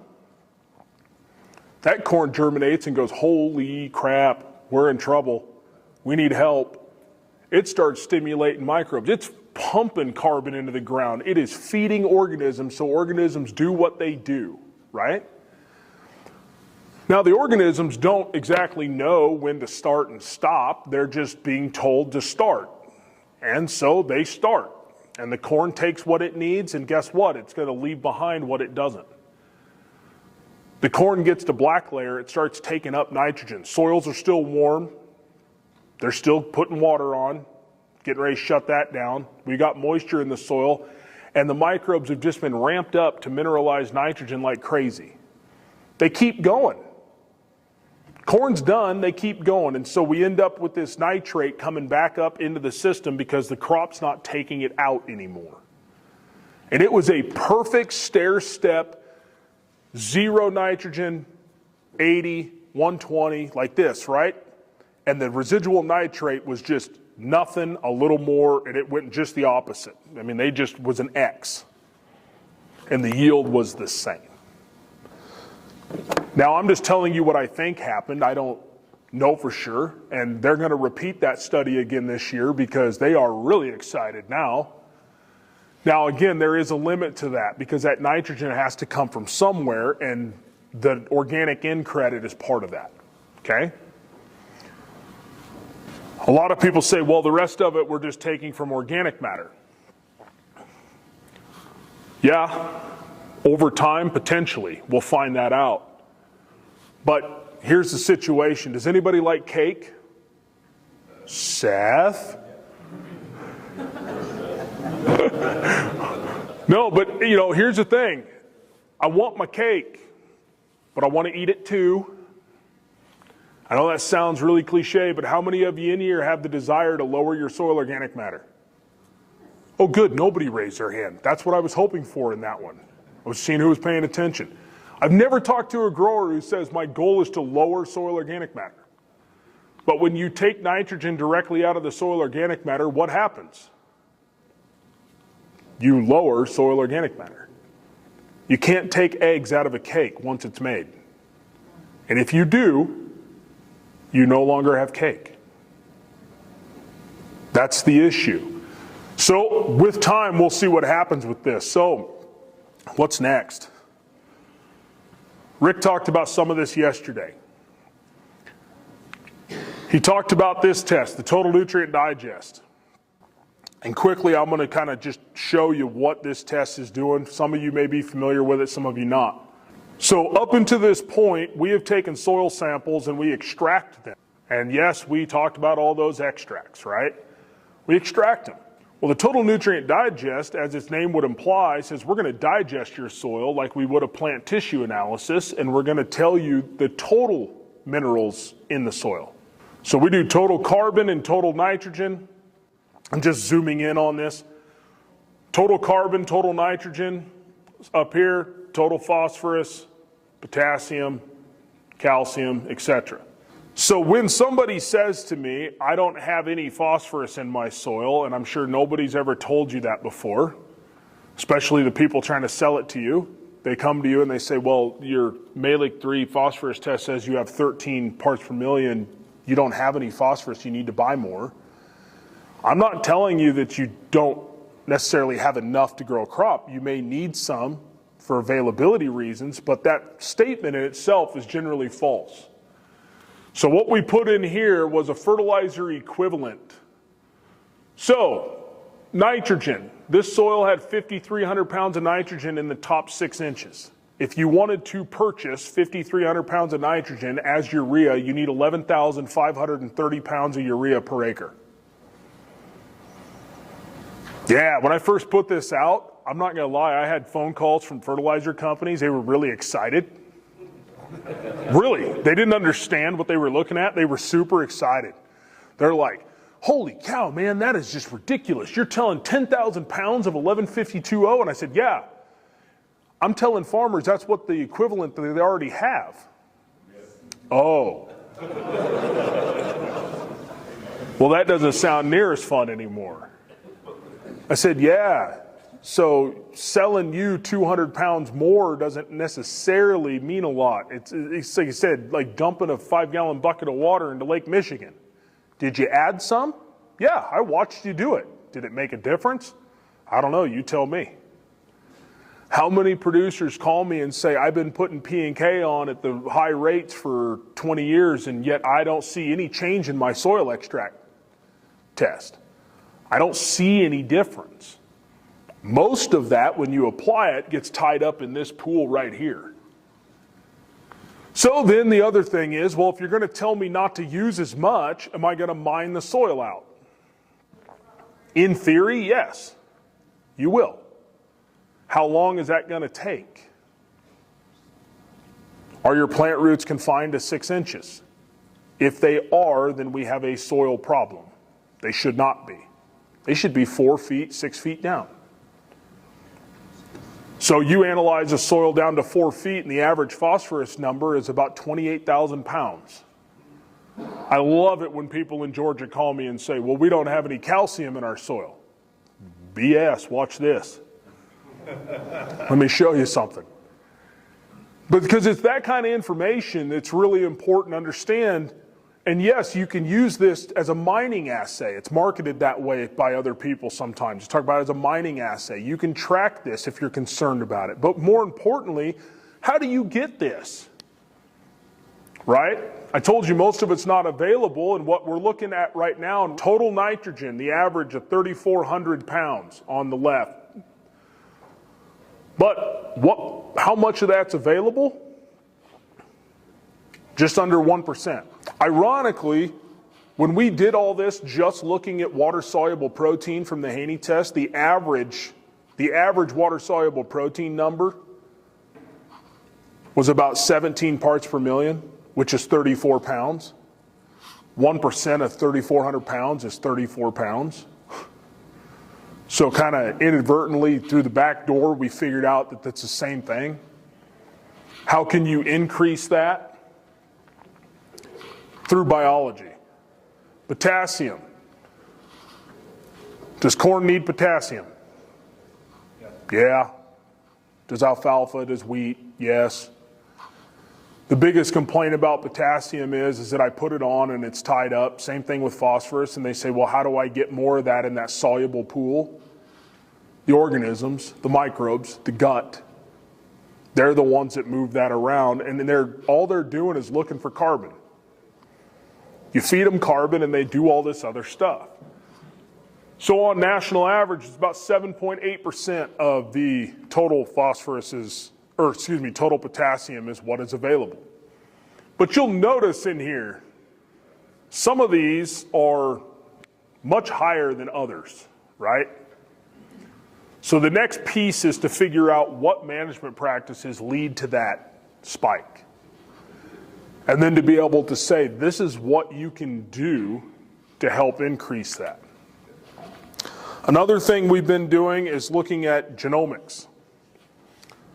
Right now we are running the Biomaker's Bee Crop Genomics test. It's a wealth of information, some of which is useful, some of which is not. Everyone asks me, well, how useful is this test? And I say, well, I don't know, how useful is a hammer? Depends on what you want to do with it, right? So the one thing that I really find interesting about this test is, so what they're doing is they're sequencing the microbial genome, and then they are looking at different aspects of your soil, whether that's disease or whether it's plant growth promotion or whatever it is, and they identify all these organisms and put them into this hat and say, we're going to look at disease. So you tell me you're going to grow wheat. And they go through this big list of organisms they identified, and they say these organisms are a disease risk for wheat. Right? And then they throw everybody back in the hat, and they're going to look at plant hormones. Which of these organisms produce auxins and gibberellins and all those things that help your plants grow? But one of the things they do is they look at these nutrient pathways. So I told you microbes control the nutrient movement in the soil. They are the gut. Well, these different organisms produce different enzymes, and they're going to look at carbon, nitrogen, phosphorus, potassium. And the way they look at some of these is they say, which of these organisms are going to fixate carbon and gain carbon? Which ones are going to lose them through respiration? Indirect benefits, are we releasing, organic matter? And we have different, we meaning me and biomakers have differing opinions on what is a benefit and what is not. But really importantly, they also look at these. Now, the reason why this is so important is because iron, calcium are usually some of the hardest ones. You'll run plant tissue tests and say, I'm iron deficient, I'm calcium deficient. It's driven a lot by pH, right? But secondarily, it's driven by microbes. When somebody tells me I don't have any iron in my soil, I say, are you kidding? Your soil's made up of iron, aluminum, and silica with the rest of this stuff mixed in. You've got thousands and thousands and thousands of pounds of iron. Your plants show iron chlorosis because, and they say, well, it's because my pH is high. I said, okay, well, really? So you're in Montana and your pH is 8.5, because I don't want to pick on anybody in this room directly, right? But yet, there's no iron chlorosis in the plants growing next to your field. The road ditch is green, but you got iron chlorosis in the field. Well, is the pH 7 and then 8.5? Probably not. It's because that microbial group that moves those nutrients has been diminished in that farm field. Yes, we have constraints, environmental constraints, right? Whether the soil's too dry or we're in an arid environment, pH is high, whatever. But the management still reflects what you see in the plant. So understanding where these gaps are allows you to target certain management practices. It allows you to target certain biologicals that are designed to help aid in that solution. So we said, okay, let's look at treated and non-treated areas from the same field, or a side-by-side of managed versus non-managed areas. This was pretty neat. It worked for a while because we were able to look at, for example, in Iowa, we ran a bunch of samples for Practical Farmers of Iowa. The lowest soil health score we saw was a 14. Again, I told you why this number is meaningless, but these guys were like, 14, that's pretty darn good. The highest number we saw was a 21 out of these 48 farms. I sampled a tree line and a road ditch. Both of them came back with a soil health score of almost 40. Potential, right? Are you living up to your potential? And in that case, 14 doesn't look too good anymore.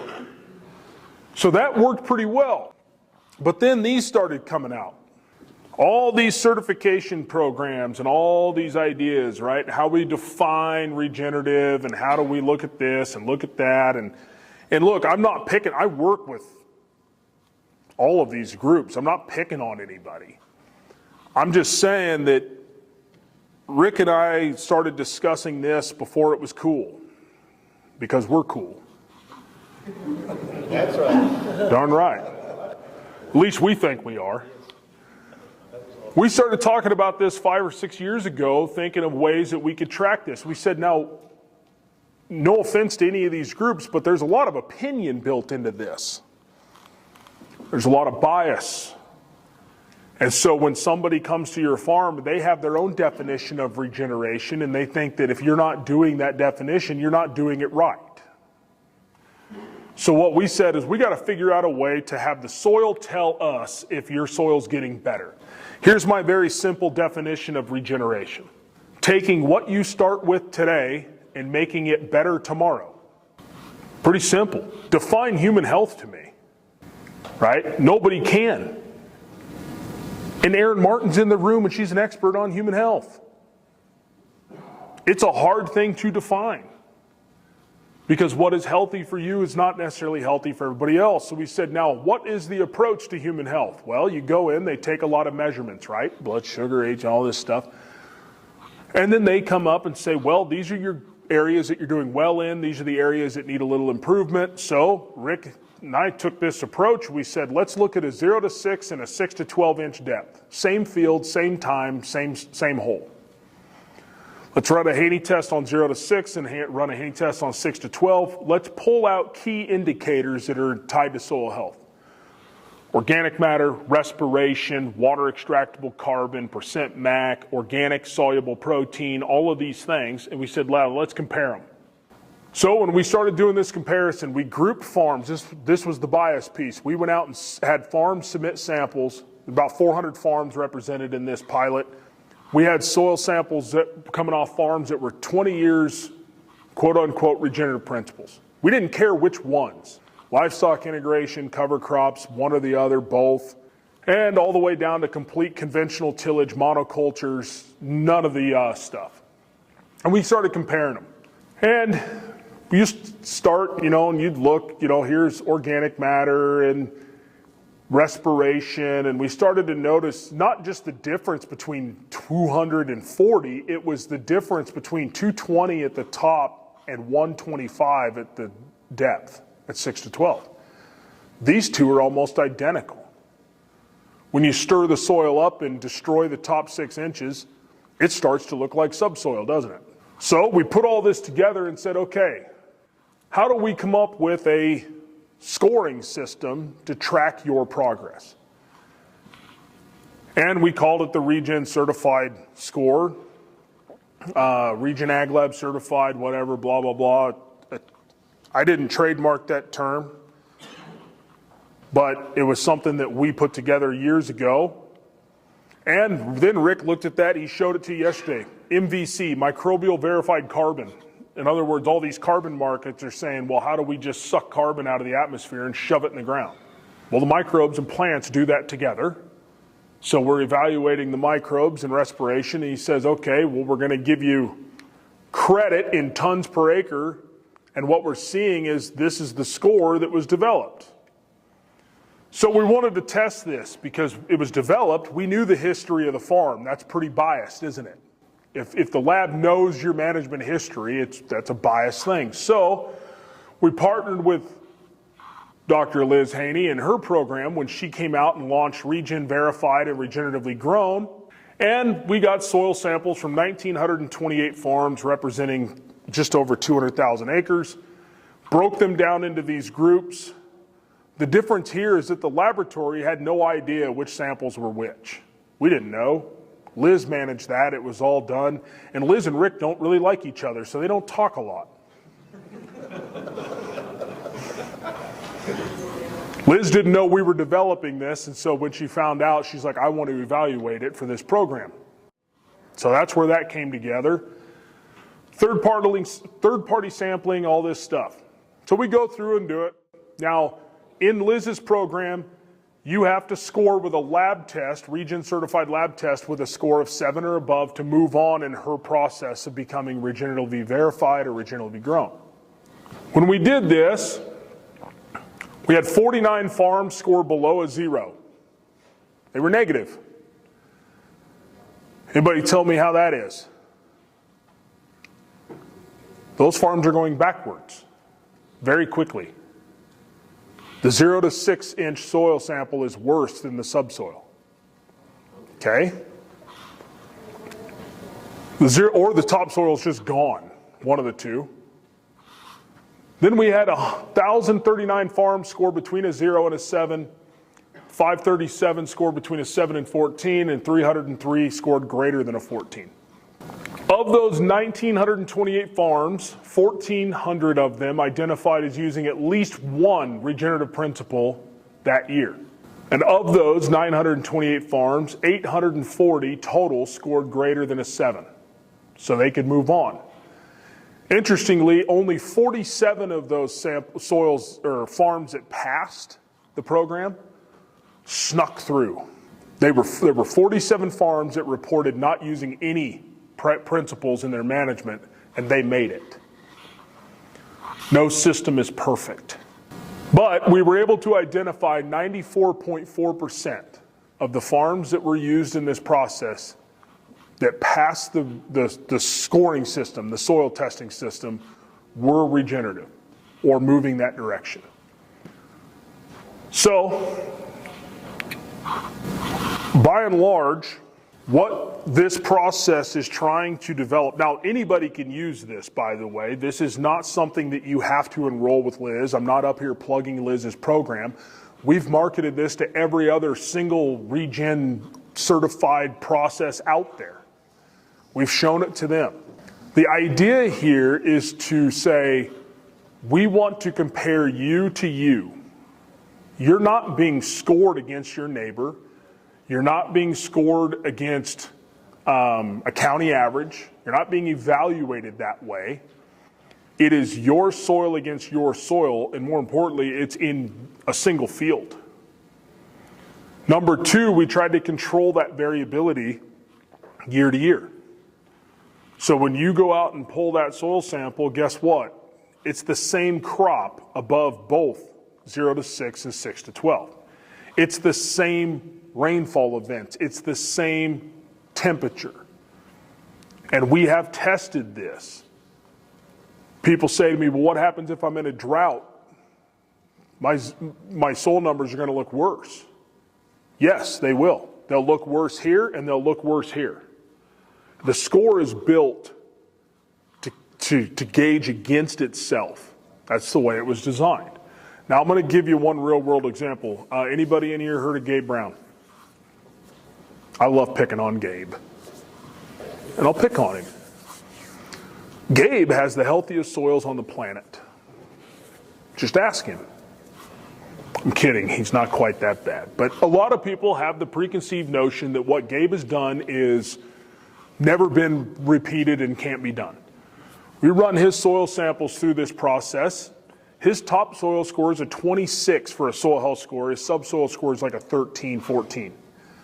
When you put those two not those two numbers, but the metrics off those two samples into this algorithm, he gets a regenerative score of around 16. Surprise, surprise, he passed. Now, we did this for an organic pecan farmer in New Mexico. His top soil scored a 6.8, his subsoil scored a 1.2. His topsoil, just looking at the Haney test alone, is half as good as Gabe's subsoil. When you run his numbers through the scoring algorithm, his regen score is a 24. Because it has nothing to do with Gabe. That's the sticker, right? No, it had nothing to do with how well Gabe has done. It had to do with what this person started with. They started in New Mexico on a high pH, really low organic matter soil. They had a lot of work to do, and they've done that work. Their soil is never going to be a 4-foot deep silt loam Iowa soil, right? It won't. But that doesn't mean that they're not regenerating their soil. But if you walked out there and just looked at that and looked at this, you would say, you're doing a great job and you aren't doing anything because your soil looks terrible, right? So the way this score was built is for that reason. We want everybody to have an even playing field and understand. So this is how you can track progress on your operation. And again, it can be used in conjunction with these other programs that are out there, like Liz's program, or it can just be done because you're curious. You get the full report for both depths, and you get nitrogen, or you get fertility recommendations if you request them. We use the 6 to 12 nitrate as a credit. We include all of that into your program. But by and large, that is what we're working on. We have released that. We're continuing to work on it. And what Rick shared with you yesterday is that he is now pulling in data from PLFA, Total Nutrient Digest. That's all going to get built into this type of system. So I know we're out of time. It's lunchtime, but I want to thank everybody. I know that was a lot of info, so appreciate it.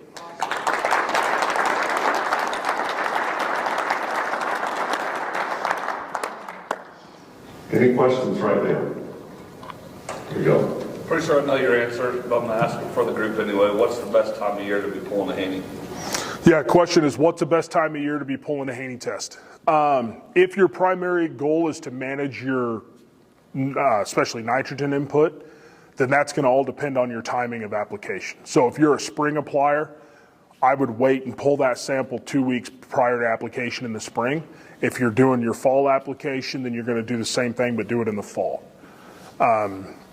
If you're just trying to track soil health numbers, then typically in this part of the world, it's going to be kind of 2 weeks before or 2 weeks after Memorial Weekend, the end of May. You know, because once we get into July, the temperature's so high, typically we start to dry out. So if you're just trying to look at optimal soil health time, it's generally when the soils are warm, plants are growing, but before we get to that heat of summer. When are you going to open up a lab out here in western Kansas? As soon as somebody gives me $7 million to fund it. Okay. Yeah, I get that question a lot. You know, I mean, I've had 14 requests to start labs outside of the United States. I've been approached by funding groups and they'll call me and say, hey, we got funding, we got $500,000. And I said, add a zero to it, call me back. Because it just costs so much to start the lab. The overhead is pretty ridiculous. No different than anybody who says, well, I'm gonna get into farming from the ground up, right? I mean, it's an incredible endeavor. But I'd like to. One more quick question. If anyone has one more. Otherwise, yep, right there. Does temperature matter when, if you're doing a nitrogen, if you're using that, I mean, I was always told you needed to have a soil temperature above 50 degrees. Does that matter or not? Yes, so the question was, does temperature matter? The short answer is absolutely it matters. The reason we put that in there, where we said we liked soil temperature above 50 degrees, is because in all honesty, what would happen is we'd have one of these springs where we had a warm week and people were rushing out, pulling these samples, and then trying to compare that to samples they pulled 4 months earlier or later the next year, right, or whatever. So we had it created too much variability and noise in trying to track that progress. So it does matter. Just be consistent. The guys in Canada pull them when they're 40 degrees, but they're consistent, right? All right. With that, I'd say a big thank you again to Lance.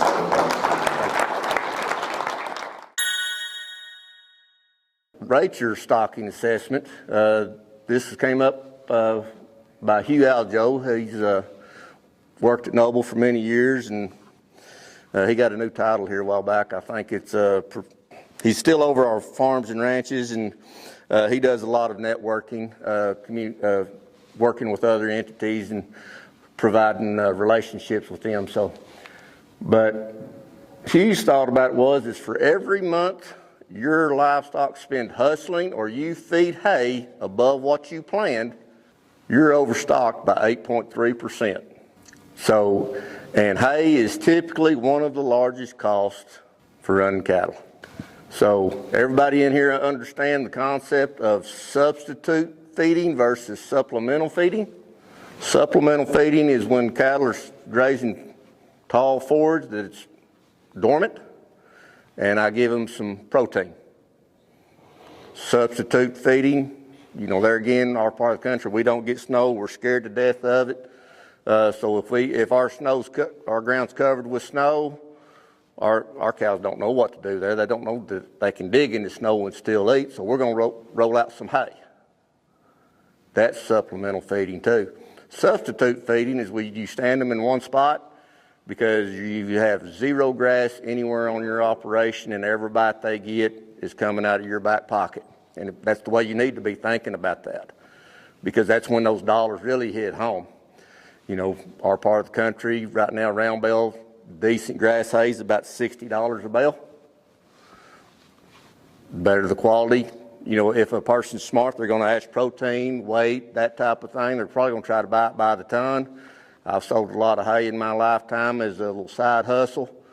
I was happy to buy it for $25 a bale and hold on to it and sell it for $35 or $40 a bale and then try to get a little delivery on that. Of all the customers I had, maybe 3 of them ever asked me about the protein of that bale. One guy never bought hay from me again because I'd tested it, but I'd sold it to him before I got the results back. I thought I'd bought oat hay. What I had bought was oat straw.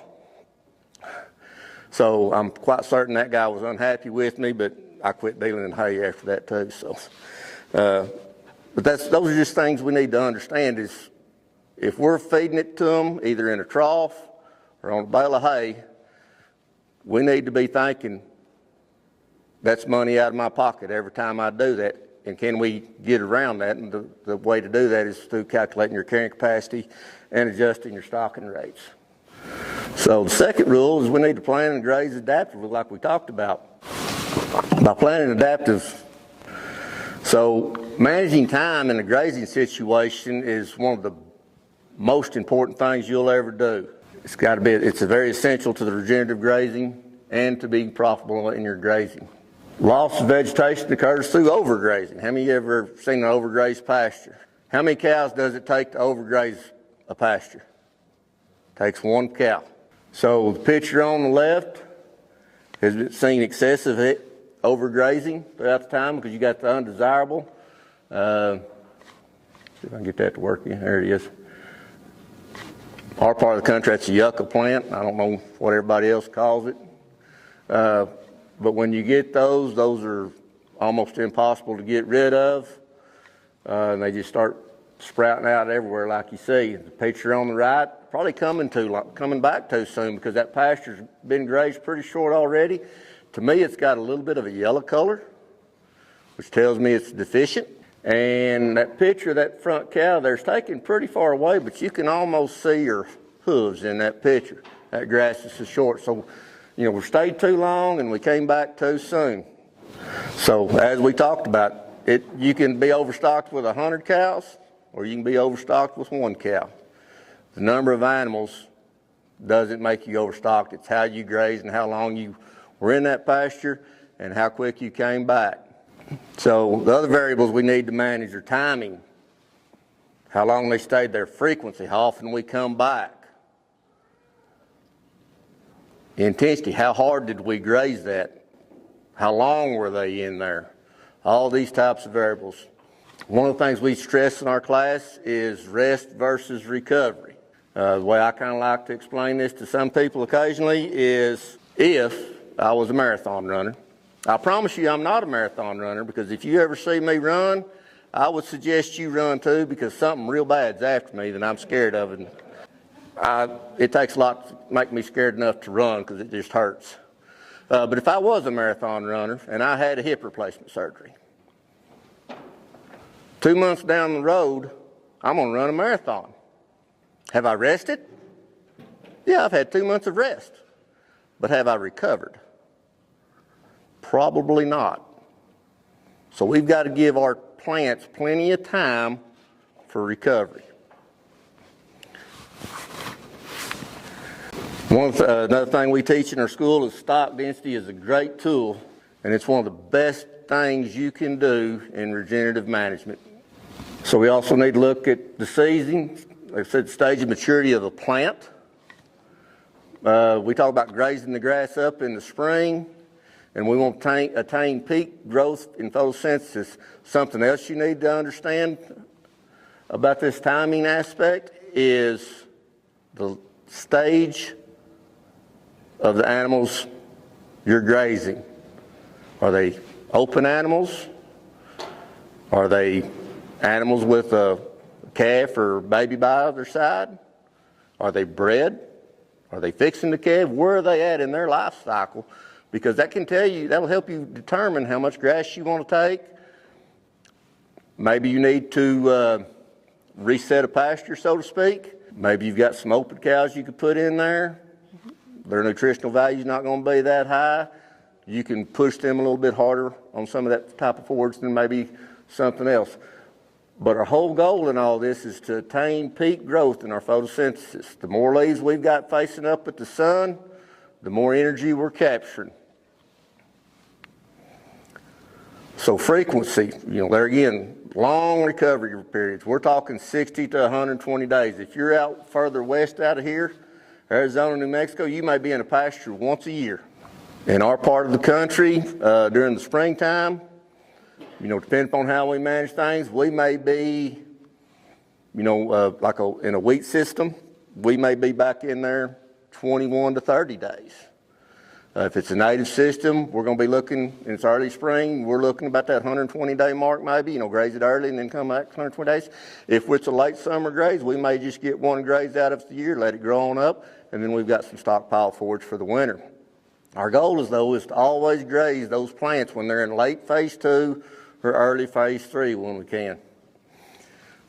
So a lot of people say, well, how do we do all this? Well, maybe we have a few more paddocks in our pasture. We found that, as we developed this course, we worked with Jim Garris. A lot of people may have heard of Jim, grazer out of Missouri, up in Idaho now. Wrote several books. Kicking the Hay Habit, I think, is one of them.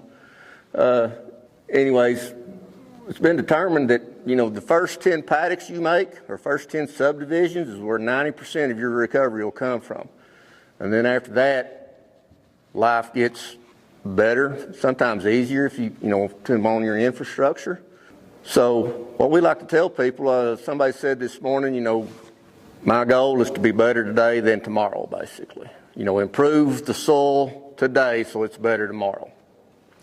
And what we like to tell people is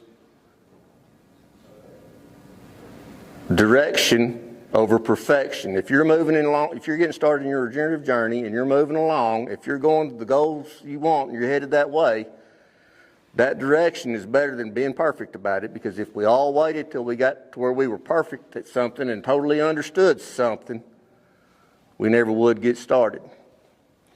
And also the other thing we like to say is, as long as you're going forward, that's a good direction. Speed does not matter. Because as long as you're going forward, that's the direction you need to be heading, no matter how fast you get there.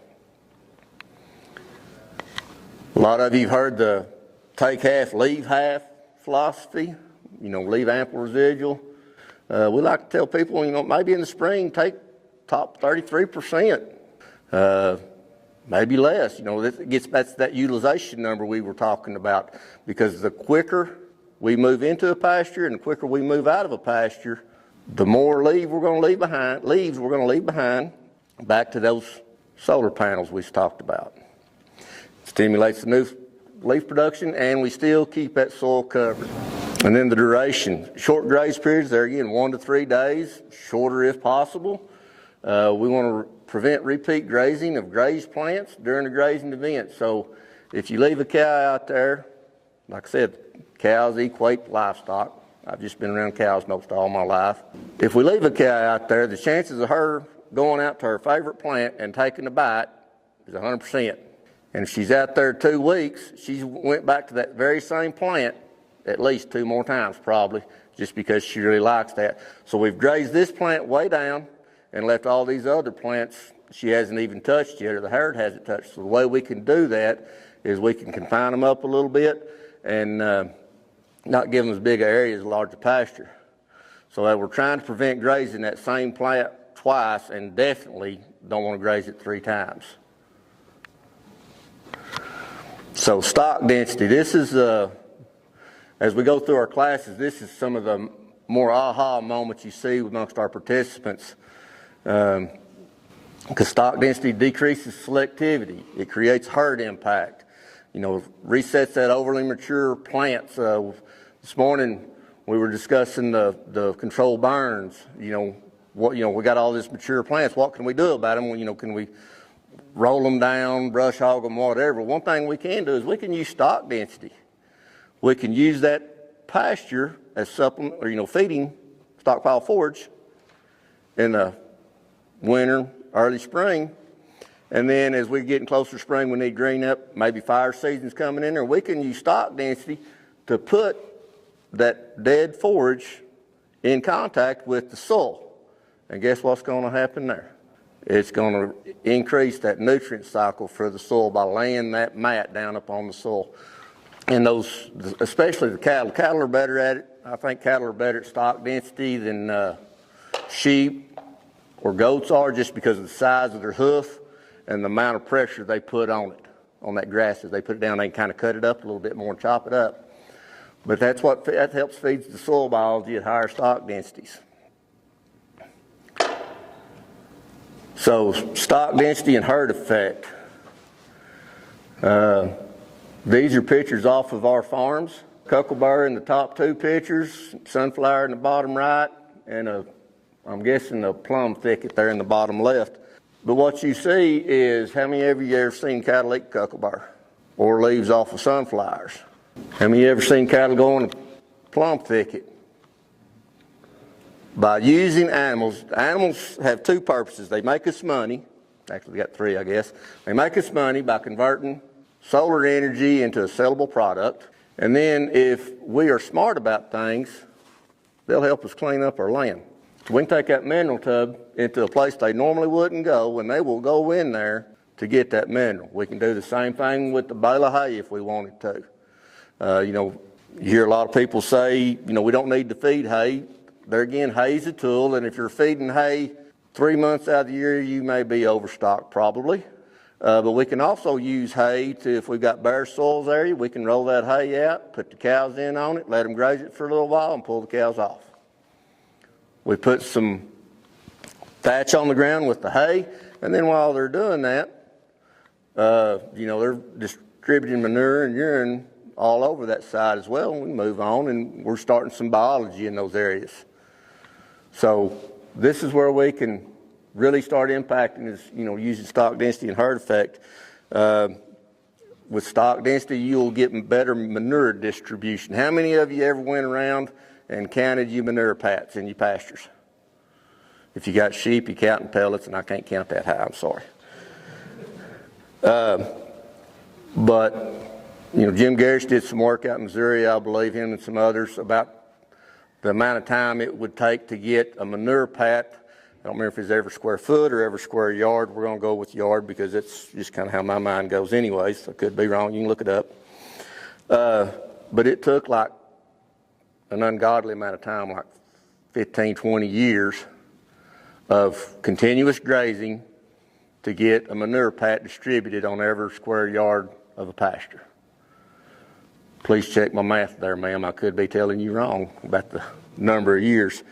But as you start reducing your paddock sizes and you start talking stock density, you can get down to less than a year if you're serious about doing it. And there again, by spreading that manure patch where, you know, all over a pasture, it's better for the biology for our soils, because where our cattle are typically going to deposit their manure and urine. Water point and the shade trees. So that's where most of it's going to be, and how much good is the water points and the shade trees doing for the rest of our pastures.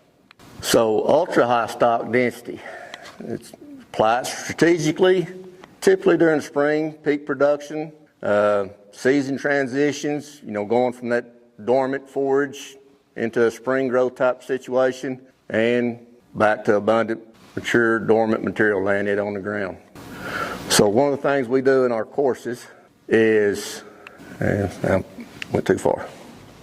We use ultra high stock density. So how many of you ever thought about putting 1 million pounds of livestock per acre? We were at our Miami class and we were discussing this, and it was like the day before we were going to do this particular 1 million pound exercise.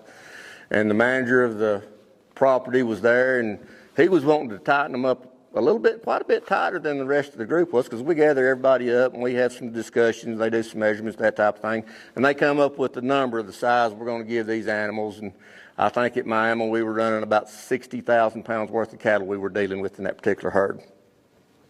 And the manager wanted to tighten them down a little bit tighter than what the numbers he was showing. It's just for a 24-hour graze. And I could see some of the participants standing around there, and so I just stepped up and I said, I got a question. How many of you think this idea that the manager has is kind of crazy, but you're also thinking, what the hell? It's his cattle, I want to see what happens. And that was everybody in the room. So we did it, and everybody was cool the next day, and then we showed them the 1 million pounds. Now, we only did 1 million pounds for an hour. And I think at the Miami course, it was running like a 50-foot by 50-foot paddock. Not very big. You think of 1 million pounds of cattle. You know, if you got 40,000 pounds of cattle, in order to get that 1,000 or 1 million pounds of stock density, you're looking at 0.04 acres. About a 40 by 40. So those are the types of moments when we teach these participants, you know, you can do this, and it's not going to hurt. Even if it is bad, we call it safe to fail or safe to learn. You know, if you've ever known anybody who got in credit card debt, it took them 2 years to get there, and it takes them 10 to 20 to get out. You know, you're not going to make a mistake that quickly that you can't recover from. And that gives them the inspiration to go home and try new things. And rule number 3 is we encourage people to work with nature. A lot of us really agree that this should be rule number 1 and everything else follows after this. Because when you start working with nature, life on the ranch gets a little bit easier. It's kind of like, for me in my instance, it's kind of like working against my wife's wishes. It doesn't work out too good for me most of the time. We talk about goals in our courses, personal goals, family goals, ranch goals. Well, one of my personal goals is I've seen stuff, I don't really like chickens, but I've seen some stuff like, man, I'd like to get some chickens. My wife's goal is not to get chickens. So guess when we're getting chickens? Ain't happening. So our grazing strategies, we have to adjust our stocking rate with carrying capacity. We teach everybody how to calculate their carrying capacity, and that's the max threshold of animals they should run. We also advise them not to set their stocking rate at that max capacity. Because if you get in a drought situation, you wind up selling livestock, potentially in a down market. If you have a wet season and you put your carrying capacity or your stocking rate way below your carrying capacity, you may have excess forage. How many of you think that's a problem, having excess forage? Best case scenario, you get with your neighbor who is overstocked, you agree to bring in some of his cows at a certain dollar number, and you get a little extra income out of that grass, or maybe you go buy a set of stocker cattle or sheep or goats or something. So that map I showed you a while ago of the 90 acres, me and my wife, where we burned it, she hadn't said no to this one yet, but she hadn't said yes. Well, I've just kind of mentioned it. I know how to work my wife pretty good. I'm thinking about getting 15, 20 goats, maybe smaller than that, because I learned my lesson with 102 sheep. But getting some goats to run in that barn, just get a little graze out of that when them briars start coming back in there. So those are things we're talking about. We need to be able to set that stocking rate where we need it to be to make us the best profit we can. And then we need to build flexibility into stocking rates so we can add and subtract. And then we want to plan and adapt our grazing activities. One of the things, we talked about this morning about prescribed fire. It's a very prescriptive system. And fire needs to be, because we need to be able to manage it to the best we can. But in our grazing situations, if we start looking for prescriptions to graze, I got to do this, step 1, 2, 3, 4. That's when we're going to get in a train wreck, and those systems will very seldom ever work out, because you have to be adaptive in your grazing, because what worked last year may not be the same as this year. The town managed high stock density grazing we just discussed, great tools to use and help it recover some of your ground. And then we want to minimize the time in a pasture or paddock. There again, 1 to 3 days.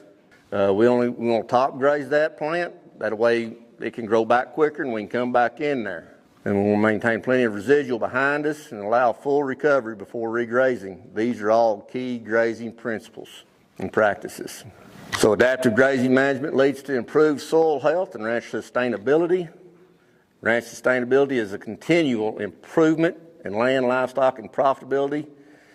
Improved soil health plus improved profitability equals, in Noble's opinion, regenerative ranching. So regenerative ranching and farming begins with a mindset. You have to have a change in mindset. A farmer I've known for years, he was one of the first in that area to start practicing crop rotation. They showed him the value of it. So he's got a great mindset, and he can change his mind. It just takes him a while. He came to me about 21, I believe, and said, well, hey, what's Noble doing? What are we? And he said, how can I make money? And we're talking about it. And he said, man, I got to throw fertilizer. And mind you, what was the price of fertilizer in 21? Our part of the country, about $1,000 a ton, plus diesel, wear and tear on equipment, and labor. And I was trying to say, well, Joel, if you don't throw this fertilizer, he said, I'll have to sell some cows. I've got to throw the fertilizer to get the grass. Well, how much money will you save if you don't throw the fertilizer? Well, I got to have the grass. If I don't throw fertilizer, I got to sell my cows or sell some of my cows. But he never would put a pencil to it because he did not have the willingness at that time to have a change in his mindset. So this is a picture of a man by the name of Yates Adcock. Noble works with him quite a bit. And he's quoted as saying, we're all extremely blessed because not everybody gets to do what we get to do. With that, that about wraps up our presentation. Noble Grazing Essentials is one of the classes we have. A lot of these slides I showed you today came out of that class. It's a 3-day course.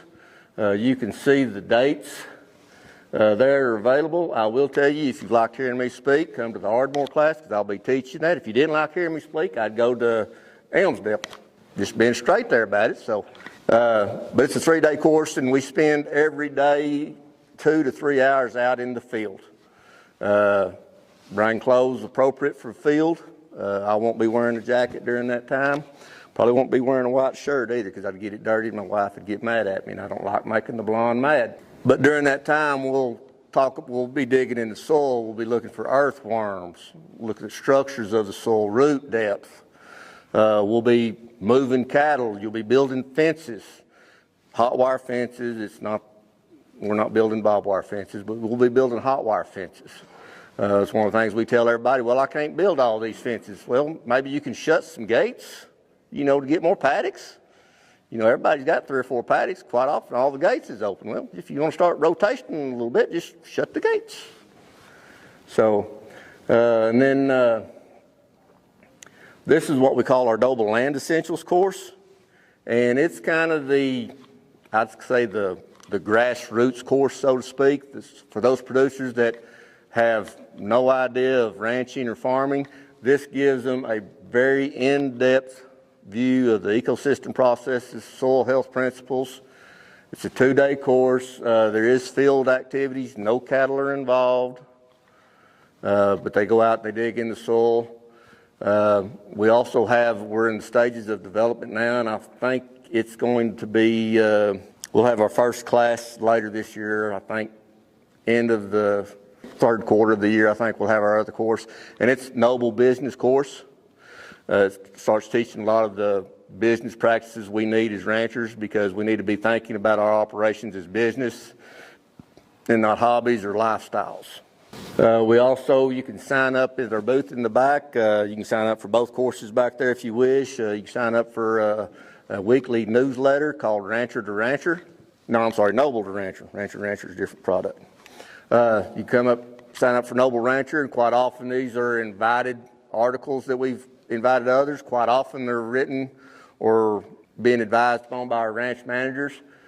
Our ranch managers are great, but they're not writers either, so we'll have somebody interview them about certain topics, and they'll write the story about whatever topic it is that day. So this is free, just shows up weekly in your email. And you can catch us on all of the social media platforms, Facebook, Twitter, whatever else. And you can go back and see Miss Darla and Miss Kendall at her booth, and they'll help you figure out whatever it is, whatever questions you have. So with that, are there any questions? When you have excess grazing and you take your neighbor's cows in, what's an equitable rate that you would charge him? That's going to depend upon your context, his context, what type of forage you're grazing, how long they'll be there, the level of care that's provided. If you're just running his cows and he's coming to check them, he's providing the mineral, that type of thing. I've seen, you're putting on me on the spot there to come up with the number. $10 a cow a month maybe. You can always check with some of your economists in your area, just kind of see what the going rate is, because it's like land lease rates. Is basically what you're talking about, except for a long term. It's just a short period, on a monthly charge. But a lot of land lease rates in our part of the country, the range is $12 to $25 an acre, depending upon the type of forage. So, that'll be another thing that counters into it. So, I can't give you you charge this month. It would be wrong of me to do that to you. But those are the considerations you'd need to be making: level of care, services provided, mineral, who's providing that, how long they're going to be there, the type of forage you have. If you're talking about like running in our part of the country, wheat, stockers on wheat, I think the last price I heard, and it's 2 years ago, was like 75 cents a pound gain. So that's the other thing you need to be thinking about. Are you talking about, are you running your growing cattle, so you're looking at a gain basis, or are you running mature cows where you're looking at more of a maintenance basis? So all those factors have to be considered in there when you go to set your price. And, you know, if you got a local economist, it may be your extension agent in your area could help with that as well. So I hope I answered it to the best I could without giving you a dollar amount, because I don't want you going home and me telling you your price and, well, that old so-and-so lied to me because I could have got more, or I can't even get that much. So that's the reason I was somewhat vague, just kind of wanted to let you know what needed to be calculated into that. But, you know, if you've got excess grass and they let you use their animals to eat your grass and bring you in extra income that you hadn't budgeted for that year, it's a plus for you and them, probably. We'll try to make this interesting and keep you awake, and then we'll get you out of here. I'm from the east side of the state. I'm on the opposite side of the state, obviously, from where we're at right now. I'm not too far away from Olathe, Kansas. I'm about an hour south of Topeka. And I want to give you a real practical look about our operation and tie it into the wildlife side of things that we've been doing as we go through this presentation. So this is a real good friend of mine. This is his kids. They hunt with me. We do some things on our food plot system, and that's one way that you might say I integrate kids into our system, because we weren't able to have kids, and so I try to put a premium on putting kids in our operation. So lots of times when we get a new piece of property, or we're fortunate enough to lease a new piece of property, we try to put up feeders. We try to do some things to take an inventory on the quality of our deer. And this is a property that I actually lease through K-State and do some pretty neat things on. They're getting a piece of their land that's in one of their trusts regeneratively changed, and I'm not sure they even know it yet, but that's all good. So how many of you see that big buck in the middle in the background right there when first glance of this slide? How many of you see that Boone and Crockett raccoon off to the right taking a selfie? So when you put a deer camera up, you never know what you're going to get. I put this slide in there because it's really important. You know, we can tell people what to do. We can even teach them. They may remember, but when you really involve somebody, when you really invest in them, it makes a true difference. And I think about the things that I've learned most in my life have come from the people that actually invested in me and not just threw me out to the field and said, here, go do this. So farming, real quick little just brief background. Farming's the number one thing I wanted to do growing up when I was in high school. That's all I wanted to do. We lived on a 60-acre farm, but we didn't have any livestock. The only thing we did was rent our pasture out, and my dad had a garden every year that we learned how to garden with. And so I worked for a lot of farmers, but my dream was to be a farmer. And then Dad bought a 60-acre farm, which I live on now. We were profitable the first year. We were not profitable the second year. And I bought into the whole thing of, you know, the other kids at the school that were farm kids. They were wanting to do everything they could do to get off the farm and go do something where they could make a living. And so I did the second best thing that I like to do, and that was build houses. And that happens to be the last house I built. That's mine. And so I built houses for 20 years. I was a contractor in the Kansas City area for close to 20 years, and I always had my eye on the opportunity to get back to the farm. If it ever came, I was going to jump at it. And the opportunity came roughly in 2006 to move back to the farm, rent the old farmhouse. I eventually tore it down after I got my house built. And then we got off to the races after meeting Gabe. And I threw this picture in here since Russell's owner partners with Liz on their company here. That's Russell before he became Russell. I don't know if that was, I don't even know how long ago that was, but he met Gabe on a road trip in Kansas, and I remember him sitting on the couch asking Gabe if he could help him start doing some speaking or get him some speaking engagements. And then somehow my dad always knew how to be at the right place at the right time to take a good picture. He passed away 2.5 years ago. That's we started out, don't shoot me because those are white, but those are the cows that I run. And so when we talk about investing in people, this guy right here invested more in me than anybody else ever has. And anytime he was in Kansas doing a soil health event, if he could stop by the house and say hi and just shoot the breeze for an hour, he would. And I truly miss being able to give him a phone call since he passed away. But that's one of the reasons. I'm not the only one that stood up here and talked. I'm not the only one supposedly, in the soil health deal. But that's one of the reasons I'll drive over here to the other side of the state to share our stories, because of that guy right there. So lots of times on your road to personal growth, to doing things that may be different, even the people that are closest to you are holding you back, and you got to have a strong determination to make that change, I think of people like Bryce back here, Michael Thompson, Lance Fikert over at Buckland, Nick Voss. There's several guys out in this part of the world where it is a drier climate than my part of the world that are doing some phenomenal things. And, we all had to face the music of making a change, and even if those closest to us didn't go along with it. So if you dug a soil pit on my farm, this is what you'd see right here. That happens to be the foundation to the house that I built, that I live in now. The name of our township's called Rock Creek Township, so I think you can see why.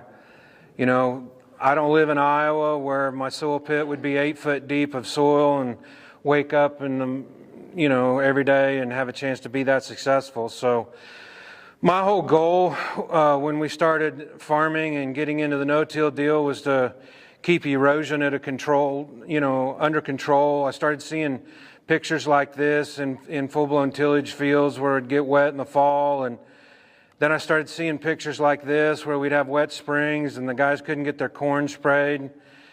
All these pictures are right around my county.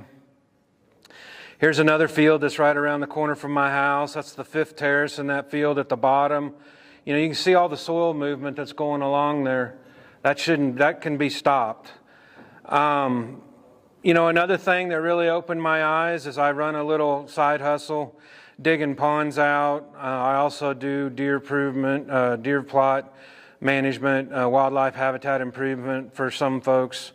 But I started digging ponds out, and I've never gotten into a pond that wasn't, at least 4, 5, 6 foot deep of silted in topsoil. And this particular client hired me to dig out this pond, and they just couldn't believe where that dirt came from. And right up above them, there was an agricultural field. There was a full tillage field, and I just pointed up the hill, and I said, well, how many inches of soil did that guy lose over the last 20, 30, 40 years? And so there's just an unbelievable amount of evidence that shows that we can stop this tillage situation if we have a different mindset. Here's a picture of my neighbor. This is 10-inch centers. He's no-tilling some soybeans in there, and he's a minimal till situation, no residue. That's what it looks like every year. So even when you're planting, you can have wind erosion. I don't know about you guys, but when I got to work on a planter, I don't want to be covered in dirt and caked up, oil with all the dirt and everything.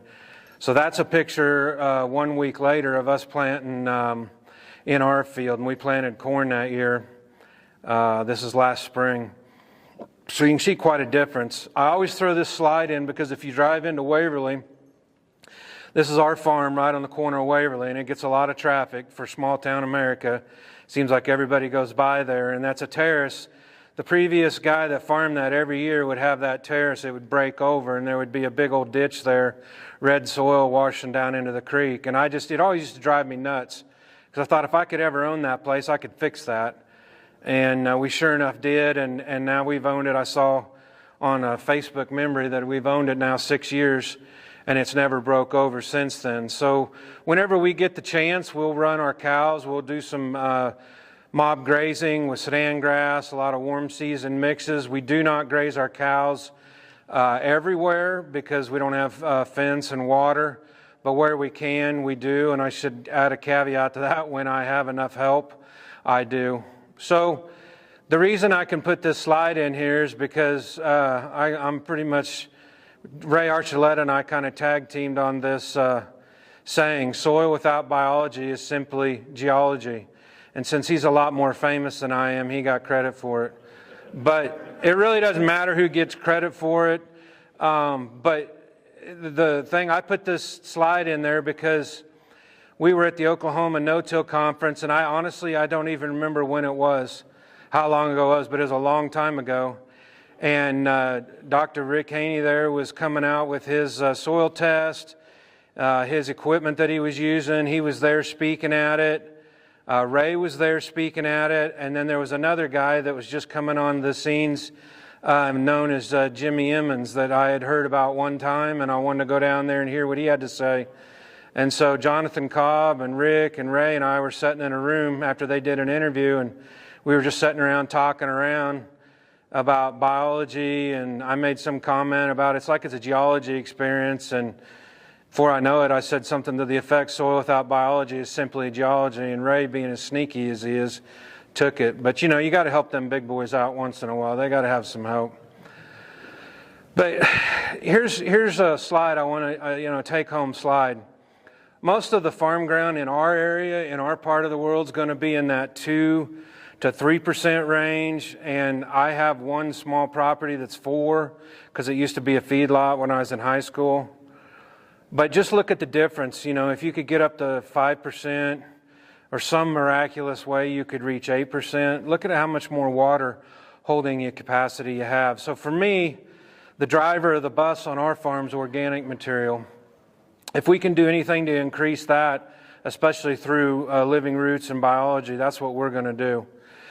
So I want to show you some practical slides of the Milpa garden mix. You know, we got this from Green Cover Seeds. We did plant our corn with a 4-row planter.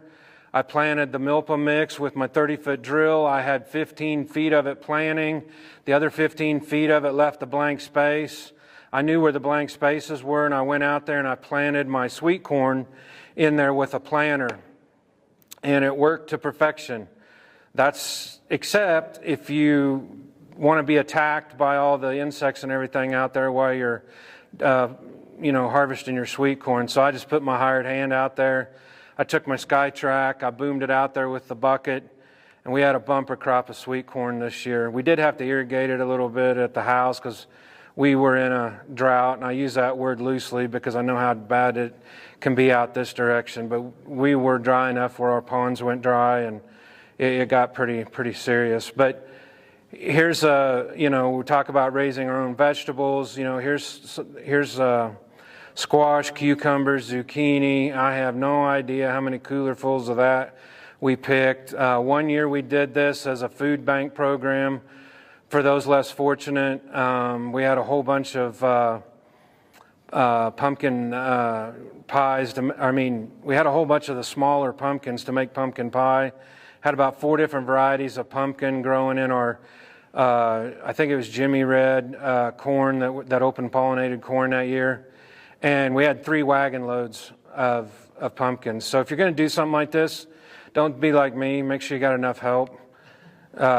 When you call your wife up or extra help and you pick pumpkins for 3 hours, it'll wear you out. So here's a slide. I'm just going to let it play instead of trying to talk over it.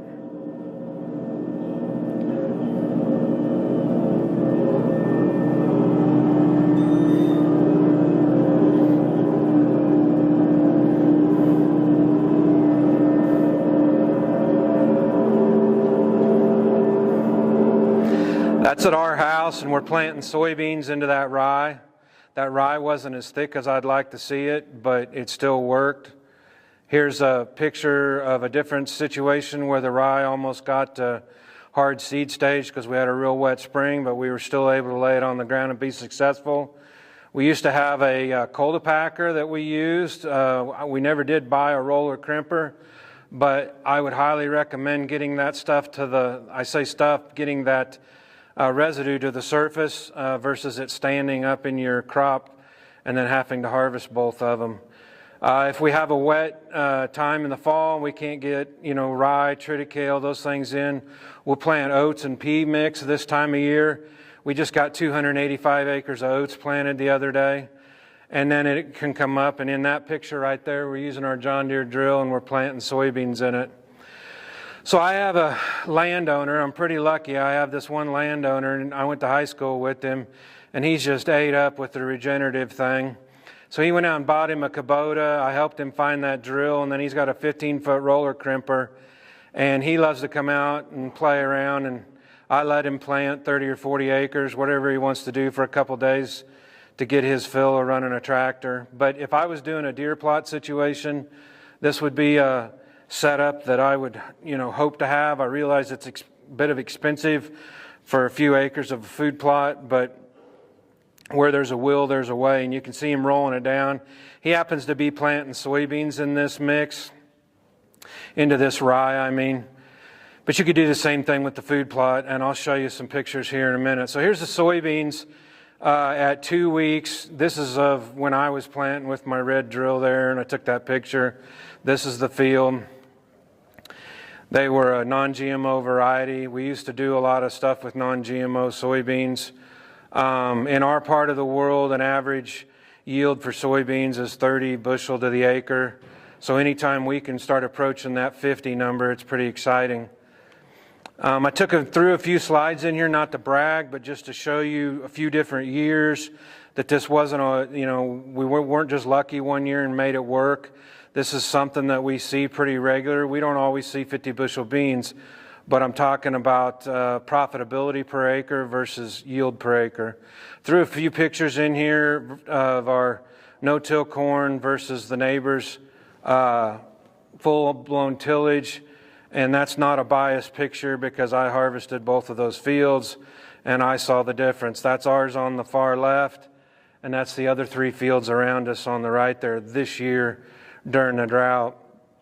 So you can see what happens if you don't get your ground covered. If you just leave it bare, that's mare's tail coming up, that's barley on the right. The drill accidentally shut off. I'm sure you guys have never had that happen, where you leave a little triangle out in the field. And when I was out there looking at the crop, I thought, that's ridiculous that those weeds are coming.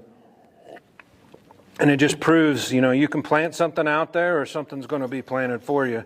You can pick or choose what you want. So here's a neighbor's soybean. This is a tillage field right across from our very first no-till field. This would have been soil structure. This would have been pictures that you would have seen on my farm back in 05, 06 when I first started doing this. That's what a shovel full of soil would have looked like. You can see the hard pan. You see the dark layers. There's about 3 of them there. There's about 3 of them right there. There's 1, 2, 3. And that's not real impressive. We want that water going downward. We don't want it to hit that hard pan and go left or right. We want vertical. So this is what we have in that same field today. After doing cover crops, a diverse rotation. There was no cattle grazed in this field to get to that point. It was just strictly no-till, slipping a cover crop whenever we could. We added wheat to our rotation, and then since we added wheat back, we've started doing triticale, rye, oats. Barley's one I love if I can find a market for it. So nowadays, when you pull the soybeans out of our field, you'll see root systems like this. You see a lot of vertical roots. You can see the nodulation on those roots. That's quite a different picture than the first one I showed you, where the roots were only about 3 or 4 inches tall.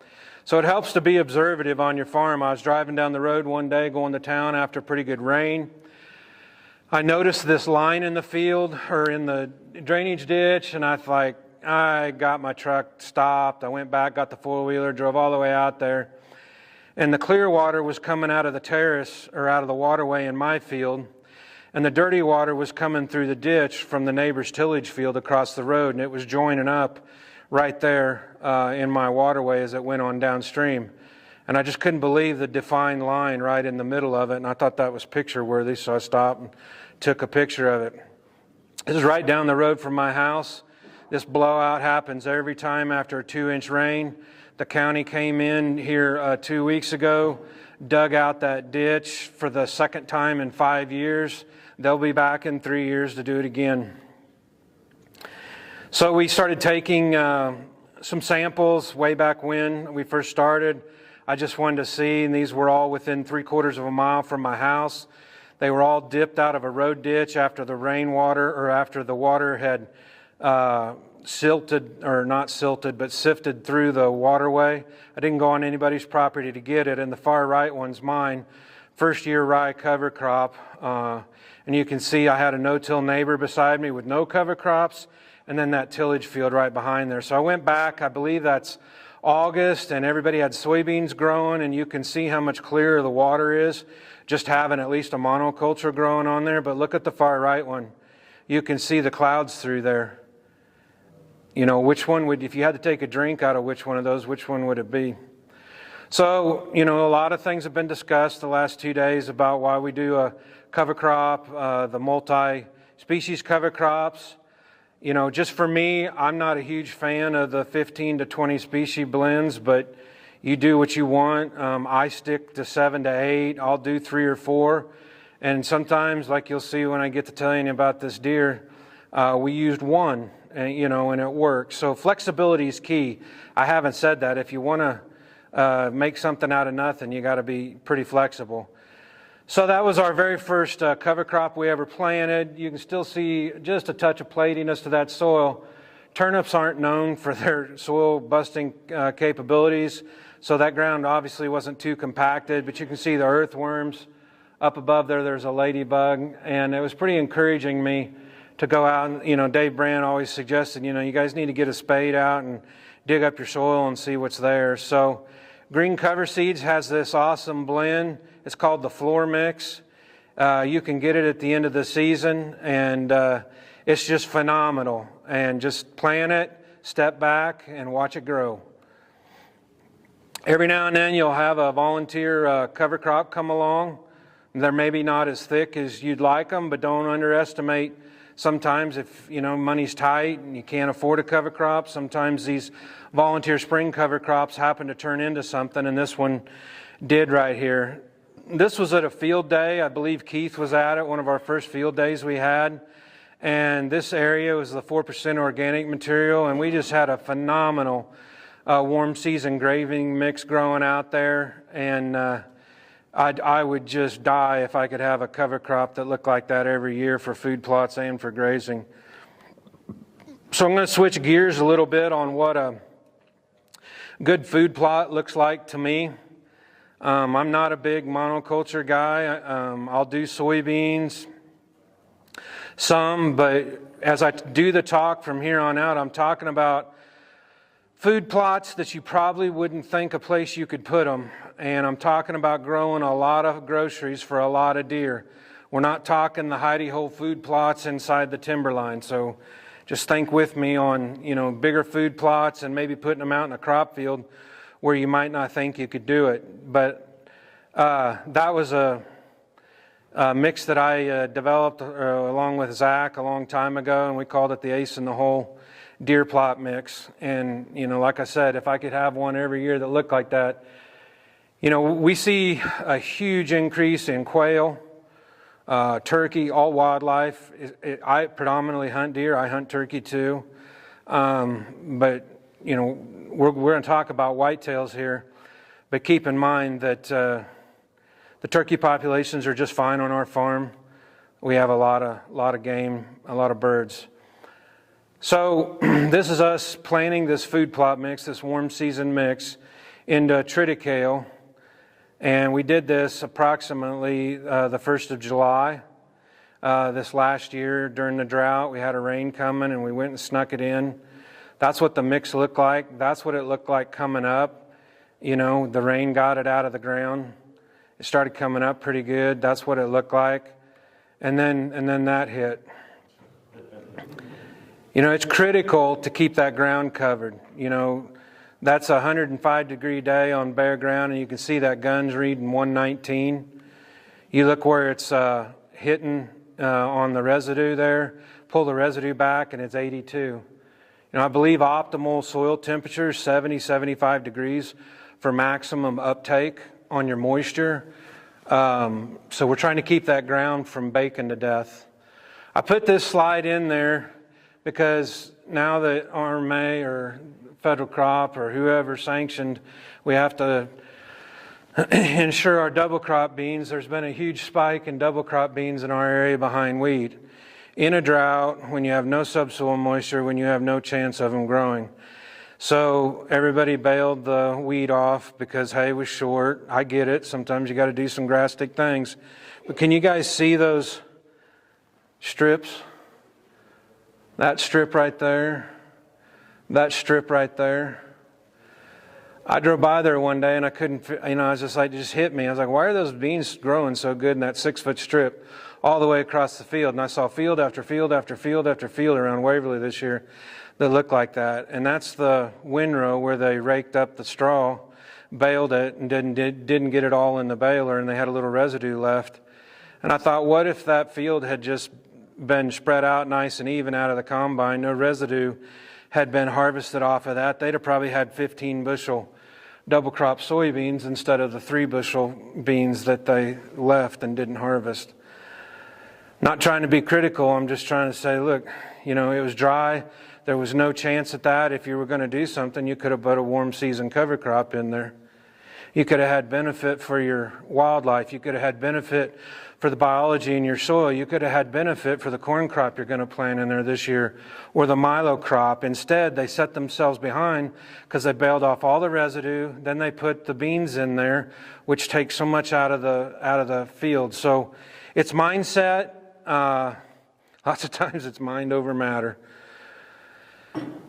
So when I got going deer hunting, I'm a self-taught deer hunter. I had an awesome dad. I'm proud to be his son. But he didn't like the deer hunt. He did like the bird hunt, and he took me fishing and stuff, and he spent time with us. But he just didn't like the deer hunt. And so I started getting into deer hunting when I was a junior, senior in high school. And if I would have thought of it, I'd have brought it in here. I have a little plaque with a 6-pointer, and I know what it's like to live in that world with that dumb deer hanging on the wall, and that's the only deer I had for a long time, but I had to teach myself how to deer hunt. So, I don't know, 06, 07, at No Till on the Plains, heard Ademir Caligari talking about cover crop mixes, was introduced to Dave Brandt, Gabe Brown was there, the Burns brothers were there, and they were having some field days. Of course, I went to as many as I could find, and all these people are sitting there talking about cattle and what can we do to feed our cattle and this and that. And I was sitting there saying, I didn't say it out loud, but I was saying to myself, screw the cows. I want to figure out how to feed these deer. Because I was spending a lot of money with, I think it was Whitetail Institute. They had an alpha rack or something. And I got it to come up, and then I got it to last 1 year. And I was still trying to have to plant these plots every year. Well, then I start going to these meetings, and I start hearing how sun hemp and Sudan grass and sunflowers and all this stuff, yeah, it takes water to get it out of the ground, but it doesn't take a tremendous amount of water during the year to grow it. I mean, it does take water, but not like some of these other things I was trying to do. And then I got this picture of this scrawny old buck in the drought we had in 2012. Excuse me, and I really started putting a premium on our food plots. So people will ask from time to time, how do you know this works?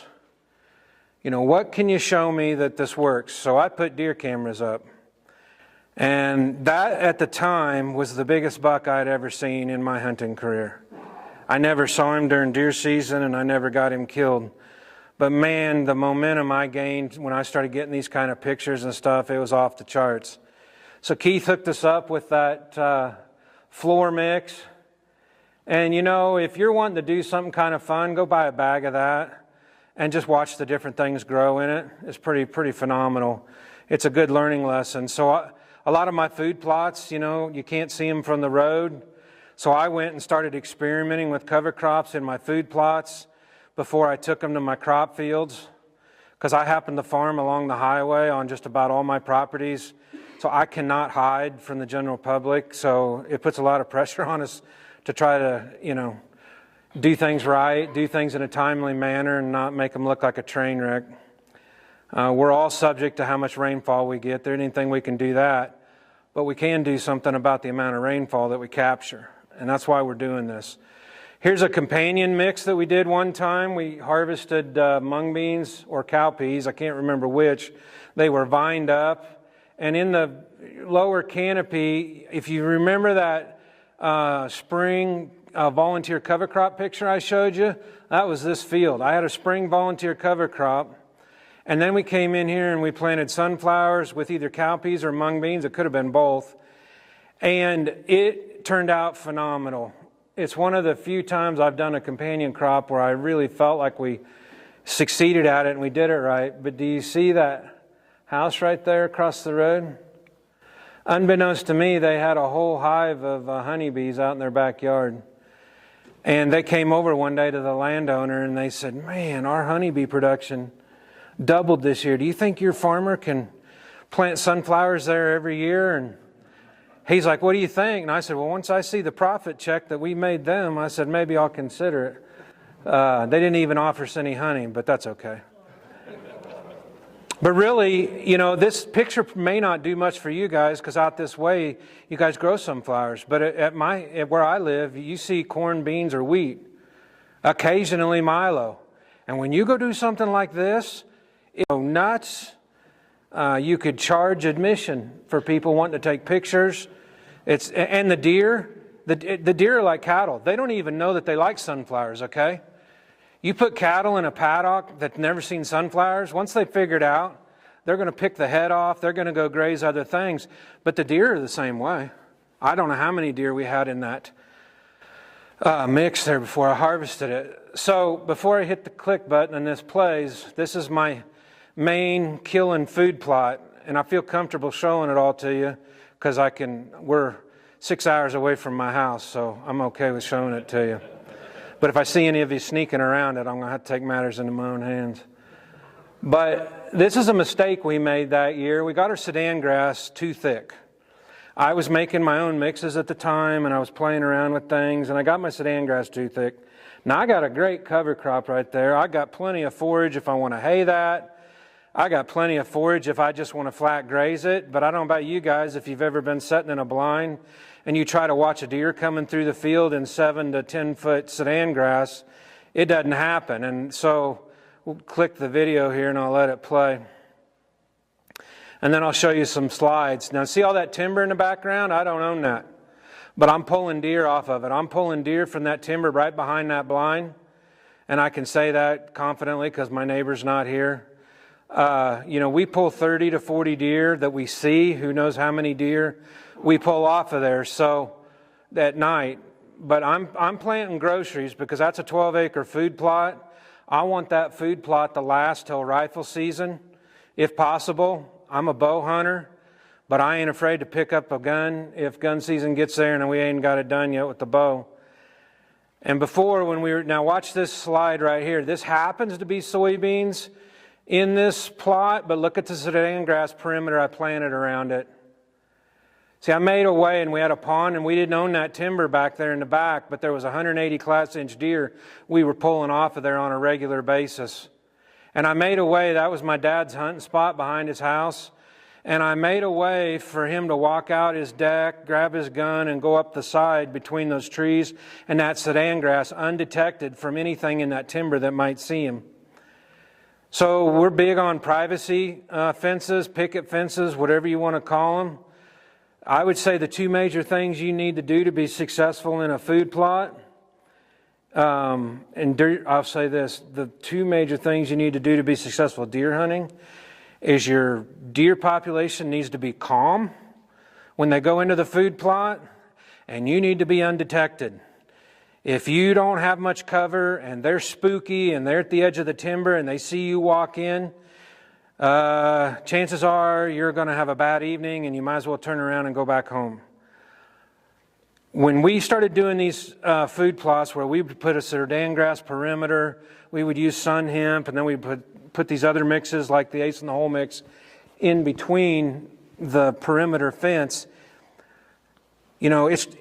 Guys would say that I would take hunting with me. They'd say, well, what time do you want to go hunting? What time should we be there? About 4 o'clock? And I said, no, we got to be in the blind by 2.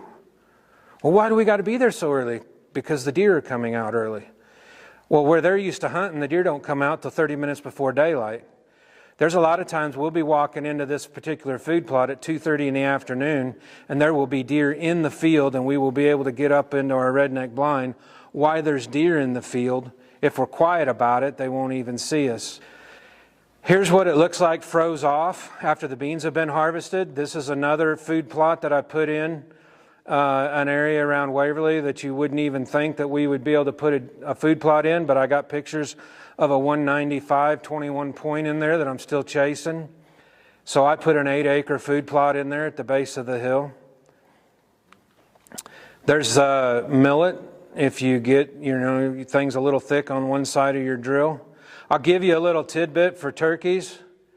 If you want to put something out there, put Japanese millet or foxtail millet and plant it nice and even right in front of your blind about 15 yards out there. I did that one time by accident. It was unbelievable how many turkeys would come out there and just pick the seeds off of that stuff. So this is that spot where I just showed you the privacy fence where we have that 195 we're chasing. And if you were a deer, that's what you would see looking back at the blind. And that's this year in August, right before our field day on limited moisture. That's what it looked like, growing up. That's pretty much the ace in the hole mix. Here's other things that we've grown. There's kale, could be a Winfred turnip. I believe triticale was growing. This was an early springtime situation right here. But here's the pictures of how we took care of that tall sedan grass problem that I was telling you in the food plot, how you can't shoot through it. So we learned to start either planting into it or mowing lanes into it. And usually I mow a lane in it and I keep the bush hog up high in case it rains, because lots of times that sedan grass will grow, you'll get regrowth on it. And this was in August that I did this, and I came back in these slots the 1st of September, and I planted triticale, turnips, and peas. And that's what it looked like here in December. So we've got stockpiled feed that the animals, the deer love to eat, and then they've got the greens right there to help them. And I didn't get any current pictures in there, but if I would have, that's even greener now since it rained some more with triticale. That's the actual food plot itself where we planted, we mowed those lanes. Then you can see where it grew back. I don't know if you guys can see that big buck right there or not, but he showed up in the middle of September. So the other thing I've seen is we have a full season deer hunt now. Instead of just the rut in November, we hunt September, October, November, December, and it's really turned into quite a deal. That's grazing paddocks, and the doe was giving that buck fits running in and out of there, and I happened to snap the picture when she was running back out of there. So these are some sheds that we found on our farm. This was out of our watershed lake. We found this giant deer. It scored 203. If I'd have had room in the car, I could have brought some of these sheds, but these are some of the bigger sheds that we found. We usually don't find all our sheds in the timber. We usually find them out in the wheat fields or the triticale fields or whatever, and we try to pick them all up if we can before they go into a combine tire or a planter tire. Just some pictures. We always try to have fun. It gets pretty boring if you don't have fun on your farm. I take a lot of kids with me, the ones that I can from our church that maybe don't have a dad or don't have a great home life, and we want to try to get them into hunting. I have other people at our church that have never deer hunted before. We took a guy out this year for his first time, and he's all tore up with the deer hunting aspect of it now.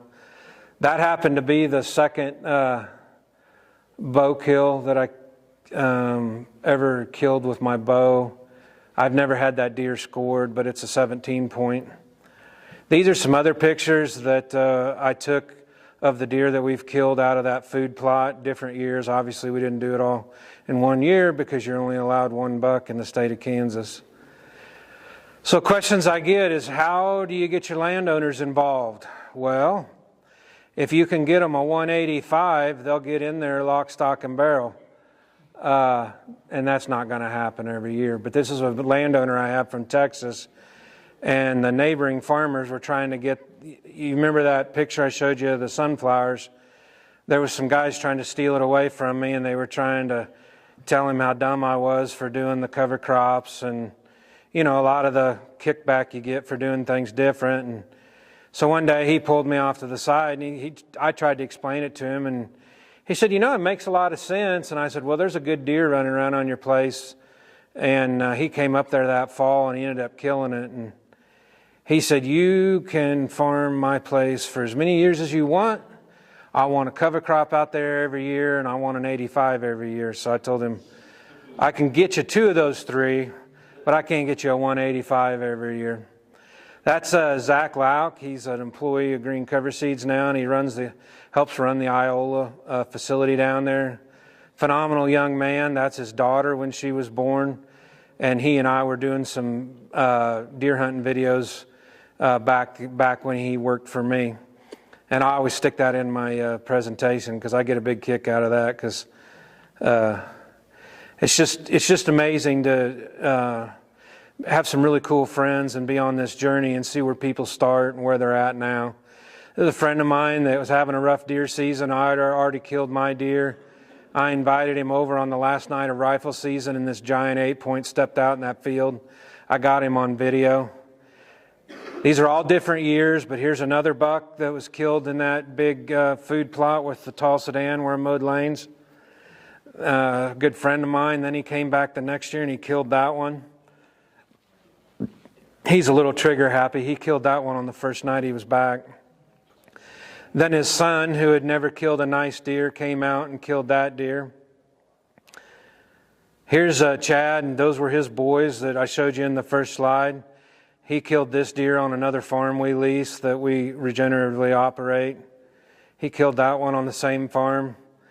Here's Parker, the young kid, the young gun. He's 12 years old when he shot that one with the 30-06 at 100 yards in the food plot. Next year, we got him on that deer on another farm in our food plot. Next year, we got him on another one on another farm in that food plot. So these boys are spoiled. They don't know what it's like to kill a 6-pointer and have it hanging on the wall for 6 or 7 years. That's Parker's older brother, River. I filmed him killing that deer in the food plot. If I'd have had time, I would have snuck some of these videos in there. That's River all grown up. He killed that deer where I killed Megatron last year. That's his mother deer. I just tried to put some pictures in here of the style, of the type of deer that we're able to harvest in our neck of the woods by doing some of this stuff. So I want to give you a quick rundown on the story of killing this big buck that we got down 2 years ago and how it results. It's a result of the no-till regenerative thing that we've implemented on our farms. So this piece of property, you would not buy it to deer hunt on. You would only buy it to farm on. Anytime my dad and I got a piece of property, it had to be 95% tillable if possible. He wasn't going to pay any extra money for trees. And I was sitting over there like, Dad, let's get, maybe we could get a place that's got 30% trees on it so we could deer hunt. You can't make no money at it. He would flat out fall out of his chair if he was alive today to see that the price of lands with just deer hunting on it's bringing more than the price of good farmland in our area.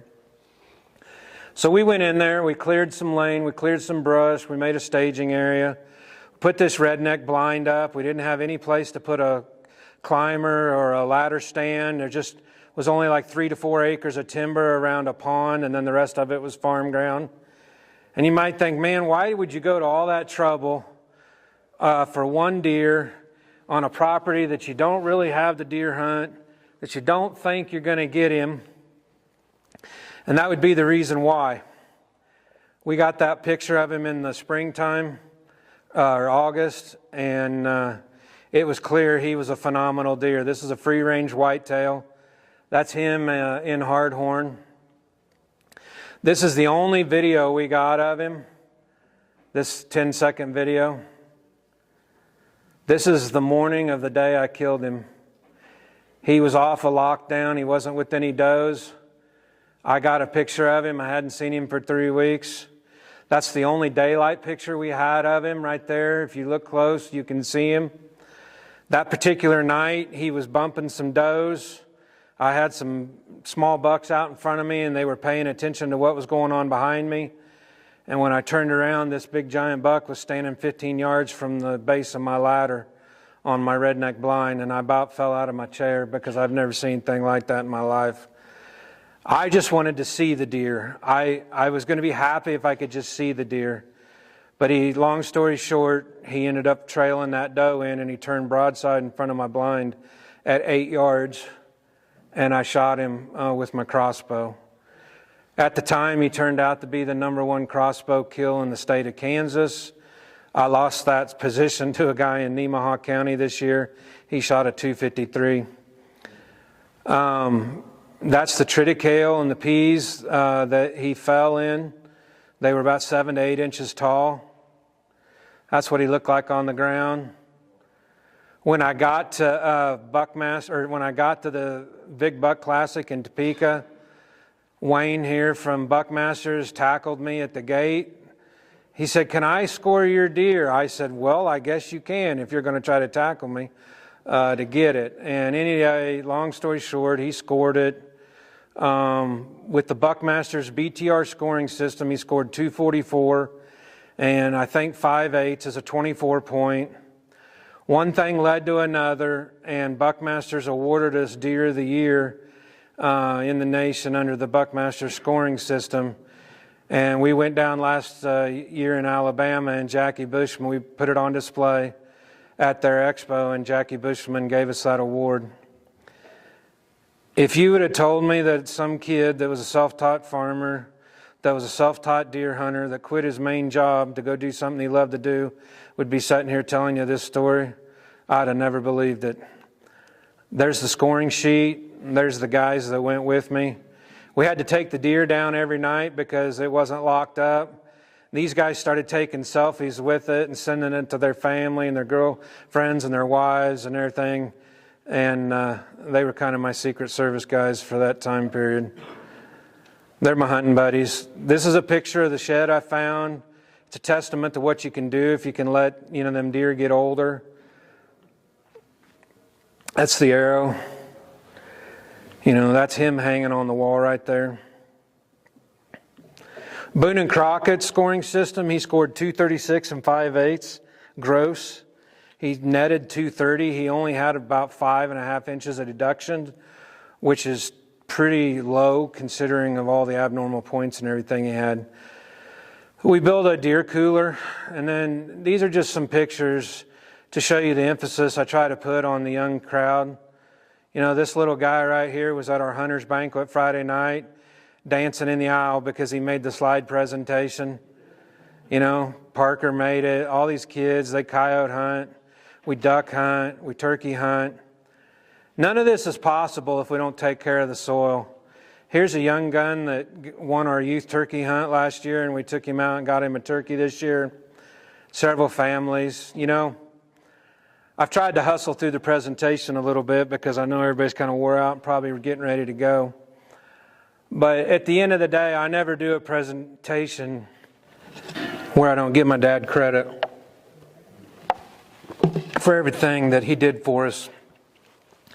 It would have been awesome for him to be alive, to go to the expo, to be a part of the Hunter's Banquet, to see what he helped us start, to the level that we've gotten it at.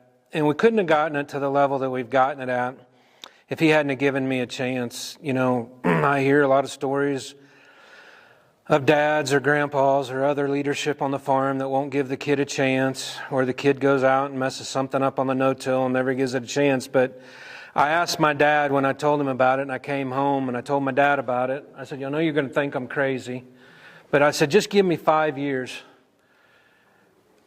And at the end of that 5 years, if we don't see more profitability, if we don't see that this system's working, I'll go back to building houses, because I'm not going to go back to tilling the ground. I'm not going to go back to doing it the old way where we struggle getting it done and struggle growing crops. But I said, if you'll give me 5 years and you'll ride with me, I said, you can look at me like I'm crazy, you can make your comments, but just if you'll ride with me, I think I can prove to you.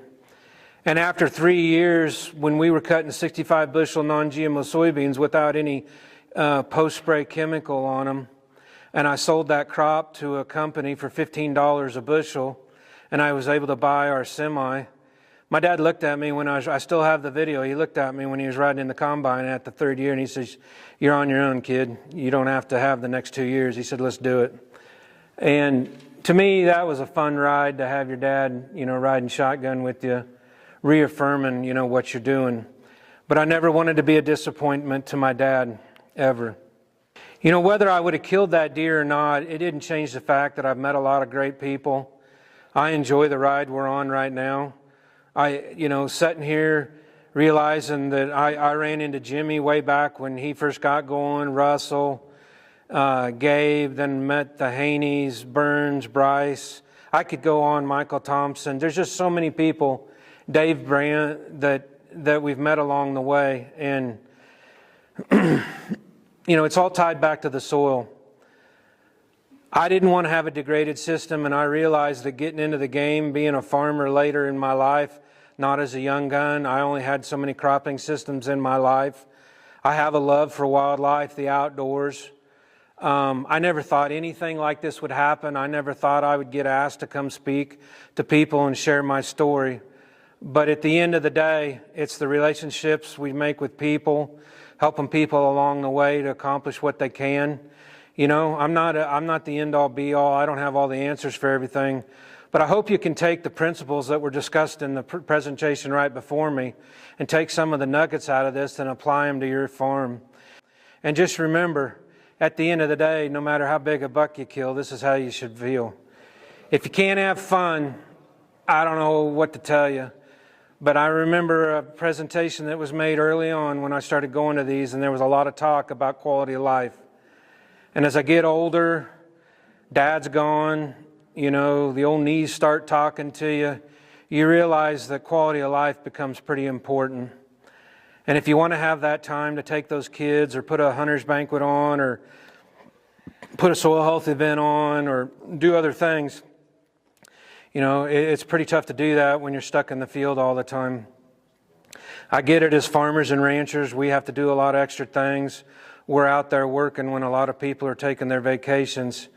But at the end of the day, you got to love what you do. And I definitely love what I do, but it's not just because I killed a big deer. It's because of the people that we get to do it with. So with that, I'm going to wrap it up so you guys can head for the hills. But I appreciate the opportunity. Liz and Russell and Rick invited us out here, and I'm glad that we've had an opportunity to share our story with you guys.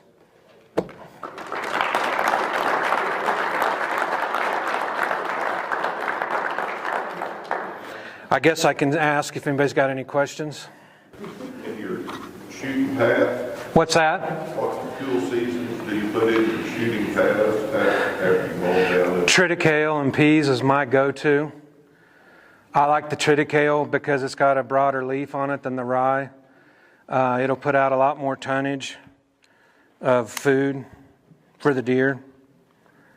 Wheat will work, obviously. Rye will work. But I don't know. I'm the weird dude in the group. Everybody likes rye. I like triticale. I'm just that way. I plant a lot of triticale. I plant way more triticale for my cover crops than I do rye. But to each their own. Everybody's, out here, what you guys do out here in this part of the world is going to be different than what I do in my part of the world. And I think that's why it's important to take the context of what you're doing on your farm and where you're at. But I don't care where you're at, what climate you're in, you can make a difference with these soil practices on your farm.